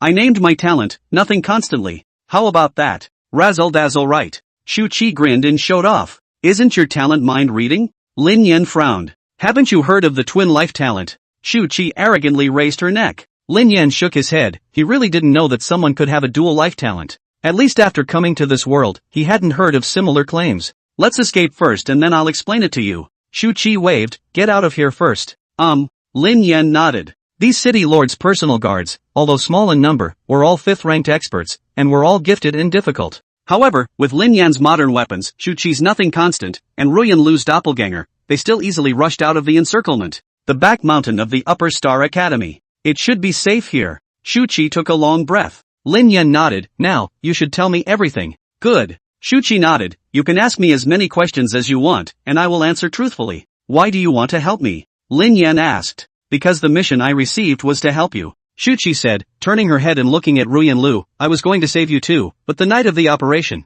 Brother Sin went to the Sandworm Gang, so we didn't make a move. And me? Ruyan Lu froze. What does it have to do with her? Brother Sin, you're so ruthless. We prepared a lot of people, but we weren't confident that we could completely overthrow the Sandworm Gang in one night. Shu Qi gave Lin Yan a thumbs up. You alone are simply comparable to 1,000 armies. Less ass kissing, get to the point, who are we? Lin Yan asked with a frown. Have you heard of the Jair organization? Shu Qi asked. No. Lin Yan shook his head. Back when the Alliance wanted to divide the survivors into the Upper Folk and the Dust Folk, the survivors were divided into two factions amongst themselves. The faction that didn't support it lost the struggle, and from then on, the entire human alliance was revolutionized with a stratification system. After the stratification, the division between the Upper Folk and the Dust Folk became wider and wider, and all kinds of sufferings continued to take place. The Upper Folk whose conscience was still intact and the Dust Folk whose hearts were filled with anger formed the Jair organization. You are from the Jarius organization? Lin Yan asked. Yes. Shu Qi nodded. However, the Alliance's ability to suppress news is really strong. Actually erased our existence completely. You actually haven't even heard of us. When? Was very small, I seem to have heard of some. Lu Ruyan remembered, but that was just an inconspicuous page in the newspaper, saying that Jarius was a traitor to humanity, wanting to completely bury humanity in Armageddon. Jarius had just been established when he was completely wiped out. Then, nothing was ever heard about Jarius again. Ha! Shu Qi shook her head. Jarius has always existed, and the more it grows, the more it flourishes. The scale of the war between us and the Alliance has been expanding. Now 1/5 of the cities in the Alliance are basically under our control. Touché. The branches of the tree ruffled. Lin Yan looked over alertly, his gun pointing at a bush. Who's there? One of our own, don't be impulsive. A vested man with a scar on his face and a competent woman with short hair stepped out from the bushes. Blade, Sister Hare. Shu Qi greeted cordially. Well done. Sister Hare gave Shu Qi a thumbs up, then looked at Lin Yan with amazement. She somewhat couldn't believe that this clean-cut little handsome man in front of her was the king who had plunged the lighthouse into a nightmare in the past few days, stirring up the council, and had been called the living king of hell by the Upper Folk. How did he manage to make the lighthouse helpless and had to raise the bounty to an insane $30 million? Don't gawk, little brother. Lin Yan is a key figure that the Upper Folk have named to be properly protected. Let's get out of the city first. Blade said in a deep voice, it can't even be called completely safe until we get out of the city. If you have any questions, little brother, ask us on the way. Also good. Lin Yan nodded. Since they were the enemies of the lighthouse, the enemy of the enemy was a friend. For the time being, he would cooperate with them and observe the specifics later. How do we get out of the city? Lin Yan asked. Take the tunnels. Blade pointed at the land under his feet. Before Lin Yan could react, the ground beneath their feet collapsed. Hey, there are things on the city walls that suppress talent. We wasted some time bypassing those things. We weren't too late, were we? In the tunnels, the long-haired man in uniform with a dozen Jair members grinned at Blade. The timing is just right, let's hurry up and get out. In a moment the residual talent power in the tunnels will trigger the city wall alarm. Blade beckoned. Why am I a key target of your protection? Is it because my ability has caught your eye? Lin Yan asked with a frown. It didn't make sense, after all, he had just bloodied the Yi mansion before Shu Qi approached him.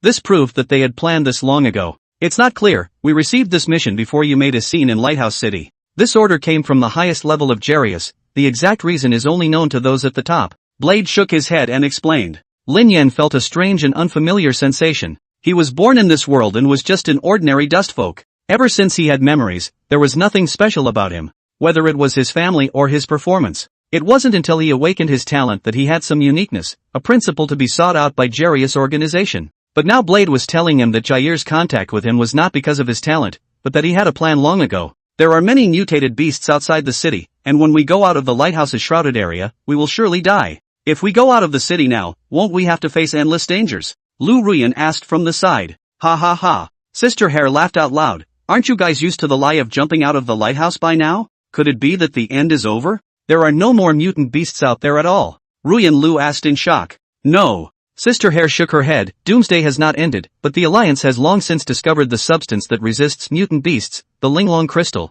The reason why the lighthouse can keep the mutant beasts from approaching is because the core of the lighthouse is made of Linglong crystals. In our base outside the city, we also have a piece of Linglong crystal, so we don't have to worry about the mutant beasts. You guys have built a base outside the lighthouse city. What are you going to do? Lin Yan asked the crucial question. Of course it's to seize Lighthouse City. Sister Hare's eyes were serious, her voice confident and firm. A glint flashed in Lin Yan's eyes. Jarius was going to make a move against Lighthouse City. This was good news. According to Jarius' description of his code of conduct, their enemies were only the Lighthouse Council and the Upper Folk. This was the same as his claim. It was just the right time to take advantage of Jarius' power to truly take revenge on the lighthouse. It was time to have an account of everything he had suffered over the years. Lin Yan, join us. Sister Hare extended her palm. Although we didn't get to know you before we set off, we already know all about your recent moves in Lighthouse City. We've been comrades in arms for a long time. Whether it's Shu Qi or that nurse at the Lighthouse Consul's hospital, they are all people we've arranged. So it's you guys. Lin Yan remembered that nurse. If it wasn't for her, it wouldn't have been so easy for him to enter Yi Shanhai's ward. I have to think about it. He couldn't trust anyone right now, and the Jarius organization was still completely unknown to him. Just hearing one side of the story didn't mean anything. This was the law of survival in the wasteland world. Well, I know you won't be able to trust us for a while, but I believe that after you've fought alongside us, you should be able to gain some understanding of our ideals. Sister Hare smiled, not caring about Lin Yan's rejection. Soon, they walked out of the tunnel. Hoo-hoo. Just as they stepped out of the tunnel, they smelled air that had a completely different flavor than inside Lighthouse City. The wind was howling and the air was filled with the smell of blood. However, the sky was cloudless, giving one a sense of relief at being freed from the cage. This used to be an abandoned mountain village before the calamity, and we converted it into a temporary base. Blade pointed to the mountain village in front of him. Lin Yan nodded. Roar! Just as the group wanted to head towards the mountain village, a mournful roar came. A pack of white wolves unexpectedly surrounded towards Lin Yan and the others. Wolves? After Lin Yan came to the wasteland, he had never been out of Lighthouse City, let alone seen a wild animal. It could be said that he knew nothing about everything outside of Lighthouse City in this world, only being able to rely on the crude education of the Lighthouse Academy to form a crude understanding of this world. No, this isn't a wolf. Lin Yan frowned. Although these animals resembled wolves, they were all over 4 meters in size, and the proportions of their 2 paws were severely deformed. The 2 canines were exposed, more like a combination of saber-toothed tiger, wolf, and anteater. It was a creature Lin Yan had never seen before. Ow roar! The leading white wolf spat out a mouthful of wind blades. Quickly dodge! It's a 6th-ranked dire wolf leading a group of 5th-ranked tigresses foraging for food. Sister Hare warned. What bad luck! Blade took out a long knife from his back and prepared for battle. Pang! Lin Yan blasted up with a shot, sending a white wolf soaring with blood. The same 5th rank, because of different talents and different fighting styles, their strengths were vastly different. These mutant beasts were obviously much harder to deal with than humans. With such a large size, a shot up basically couldn't create much damage. Boom! Lin Yan directly took out his RPG and blasted it up with one shot. Boom! The power of the shell was still enough. One shot went down and directly shattered the head of that white wolf. It fell to the ground in a disheveled state. This kind of talent ability consumes a lot of energy, right? Sister Hare repeatedly reminded. This kind of wolf-type mutant beasts usually act in groups, so be sure to conserve your energy. It's expected that a comrade will come over to meet us soon. Not in the way. Lin Yan's cannonballs fired in quick succession. Boom boom boom boom boom. The heads of one white wolf after another were blown apart. Snort! The leading dire wolf had obviously realized that Lin Yan was the toughest enemy, and spat out a mouthful of wind blades that unexpectedly carried a cold current. The grass and trees in the path were all instantly frozen. If this shot hit his body, he would directly have to be frozen into an ice sculpture and chopped off. Boom! Lin Yan hit the wind blade with an RPG shot, then added another shot to blow off the dire wolf's head. The 6th-order mutant beast already had a mind of its own, and was crafty as hell. Seeing the rocket at this point, it hastily dodged. Boom! The shell exploded, and although it dodged away some distance, it was still injured by the blast on its front legs, and blood flowed out. Lin Yan's series of maneuvers made Blade and Sister Hare, who were like an enemy, look dumbfounded. Shu Qi raised her chin. How's that? I told you, right? Lin Yan is very strong. There's no need for the two of you to come together to pick up the pieces. Blade and Sister Hare looked at each other and nodded in agreement. Lin Yan's methods were too bizarre, but they were also truly terrifying. Ow roar! The dread wolf was horrified and roared as it was about to turn its head to escape. Although blood and flesh were good, life was always more important. Mutant beasts still had the intuition of wild beasts in their nature. Wanna go? Stay you! Lin Yan sacrificed his Vulcan cannon and opened fire directly at the fleeing dire wolf. A torrent of bullets poured out towards the dire wolf.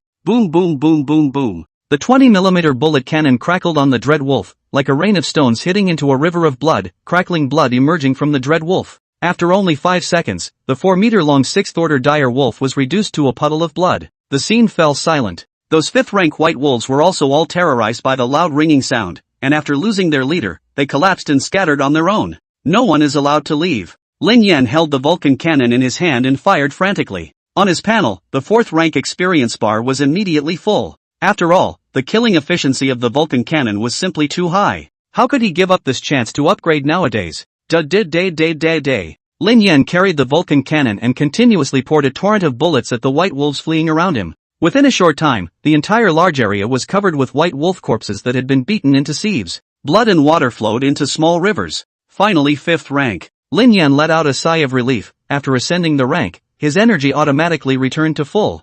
5th rank can actually start unlocking some near-future auxiliary-type technology. He checked the summoning panel. The most conspicuous thing was the gene potion. It was said to be the same gene potion as Captain Pretty Country. It's really possible to summon something from a sci-fi movie. Doesn't that mean that before long I'll be able to drive a Gundam and nuke the world? Lin Yan didn't hesitate and immediately summoned the gene potion. In front of the crowd's dumbfounded gazes, he pumped the gene potion into his body. In the original story, Captain Pretty Country was able to pull a helicopter with his bare hands, casually jumping at a height of more than 10 meters. This expressive power put in this world was at least a gifted person of the 7th rank of the strength department. It might even be more than that. After all, Lin Yan had never seen an expert above the 7th order, and it seemed that there were no experts above the 7th order in Lighthouse City at all. After all, the 4th and 7th orders were two big hurdles. After the 7th rank, the ability of a gifted person would get another qualitative leap. Barrett Anti-Material Sniper Rifle. Lin Yan looked at the weapon in the second position of the panel. This was a weapon that was known as an absolute killer among single weapons.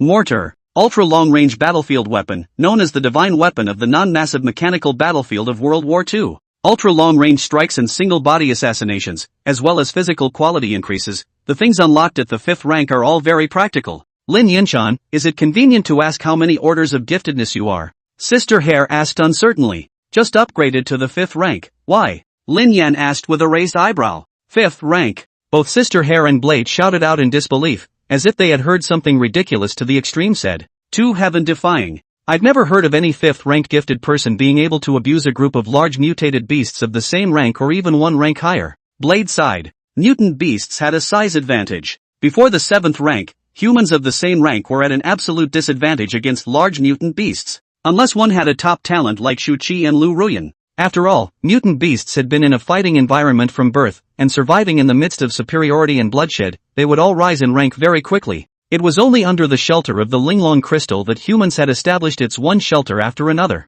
Otherwise, with such a long growth cycle of human beings, coupled with the disadvantages in the early stages, such a wasteland world, it would have long gone completely extinct. Once out of the Linglong crystal's shelter range, human beings are 9 deaths. The wasteland world is cruel. This is something that can't be felt at all at the gathering point. Blade lamented. Lin Yan nodded. It was also the first time he felt the cruelty of the wasteland world in terms of the natural survival environment. Before this, all he had experienced was the kind of extreme class division between the upper folk and the dust folk, which brought about internal human fragmentation and suffering. Are you guys alright? Good guys, Blade, you guys are good enough to clean up this dire wolf pack. The Jair members who had come to meet them arrived soon after, and they heard the ringing of the battle from afar. Early on, they were all holding their weapons, their talons fully open, their eyes bloodshot, waiting for a bloody battle. As a result, they came here only to realize that the battle had already ended. It's all because little brother Lin Yan did it. We barely participated in the battle. Blade didn't take credit and directly introduced himself. The target that the above told us to protect is actually this strong. I really don't know who's protecting who now. The team members who had come to meet them spat. Their entire squad encountered this dread wolf pack, and it wasn't certain who would live or die. Let's go back to the base. The wilderness is too dangerous. Late is late. Blade said evenly. The reason why the tunnel entrance was not set in the base. It was because if the tunnels were exposed and chased out by Lighthouse City's people, they wouldn't be able to fight their way inside the base at once. Alright, come with us. The team members who had come to meet them were sizing up Lin Yan. Their main mission in coming to the lighthouse was to capture it, and their second mission was to protect Lin Yan. They naturally held immense curiosity towards Lin Yan. Touché. Soon, the crowd arrived at the mountain village base. This place had been remodeled by the Jarius members, roughly forming a defensive city wall. Many Jarius members were patrolling on it, observing the wind in the neighborhood. Lin Yan had just walked through the gate. He saw a line of people walking towards him, the visitors wearing uniforms with a dazzling star set into the hat on their foreheads. General. Blade even stood upright and saluted. This is the chief leader of our Raider Lighthouse operation. Chang Siwei, General Chang. Shu Qi introduced from the side. Little brother Lin Yan, welcome. Chang Siwei was very enthusiastic and shook Lin Yan's hand. Hello. Lin Yan nodded to Chang Siwei. General Chang, you guys have spent so much effort to protect me out of Lighthouse City. Is it because there's something that I'm not allowed to do when raiding Lighthouse City? Chang Siwei laughed and shook his head. Little brother, don't think so much. We are just following orders and must pick you up. We will not place any restrictions on you. On the contrary, according to the orders from above, you now have A-class authority. Feel free to mention any requests you have to me. As long as they don't exceed the A-class authority, I can fulfill them. Good. Lin Yan nodded and directly said, I need me to participate when you attack Lighthouse City. And, I need to enter the Lighthouse Council first. One is that I want to personally take revenge on the Lighthouse Council. For another, I have something necessary that I must confront the Lighthouse Chief Consul. This, General Chang Siwei mused. Normal people who had escaped the Lighthouse prison were usually willing to give up their lives to go back and risk their lives again. He looked at the determined look in Lin Yan's eyes and revealed a look of appreciation. It was this flame of vengeance that allowed the Jair organization to survive and even grow. Your request is indeed within the A-class authority. Chang Siwei nodded, but in order to ensure your safety, I must also provide corresponding protection. Understood. Lin Yan nodded. How about this, you choose 100 warriors from the base to be your personal protection team members. You are the direct leader of 10 of them. There is no need to report to me for making any decisions. Chang Siwei said directly. The authority given to Lin Yan from above was extremely high, and one had to know that he was in charge of raiding a city, and the authority he got was only A+. Lin Yan was now the man whose authority was second only to his in the entire base. Giving 100 people for him to fully manage was nothing at all. Lin Yan mused, 10 people will be enough. Then I'll pick 10 of the strongest gifted people in the base and send them over to you. Chang Siwei said. No need, I'll just pick them myself. Lin Yan smiled faintly. He had roughly observed. The Jair warriors in this base had all gone through quite a few wars and were highly disciplined. However, their strength was also all between the 4th and 6th rank. There were no 7th order powerhouses. Strong people generally had their own arrogance, and it took time to cultivate them, both in terms of obedience and grinding them up. Therefore, even if he brought 10 6th rank strongmen with him, they wouldn't be able to play a decisive role. It would be better to pick 10 disciplined warriors and arm them. Turning them into sharp soldiers in his own hands, it would be easier to realize his goal of revenge. Not bad, he was building a special forces team. He now basically confirmed that with his modern weapons, he was just killing indiscriminately in the lighthouse, and basically no gifted person could block it. 10 heavily armed special forces were enough to run amok. Chang Siwei gave him a high degree of freedom. It could almost be said that he could choose anyone else except him, the general himself. We're golden partners, don't you dare try to get rid of me. Shu Qi said evenly. Well, you count as one. Lin Yan nodded. He wasn't familiar with these warriors. Shu Qi on the other hand was well liked in the base. Many warriors would take the initiative to greet her cordially when they saw her. With Shu Qi around, the cost of communicating between himself and the members of the special operations team could be lower. You, and you. For the rest of the afternoon, Lin Yan was selecting team members. By observing the training of these team members, he basically determined the members of the special operations team. Together with Ruyan Lu, there were a total of 12 people. Standing in the center of the courtyard that Chang Siwei had assigned to Lin Yan. You guys will follow Lin Yan from today onwards, he is your immediate commander, you must not disobey any of his orders, is that clear? Chang Siwei left after explaining to the special warriors. Attacking Lighthouse City was a major event. Although he had quite a few combatants in his hands, it was a learning curve to minimize losses. It needed to be meticulously laid out. As for that tunnel, it could only be used for a temporary passageway. After Lin Yan had passed through, the tunnel had been closed. Otherwise, the Lighthouse City's sensor system would soon discover the loophole. From today onwards, you guys are my soldiers. I'll start training you, and all you need to do is follow my orders. With the equipment I've given you, as long as you're willing to train seriously, I guarantee that in this attack on the lighthouse, you can make a big contribution and all of you will survive. Lin Yan looked at the special warriors in front of him, distributing the 10 sets of equipment that had been prepared long ago. AK-47 submachine guns, Beretta 92 pistols, TF-90-79 bulletproof undershirts, along with a few body grenades. He was still unable to have absolute trust in these team members. Therefore, the weapons issued were all old-fashioned equipment. He had now advanced to the 5th rank, and the weapons he was equipped with had been upgraded long ago. There was a huge generation gap between him and these team members. Even if these team members threw themselves at the enemy, they wouldn't be able to kill themselves who were equipped with lightweight all-round armor. Moreover, he was the only one in this world who could produce bullets. Even if these weapons were captured by the lighthouse, they could not pose a threat, and to be precise, were no different from scrap metal.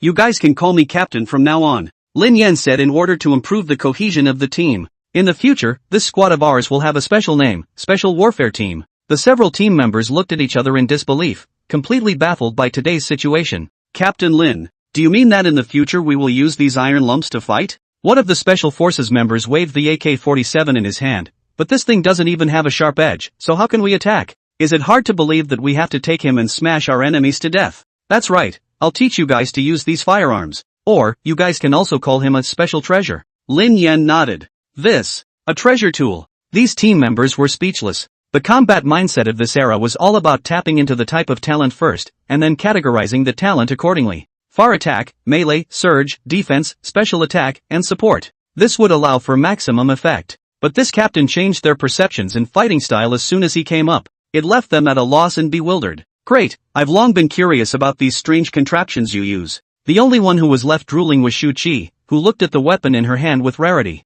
Your talent is very powerful. These weapons are only to provide you with a means of long-range attack. For melee combat, it's best for you to use the talent of nothing constantly. Lin Yan analyzed seriously. Although he wanted to ask about the specifics of Shu Qi's talent. For example, did the trigger condition have to be that wooden stick? What were the restrictions on the use of the ability? Were there any items that could not be chopped off? However, the specific information of a unique talent was the top secret information of an advanced gifted person in this era. No one would reveal it easily. He tried asking several times, but Shu Qi was incoherent and wasn't willing to reveal too much. Ruyan Lu would tell himself so easily just because he was her savior. Oh, I see. Shu Qi nodded, but her attention was on these weapons. How does this one work again? I remember this. Shu Qi pulled the grenade's pull ring apart, and then, how does it spark that explosion again? Lin Yan's quick eyes and hands snatched the grenade from Shu Qi's hand and threw it aside. Boom! The grenade exploded, blowing up a cloud of dust. The warriors on the side who originally couldn't grasp these firearms and equipment at all, and even felt that Lin Yan was a bit nonsensical, were instantly confused.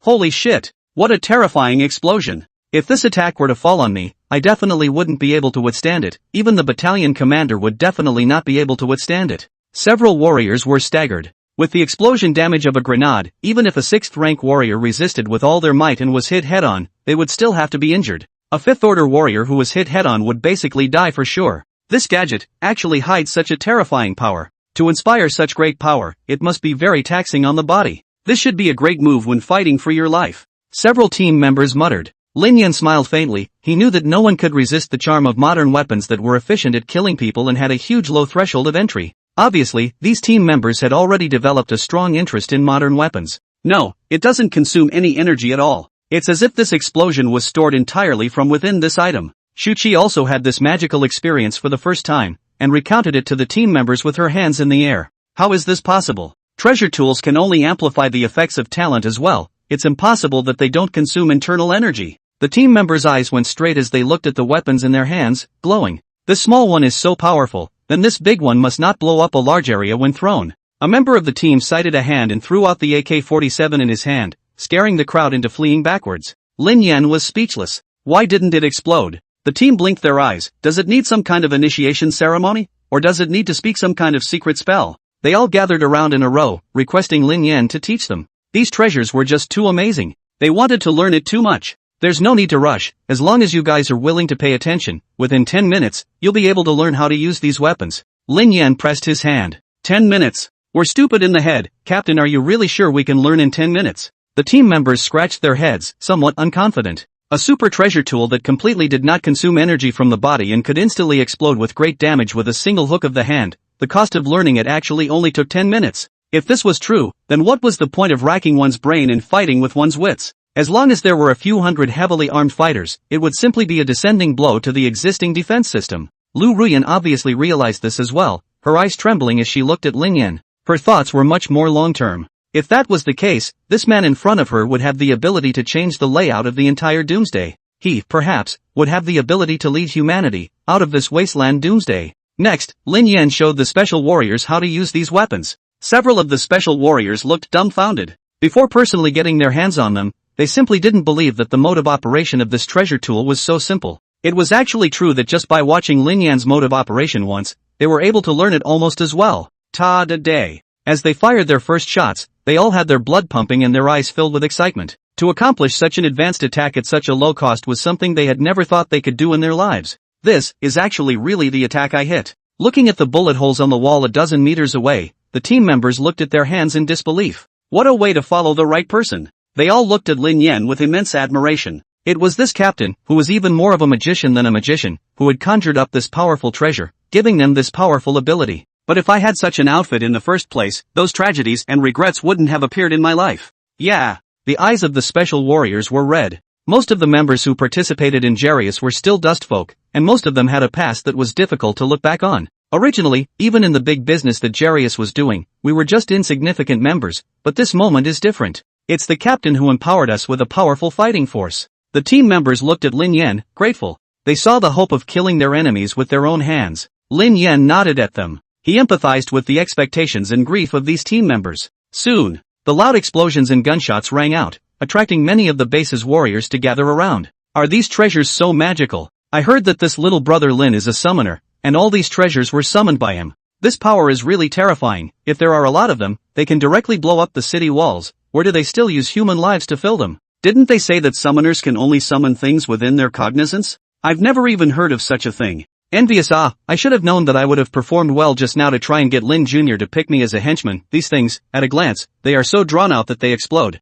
Yeah. The warriors murmured and looked enviously at the members of the Special Operations Team. Core Tactical Room. Chang Siwei was looking at the sand table in front of him, his brows furrowed. Blade walked in. This is the operational report of our operation. Chang Siwei scanned it twice after the result, and was instantly shaken in spirit, then looked at it carefully. The items he summoned are really so magical. Chang Siwei muttered. This little brother really isn't simple. I'm afraid that his combat power alone is comparable to that of a 7th-ranked combat talent. No wonder a special mission was issued from above to protect him. To possess 7th-rank combat power at such a young age, his future growth potential is immeasurable. Blade shook his head. Judging from our communication with him, he hadn't awakened before we set out. In other words, the above offered Lin Yan key protection without knowing his talent. Chang Siwei's brows knitted together. Is that so? This is really strange. Wait. You're saying that he just awakened? Chang Siwei's eyes glazed over as if he had been electrocuted. Yes. Moreover, according to him, his rank, today, is only the 5th rank. Blade nodded. Simply a monster. Chang Siwei muttered. No matter how one looked at it, Lin Yan had shown a value that was definitely worth focusing on protecting. It was just that. Could it be that the headquarters had a seer-like gifted awakened person? Able to foretell the future? Chang Siwei shook his head. This was by no means possible. The thing that Jarius members believed in the least was fate. They were iron-blooded warriors who dared to declare war on their own destiny. Moreover, since the opening of the Wasteland End times, they had never heard of anything like a Destiny-type gifted person ever existing. General Chang, something has happened. Sister Hare walked in and spoke about the matter of the Special Warfare Team being surrounded. What did you say? The items he summoned aren't for his own use only, but can be used to equip others. In just less than half an hour, all 10 of his selected Special Combat Team members possessed the combat power to use the treasures he summoned to cross the ranks and kill 5th and 6th ranked gifted. Chang Siwei shook his head incredulously. Yes, General Chang. Sister Hare said. How is this possible? Chang Siwei sat down on the stool all of a sudden, and after being lost in thought for a moment, his eyes suddenly brightened up. Strengthen the protection for him. He absolutely can't have an accident.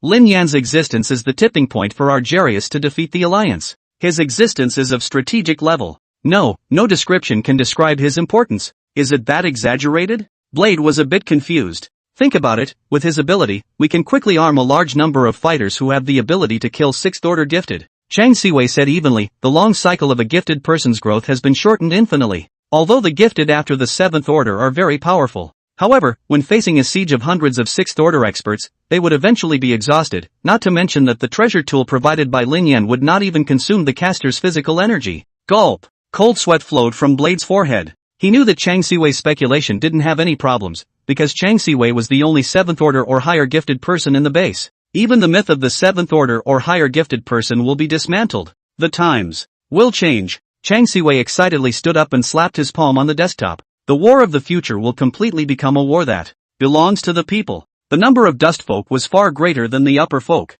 However, because gifted people needed to eat a large amount of resources to grow, they had to feed the highly gifted upper folk to cultivate by taking all of the dust folk's resources captive. It was through this reasoning that the Alliance also pushed for a tiered system of management. Now, their grandiose reasoning is not broken. Chang Siwei excitedly circled around the room. Bring me the high-grade communication crystal. I want to call the headquarters. High-order communication crystals could realize long-distance contact, but they were extremely expensive. They only carried 5 of them on this Class A mission. In other words, Chang Siwei would have to consume one of the only 5 opportunities to communicate with the headquarters. Good. Blade also understood the urgency of the matter and jogged to fetch the communication crystal. Ka-ching! Chang Siwei didn't hesitate to pinch the crystal in his hand and spoke excitedly. Headquarters, this is Chang Siwei. Is that so? We know. The communication ended. The look of excitement on Chang Siwei's face faded. The call with the headquarters made him realize the severity of the problem. He still thought things were too simple. What's wrong? General Chang?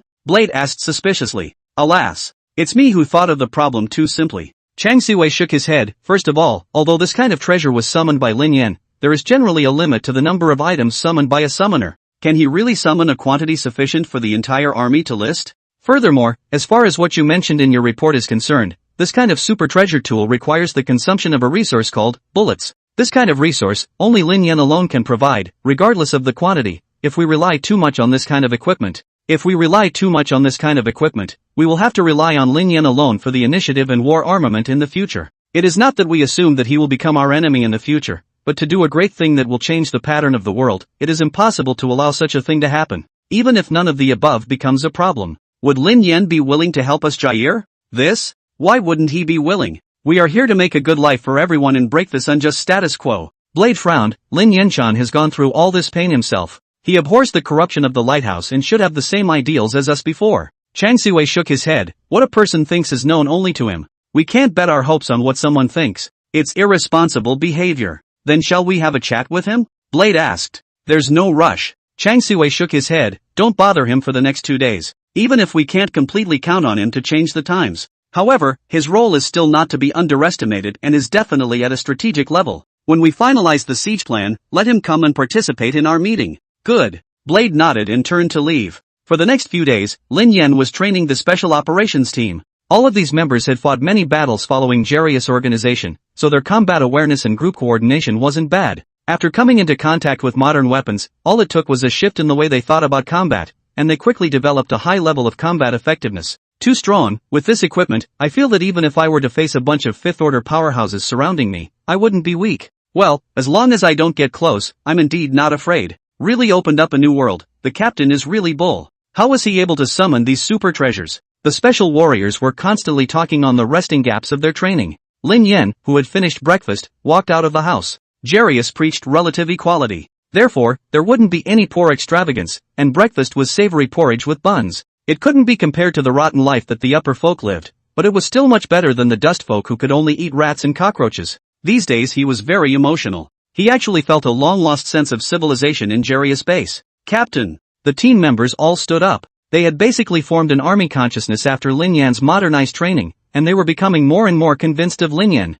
How's the training going? Lin Yan asked with a smile. It's completely possible to hit 100 shots. We were just discussing it. It's enough to have our agent squad enter Lighthouse City. If the ammunition is enough, we can definitely kill everyone. Arrow waved his fist, his face full of energy. He was a former dustman of other surviving cities, and he didn't know how much suffering he had suffered from the upper folks. For raiding the upper folk cities and avenging his family, he was one of the most determined. Lin Yan nodded, but don't be too careless. There are also many special gifted people among the gifted, and they are all tough to deal with. It may not necessarily be impossible to inflict great kills on warriors holding guns and cannons. He had read a lot of information in books in Jarius base in the past 2 days. Because of his high permissions, he was able to see a great deal of information. He knew more about this world than the previous 10 years combined. For example, the legendary gifted people above the 7th rank. They were not at all the same level of existence as those below the 7th rank, and all those below the 7th rank were mole crickets. The reason why the Center Alliance had to implement the division of control between the upper folk and the dust folk was in order to dump 99% of its resources on the group of gifted people. It was only in order to be able to cultivate more strong people above the 7th rank. As long as one 7th order or above strongmen could be piled up, one would be able to gain the authority to turn the tide in a war. But unfortunately, this strategy gradually went awry after it was implemented. In the beginning, a batch of top-tier powerhouses above the 7th order did come out. But later on, as the classes solidified, the arrogance of power, the drawbacks of divided control were gradually revealed. Even if talented people were born amongst the dust folk, it was difficult for them to smoothly become upper folk. For example, Lu Ruyan was born into a dust folk family. But her talent was at least at the SS level, and such a talented girl was forced to go to the Sandworm Gang as a filly. The upper folk, on the other hand, through the rights they had accumulated, even if their children were to be demoted to dust folk, they could still keep their children's upper folk status through bribery and various means. This led to the collapse of the original purpose of subcontrol long ago. Nothing can resist human nature. To implement a purpose, one must take human nature fully into account and objectively analyze the practice. Instead of wishfully believing in these seemingly wonderful fantasy propaganda, Lin Yan's gaze was deep. It was time for the rotten lighthouse to collapse, and for the entire Center Alliance to shatter. Mr. Lin, General Chang asked me to invite you to the general attack meeting. Blade walked in and said respectfully. He had also completely witnessed the rapid growth of the Special Warfare Squad's combat power in the past few days, and was in awe of Lin Yan. Aha! Lin Yan nodded. Let's go. He had been born in the lighthouse, and he had made a big mess in both the upper and lower civil districts, and knew the city the best in the base. It was very reasonable for the other party to invite him to the dueling meeting. Soon, he and Lang Feng walked into the battle conference room. Chang Siwei smoked his pipe, his brows knitted together. A few of the first captains were also silent, obviously having encountered a difficult situation. Encountered any difficulties? Lin Yan cut straight to the chase. Chang Siwei nodded. A very bad news. Perhaps it's because you've made too much of a fuss, or perhaps it's because the alliance side has gotten wind of Jarius' actions. In any case, there is a big shot coming from within the current lighthouse city. Its strength, it should be above the 7th rank, which will cause a huge obstacle to our plan. 7th order gifted people were often war sharpers. They could even change the direction of a battle. Therefore, the difference in difficulty between a battle with a 7th order combat aptitude person and without one was enormous. So that's how it is. Lin Yan nodded. Through his understanding over the past few days, he probably knew the destructive and intimidating power possessed by a 7th ranked gifted person. His eyes burned as he confidently said, "If I can take out this 7th order gifted person, will you be able to attack Lighthouse City?" What? Chang Siwei's eyes widened. You can take out a 7th order combat type gifted person. Although based on the combat information, he believed that Lin Yan's battle power was high enough, but it wasn't high enough to rival a 7th ranked expert. I can try. Lin Yan nodded. If the Jarius organization didn't breach the lighthouse, it was unrealistic for him to try to infiltrate the lighthouse council by himself. It was different from the consul's hospital and Tyson's tavern. Inside the lighthouse were many counselors and chief consuls, and even more so, the most important lingering corps was included. Therefore, the lighthouse's policing system, and other places, was not at all in the same dimension. The arrangement over the years had made the inside of the lighthouse an iron cage that was difficult to invade, and there was even more Linglong sensing. As long as someone who hadn't been authorized entered a certain sphere, the alarm would be raised. That kind of sensing was something that would be detected regardless of whether you were stealthy or disguised. Therefore, if you wanted to ask the identity of those 3 people in the consul's mouth, you had to use Jarius power. What conditions do you need to kill him? Is it to enter within the lighthouse city, or is it on the battlefield of the engagement? What kind of help do you need from us? Chang Siwei continuously inquired. Whether or not he could kill this 7th ranked gifted person was a crucial core point for this siege. Both are fine, just need to allow me to get within 500 meters of him, and the environment he's in should preferably be empty. Lin Yan said. 500 meters, just as long as the surrounding space is empty. Chang Siwei's eyes widened in disbelief. The request Lin Yan had made was also too simple. This is very easy to do. It only requires us to launch a feint attack to lure here that 7th order gifted person to appear. The city walls are very satisfying with the open space. Chang Siwei said. Good. Lin Yan nodded. If it's possible, let's just set off now. Inform down, set off immediately. Chang Siwei was in an excited mood and ordered to Blade. Yes. Blade stood upright and turned around to go down and start making arrangements. Soon, the battle began to be fought. A leisurely siren sounded in Lighthouse City. Clang clang clang. The sound of the alarm echoed throughout, between the Lighthouse Council. Jarius is fighting. A Lighthouse City guard came to report in haste. Chung Yuanfeng raised his head, a hint of joy flashing in his eyes. He had just taken a huge punishment and used so much force, and as a result, Councillor Qi Liren was seriously injured and Councillor Zhang Tuzin died. Thousands of Shangmin were slaughtered. This was a great event that shook the entire Center Alliance. Having made such a big mistake, he should have been directly dismissed from his official position as a counselor, and would probably be directly relegated to Dustfolk. Worrying about how to reverse his situation, now Jarius chose to attack. As long as he blocked the wave of attack, he would be considered to have gotten credit for his mistake. At the very least, now that it was a special state of war, it was unlikely that he would be dismissed by the prowl. Jarius, this organization is simply too rampant. Chung Yuanfeng was the first to roar in anger as he slammed the table. Ahem, pay attention, the Central Alliance has already wiped out the Jair organization. Even if there is still a Jair organization in existence now, it's still using the name of the Jair organization to commit crimes. The vice-consul tapped the table and frowned as he chided. Yes. Chung Yuanfeng grinned. Although everyone understood what was going on in their hearts, they couldn't say that on their lips. Then I will immediately lead the city guards to fend off the attack of these disruptive officials. Chung Yuanfeng turned around and was about to leave. Stop! The vice-consul shouted angrily. The war is like a fire. Lord Consul, it can't be that you're still going to continue your chastisement session against me in such an urgent situation right now. Chung Yuanfeng frowned and said, be at ease. The consul who had been silent all this time finally spoke. Chung Yuanfeng, your status as a counselor has been removed. The position of the city guard leader has also been removed. What? Chung Yuanfeng's eyes widened in anger. Lord Consul, not replacing a general in the middle of a battle, a decision like yours is a big no-no. The consul smiled faintly. I have my own plans. Oh, easy for you to say, take me out. Who else is qualified to take my place? Chung Yuanfeng got anxious and tore his face off. This power of the city guard leader, he must not let go, or else he would be a lamb to the slaughter, and would only be at the mercy of others' judgment.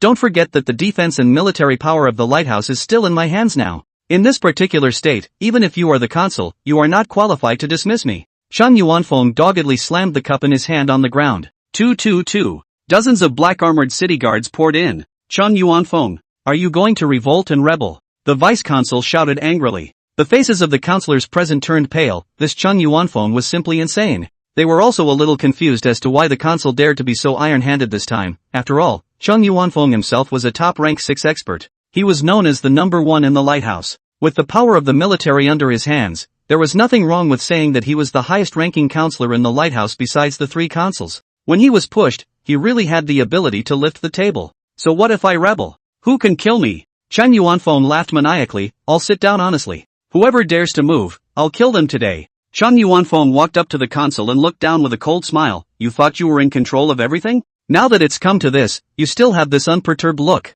I've been displeased with you for a long time. Give me the lighthouse control treasure. He extended his hand. But in the next instant, his arm, as a whole, broke off from his arm. Poo-poo. Blood spurted out, staining the entire counselor's table red. What? Chen Yuanfeng felt an indescribably terrifying sensation. Whoosh whoosh whoosh. A terrifying sound of breaking wind came. Not good. Chen Yuanfeng only had time to see black shadows flashing. When he came back to his senses, the dozens of city guards' heartthrobs he had set up had all been separated from their heads.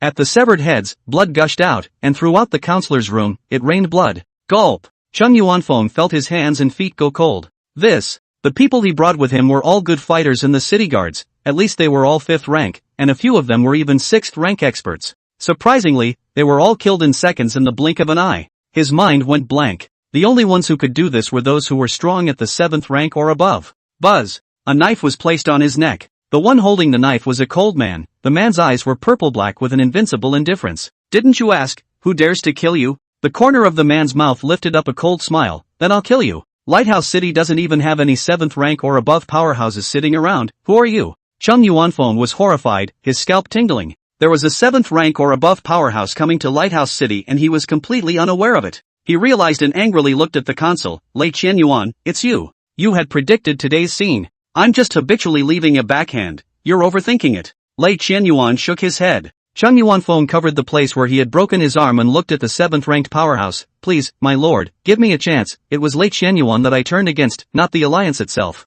Give me a chance to honor my sins and I will prove my loyalty to the alliance. Yuan Renzong put away his blade. That's fine, but you are stripped of your position as the captain of the Lighthouse City Guards with immediate effect, and are just an ordinary city guard soldier. I, on the other hand, will temporarily take over all defense duties such as the Lighthouse Military Police. Remember, if I want to kill you, I can do it at will. Yes. Chen Yuanfeng nodded and could only bow his head silently. Fist was reason. Any of the 7th-ranked powerhouses from above that were taken out would have a much higher status than him, a captain of the city guards of a tiny city-state. Very good. Yuan Runzong nodded in satisfaction. Phew. Just as all the counselors were breathing a sigh of relief, Yuan Renzong swept over indifferently. Listen, eliminating the Jarius organization is the topmost task of the alliance no matter when it is. You counselors have usually eaten so much of the lighthouse's resources. Now it's time to do your duty for the alliance. All of you report to the city walls. Us. The counselors were dumbfounded. Was this new superior officer crazy? They were counselors, how could they all go up to the city walls to fight?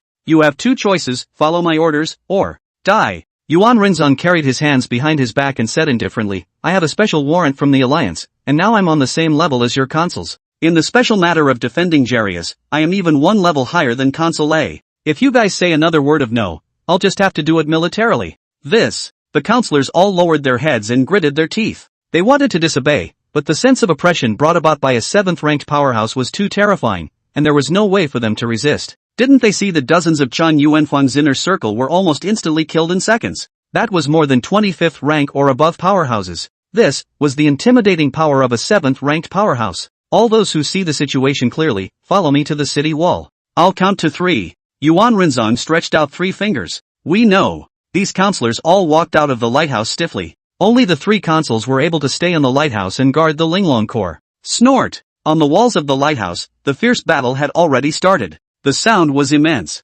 Thousands of Jarius members organized siege forces, and the killing power of all kinds of large siege equipment was not low. Poof! Yuan Renzong rushed to the city wall with a group of members and looked at a burning flaming throwing stone. Coldness flashed in his eyes. He sheathed his long sword, and instantly, a one-person high blade energy rushed up into the sky, splitting the flaming stone in half. So strong. The counselors watched in shock. They had been ruling in Lighthouse City for a long time, and rushing in today's apocalyptic environment was an extremely dangerous behavior. Many of them had never seen a 7th-ranked powerhouse in their lives, and only felt that it was overblown to tout the power of 7th-ranked powerhouses. Today was their first experience of truly seeing the might of a 7th-ranked powerhouse. The defense line is going to collapse. Their attacks are too fierce. The city guards had a low will to fight. After all, there hadn't been any major crises in Lighthouse City for so many years. They were all lesser soldiers who had gone through connections to enter the barracks, or had they faced life and death battles. From the fact that they couldn't catch Lin Yan for so many days, they could already see that the city guards were a bunch of rabble.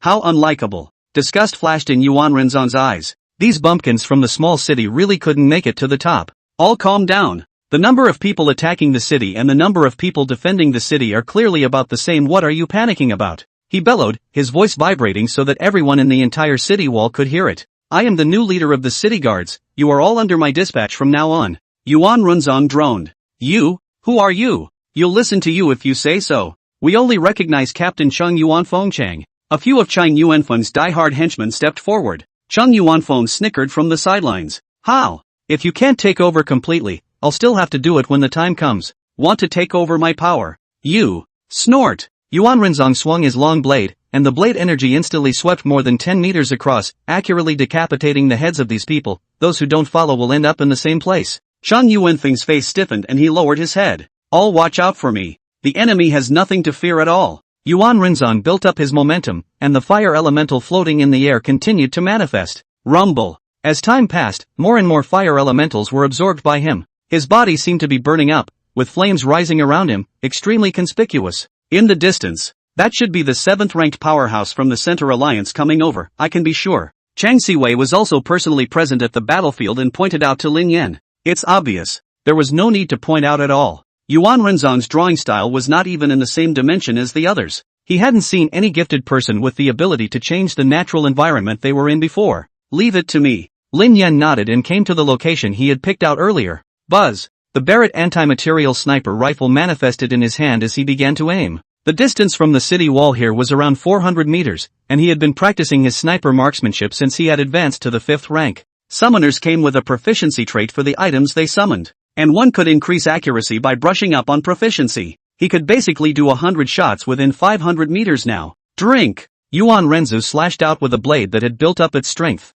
Boom! More than 10 meters of huge flame blade chi was chopped out by him. The terrifying heat wave scalded many people who had trouble breathing. Snort! The saber chi swept across the path, and the Jair warriors in the path had no time to dodge. The speed of the blade chi was too fast. Ah! In the blink of an eye, dozens of people perished under this blade. Poof! Yuan Renzong let out a loud laugh. See, with this seat here, the enemies are nothing but ants. My lord is mighty. The city guards roared as they all got excited. The morale was greatly boosted. The battle prowess Yuan Renzong had displayed was just too superb, making them all feel as incredible as the gods. It's now! Lin Yan's eyes were cold and sharp as he pulled the trigger in his hand. He wasn't sure if Barrett could kill a 7th-order powerhouse, but as long as it was still flesh and blood, he really couldn't imagine what he could rely on to block it. However, if he had directly inspired it just now, that one terrifying blade chi would definitely be able to split Barrett's bullets. But now was the time when his strength was exhausted and his ambition was high. This moment was the best moment to claim his life. Pang! Flames erupted from Barrett's muzzle, and sniper bullets carrying huge kinetic energy swept across the battlefield at great speed.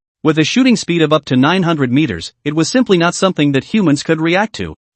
However, the unique intuition of being a 7th-order warrior allowed Yuan Renzong to feel the crisis of death in advance. His scalp went numb. What is it? In a small place like the lighthouse, someone could actually make him feel the crisis of death. His eyes instantly swept across, but he couldn't see any strange people or weapons. I see it. His eyes sharpened and his extreme pupil power actually captured the blurry trajectory of a Barrett bullet. How can it be so fast? He had just reacted by raising his sword when the trajectory passed through his brow. Pang! Yuan Renzong's head, in full view of the crowd and amidst the cheers, exploded with a bang. 900 meters per second, too fast, so fast that it transcended life and death. This. On the city wall, Cheng Yuanfeng, who was closest to Yuan Renzong, was splattered with brain matter, and he was dumbfounded and staggered in place, not knowing what to do. The counselors were also completely unable to react to what was going on. This was a 7th order powerhouse. A super powerful existence that could change the direction of a battle. A superpower who had instantly killed all the top brass of the city guards by himself, and had pressed the entire Lighthouse Council into speechlessness.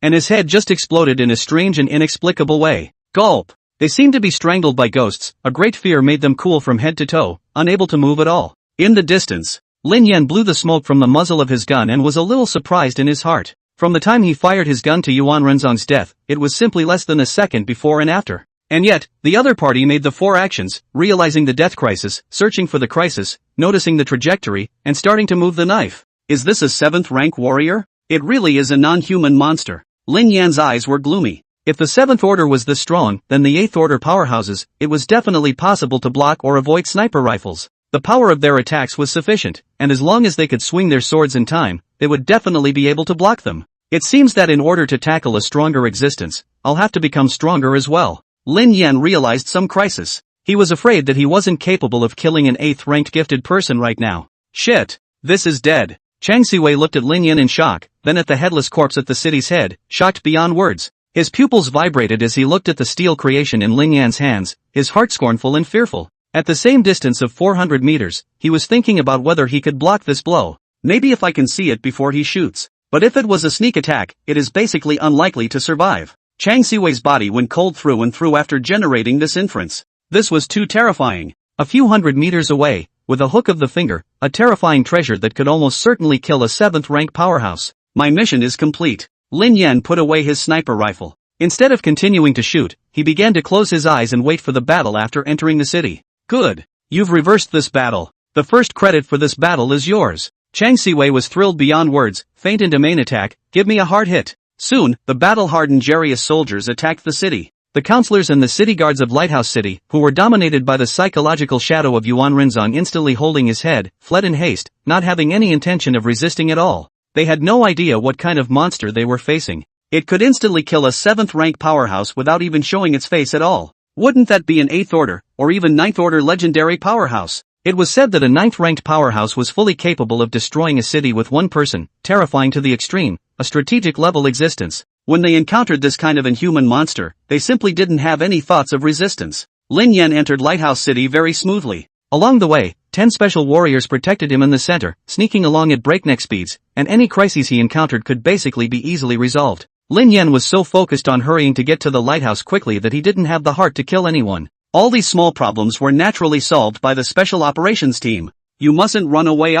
His eyes were cold and sharp. The information of the other 3 murderers who killed his sister, only Lei Qianyuan could possibly know. If he broke this line, he was afraid that he would never have a chance to know the identity of those 3 people in his life. Lighthouse. After reading about the core of the lighthouse in textbooks for so many years, Lin Yan was standing in front of it for the first time. It was a tall tower, but the whole body was lit up with orange veins, and it was bright to the extreme even at night. That was the light of the internal Linglong core. Lighthouse, your heart has rotted, and today is the day of your collapse. Lin Yan's gaze was cold and stern as he led the special warriors into Lighthouse City. Go in. Lin Yan killed the 2 city guards guarding the gate with 2 shots, kicked open the gate of the lighthouse, and rushed in with the special operations team. Day. Along the way, killing people on sight. The normally high and mighty counselors didn't know how much blood had been stained along the way. Snort! As they arrived at the middle level of the lighthouse, the lingering core was suddenly activated, and terrifying lasers shot in. Buzz! Several lasers swept continuously, sealing the path forward.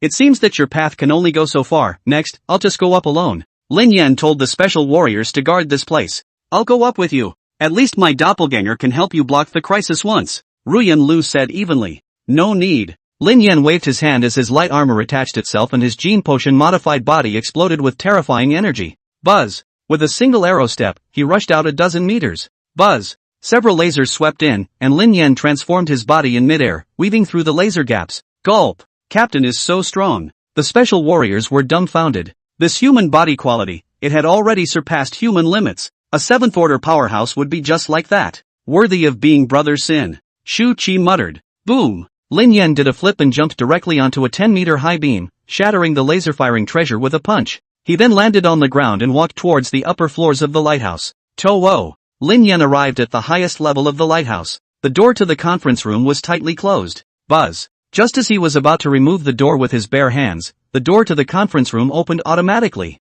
Lei Qianyuan was seated in front of the counselor's table, with Lighthouse City in the dusk behind him. The two vice-consuls fought to the death and rushed up. Ka-ching! Lin Yan directly deepened his two hands and crushed the two throats in a single glance. Touché! He came to the other end of the conference table and forced himself to look at Lei Qianyuan at the end. You're not fleeing? Why should I flee? Lei Qianyuan smiled faintly. Dusk and sunset, the lighthouse will tumble, where can I escape to? He. Lin Yan nodded. Since you have this realization, then tell me, what exactly are the identities of the other three people who abused my sister? Lei Qianyuan's eyes sank slightly as he let out a cold smile. Since you want to seek death, I will satisfy you. To this day, I never thought that the lighthouse would be destroyed on the body of a dustfolk woman. You have destroyed my heart and soul for so many years, so I will tell you everything before I die and let you seek death. I believe that soon we will be companions in hell together. Lei Qianyuan revealed a cold and stern smile. Lin Yan looked at him indifferently. It's only unscrupulous sinners like you who will go to hell, although my hands are full of blood. I've never killed a person who shouldn't be killed. Ha ha ha ha ha. Lei Qianyuan shook his head. You are so childish, there will always be childish people like you shouting about justice, fairness, it's so hard to hear. Do you realize that this is the end of days? If we don't implement such a strategy, then no one will survive at all. We're doing this for the sake of the human race. For the sake of a truly noble ideal. What can you stinking insects and rats understand? Lin Yan grinned. You're not doing it for the continuation of humanity, you're just doing it for your own continuation. Lei Qianyuan's eyes instantly turned cold. Ridiculous remarks. I've been vomiting my heart and soul for so many years, laboring for Lighthouse City. I've lost an unknown number of hairs as a 6th rank expert. How can you, a mere worm, understand my ideals and dedication? Pure fart. Lin Yan gripped Lei Qianyuan off the stool and pointed in the direction of the lower city. The concept of humanity has never existed. Humanity is made up of every single person. When you don't consider most of them as human beings and talk about the continuation of the human race, don't you think it's ridiculous? Don't you think it's ridiculous? Go downtown and ask the dustmen how many of them would want to live if they didn't have children and parents. You're just standing over them, drinking their blood and eating their flesh. What have you done? What have you worked for? The warm bathtubs and fireplaces, the milksteaks, the labor of the sandworm gangs that abuse the dustmen. You enjoy almost all the benefits of this world, lose a few hairs, and here you are screaming and yelling. Is this your labor? Is this your justice? Shameless. Lei Qianyuan gritted his teeth and forced himself to look at Lin Yan. Fine, since it's come to this. I'll be honest then. You guys are bedbugs, rats, and not human beings in my eyes. You guys are the bottom of the barrel firewood in my eyes. Firewood is meant to be burned to provide warmth for mankind in times of doom. What's wrong with that? When the mutant beasts attack, do we have to rely on you rats and bugs to take over? It's us, the people. You're the ants who survived by relying on our shelter. How dare you hold a grudge instead of being thankful? I think you're the ones who have no shame. First of all, there have been no beast tides for at least the past 20 years. Lin Yan looked at Lei Qianyuan indifferently. Moreover, what are you using to classify who is a rat and who is a human? Talent. Then why is Zheng Tuzhen's F-ranked gifted son a Shangmin? Why was Lu Ruyan, a girl with SS grade talent, taken captive to the Sandworm Gang? You. Lei Qianyuan didn't know what to say and said roguishly, yes, development always brings some bad effects. But that doesn't mean this parallel system is wrong. It is just wrong. Lin Yan indifferently said, you're just crowning yourself with reasons to convince yourself to enjoy the inexhaustible resources that you're enjoying in this apocalypse. Convincing yourself that everything you get is so reasonable. Convincing yourself of how smart and noble you are. Inside you know better than anyone how despicable and ugly what you are doing is. It's just that you can't see it in the dead, how easy it is to enjoy the good old days in peace just by deceiving yourself. Lei Qianyuan gritted his teeth. You want me to change my beliefs before you die? Give up. It's impossible. Lin Yan sneered. I don't want to make this kind of indifferent effort. I just want to scold you before you die. It's just a matter of venting the anger I've felt for so many years. It doesn't matter what you think. It's only important that I get high. Lei Qianyuan's stance was different from Dustman's, even opposite. Different stances were different species. If their positions were opposite, they were natural enemies. But there was always a strange phenomenon in human society. That is, the ruler preys on his natural enemy with all the ruthlessness he can muster, while the prey always fantasizes that the predator is his own kind. So never expect to reason with your natural enemy. Because his mission in this life, since he was born, is to eat your flesh and drink your blood. Even if you talk a lot, you can't change the thinking dictated by the essential attributes of life. The only option for the prey to break free from their shackles is to completely thwart their natural enemies and make them disappear into the dust. Lei Qianyuan was a bit surprised. You are indeed unique. As far as I remember, those stupid bedbugs would try to reason with me. Would try to convince me. They would be naively delusional enough to think that with a single mouth, they could make me give up all this that I enjoy. He. Among these stupid bugs, you are one of those rare smart ones. Since you are smart, then make a deal with me. How about I tell you the identities of those 3 people and you let me go? Lei Qianyuan said indifferently. Lin Yan smiled faintly, that's fine. Lei Qianyuan sneered, if you don't agree, I'll believe you. Suddenly, his face violently turned iron blue and black blood flowed out from the corner of his mouth. You! Lin Yan's eyes flinched. This guy had actually taken poison. Just now, he was just pulling with himself, but he was just stalling for time, wanting to die painlessly. Battlefield serum. Lin Yan summoned all the antidote potions he could and zapped Lei Qianyuan with them. There's no need to get busy, what I took was the 7th rank black-scaled serpent snake venom. After taking the poison, there's simply no potion in this world that can save. A triumphant smile appeared on Lei Qianyuan's face. But soon, he couldn't smile anymore. Because, he wasn't dead. Lin Yan looked down at him, you can't win against me. Just because this world didn't have it, it didn't mean that all worlds didn't have it. Much less does it mean that Blue Star doesn't have it. It's just snake venom in the district. Lei Qianyuan stared angrily at Lin Yan for a long time before he slowly relaxed. He knew that he had been completely defeated. He knew Lin Yan's methods, so in order not to suffer inhuman torture, he honestly explained. In my desk, I have the information of those 3 people sealed. 43. Very well. Lin Yan nodded, smart choice. He shattered the lock of the desktop with a shot and waved his hand to take out the list. Fang Yuan, Qiu Bailu, Lin Qianfan. Lin Yan's gaze was dead set on these 3 names, his eyes covered in blood. They were the culprits of his sister's death. A big shot from the capital city? Lin Yan grinned, in his eyes was a crazy killing intent. You're really a crazy person, you're still combative even at this moment. The reptiles at the bottom will never know how high the sky is. You will also never understand how high they are. Lei Qianyuan laughed miserably, from the time you saw these 3 names, your fate has been sealed. That is death. Lin Yan grinned, you want to provoke me and then use provocation to keep yourself alive, right? You know, I didn't kill Yu Shanhai at the consul's hospital in the first place because I wanted him to watch with his own eyes the destruction of the lighthouse that he felt was impossible to collapse. You're betting that I'll make the same choice for you, aren't you? Lei Qianyuan was shaking like a sieve, his thoughts completely seen through. What kind of terrifying demon was he facing? His familiarity with human nature was simply exquisite. I have to say, you guessed right. He let out a long sigh, but I'm not lying. If we, the remnants of the doomed humans, are like a hive of hierarchical, well-structured bees. You, the dust folk, are the lowest class of worker bees, and we, the upper folk, are the soldier peaks. And those aristocrats who form the core of the human alliance are the queen bees. We exist only to maintain their safety and provide them with energy. They are the fundamental reason why humanity still exists in this apocalypse. There may be the occasional crazed worker bee that bites a soldier bee to death, but how have you ever heard of a worker bee at the bottom of the hierarchy that could kill a queen bee? Then your knowledge of wildlife is really lacking. Lin Yan grinned, his eyes incomparably cold. The worker bees obey the queen bee because the queen bee's brilliance can bring a bright future to the hive. And once the worker bees notice that the queen bee is no longer capable of guiding the hive, is lethargic, senile, severely incapable, and genetically corrupted, they will not hesitate to kill the queen bee. This, then, is the law of nature. This will also be the destiny of the human alliance and the lighthouse. Lin Yan looked at Lei Qianyuan coldly. It seemed that not only the dust folk, but even the upper folk, who looked polished on the surface, were all just high-class slaves who had been brainwashed by the core nobles.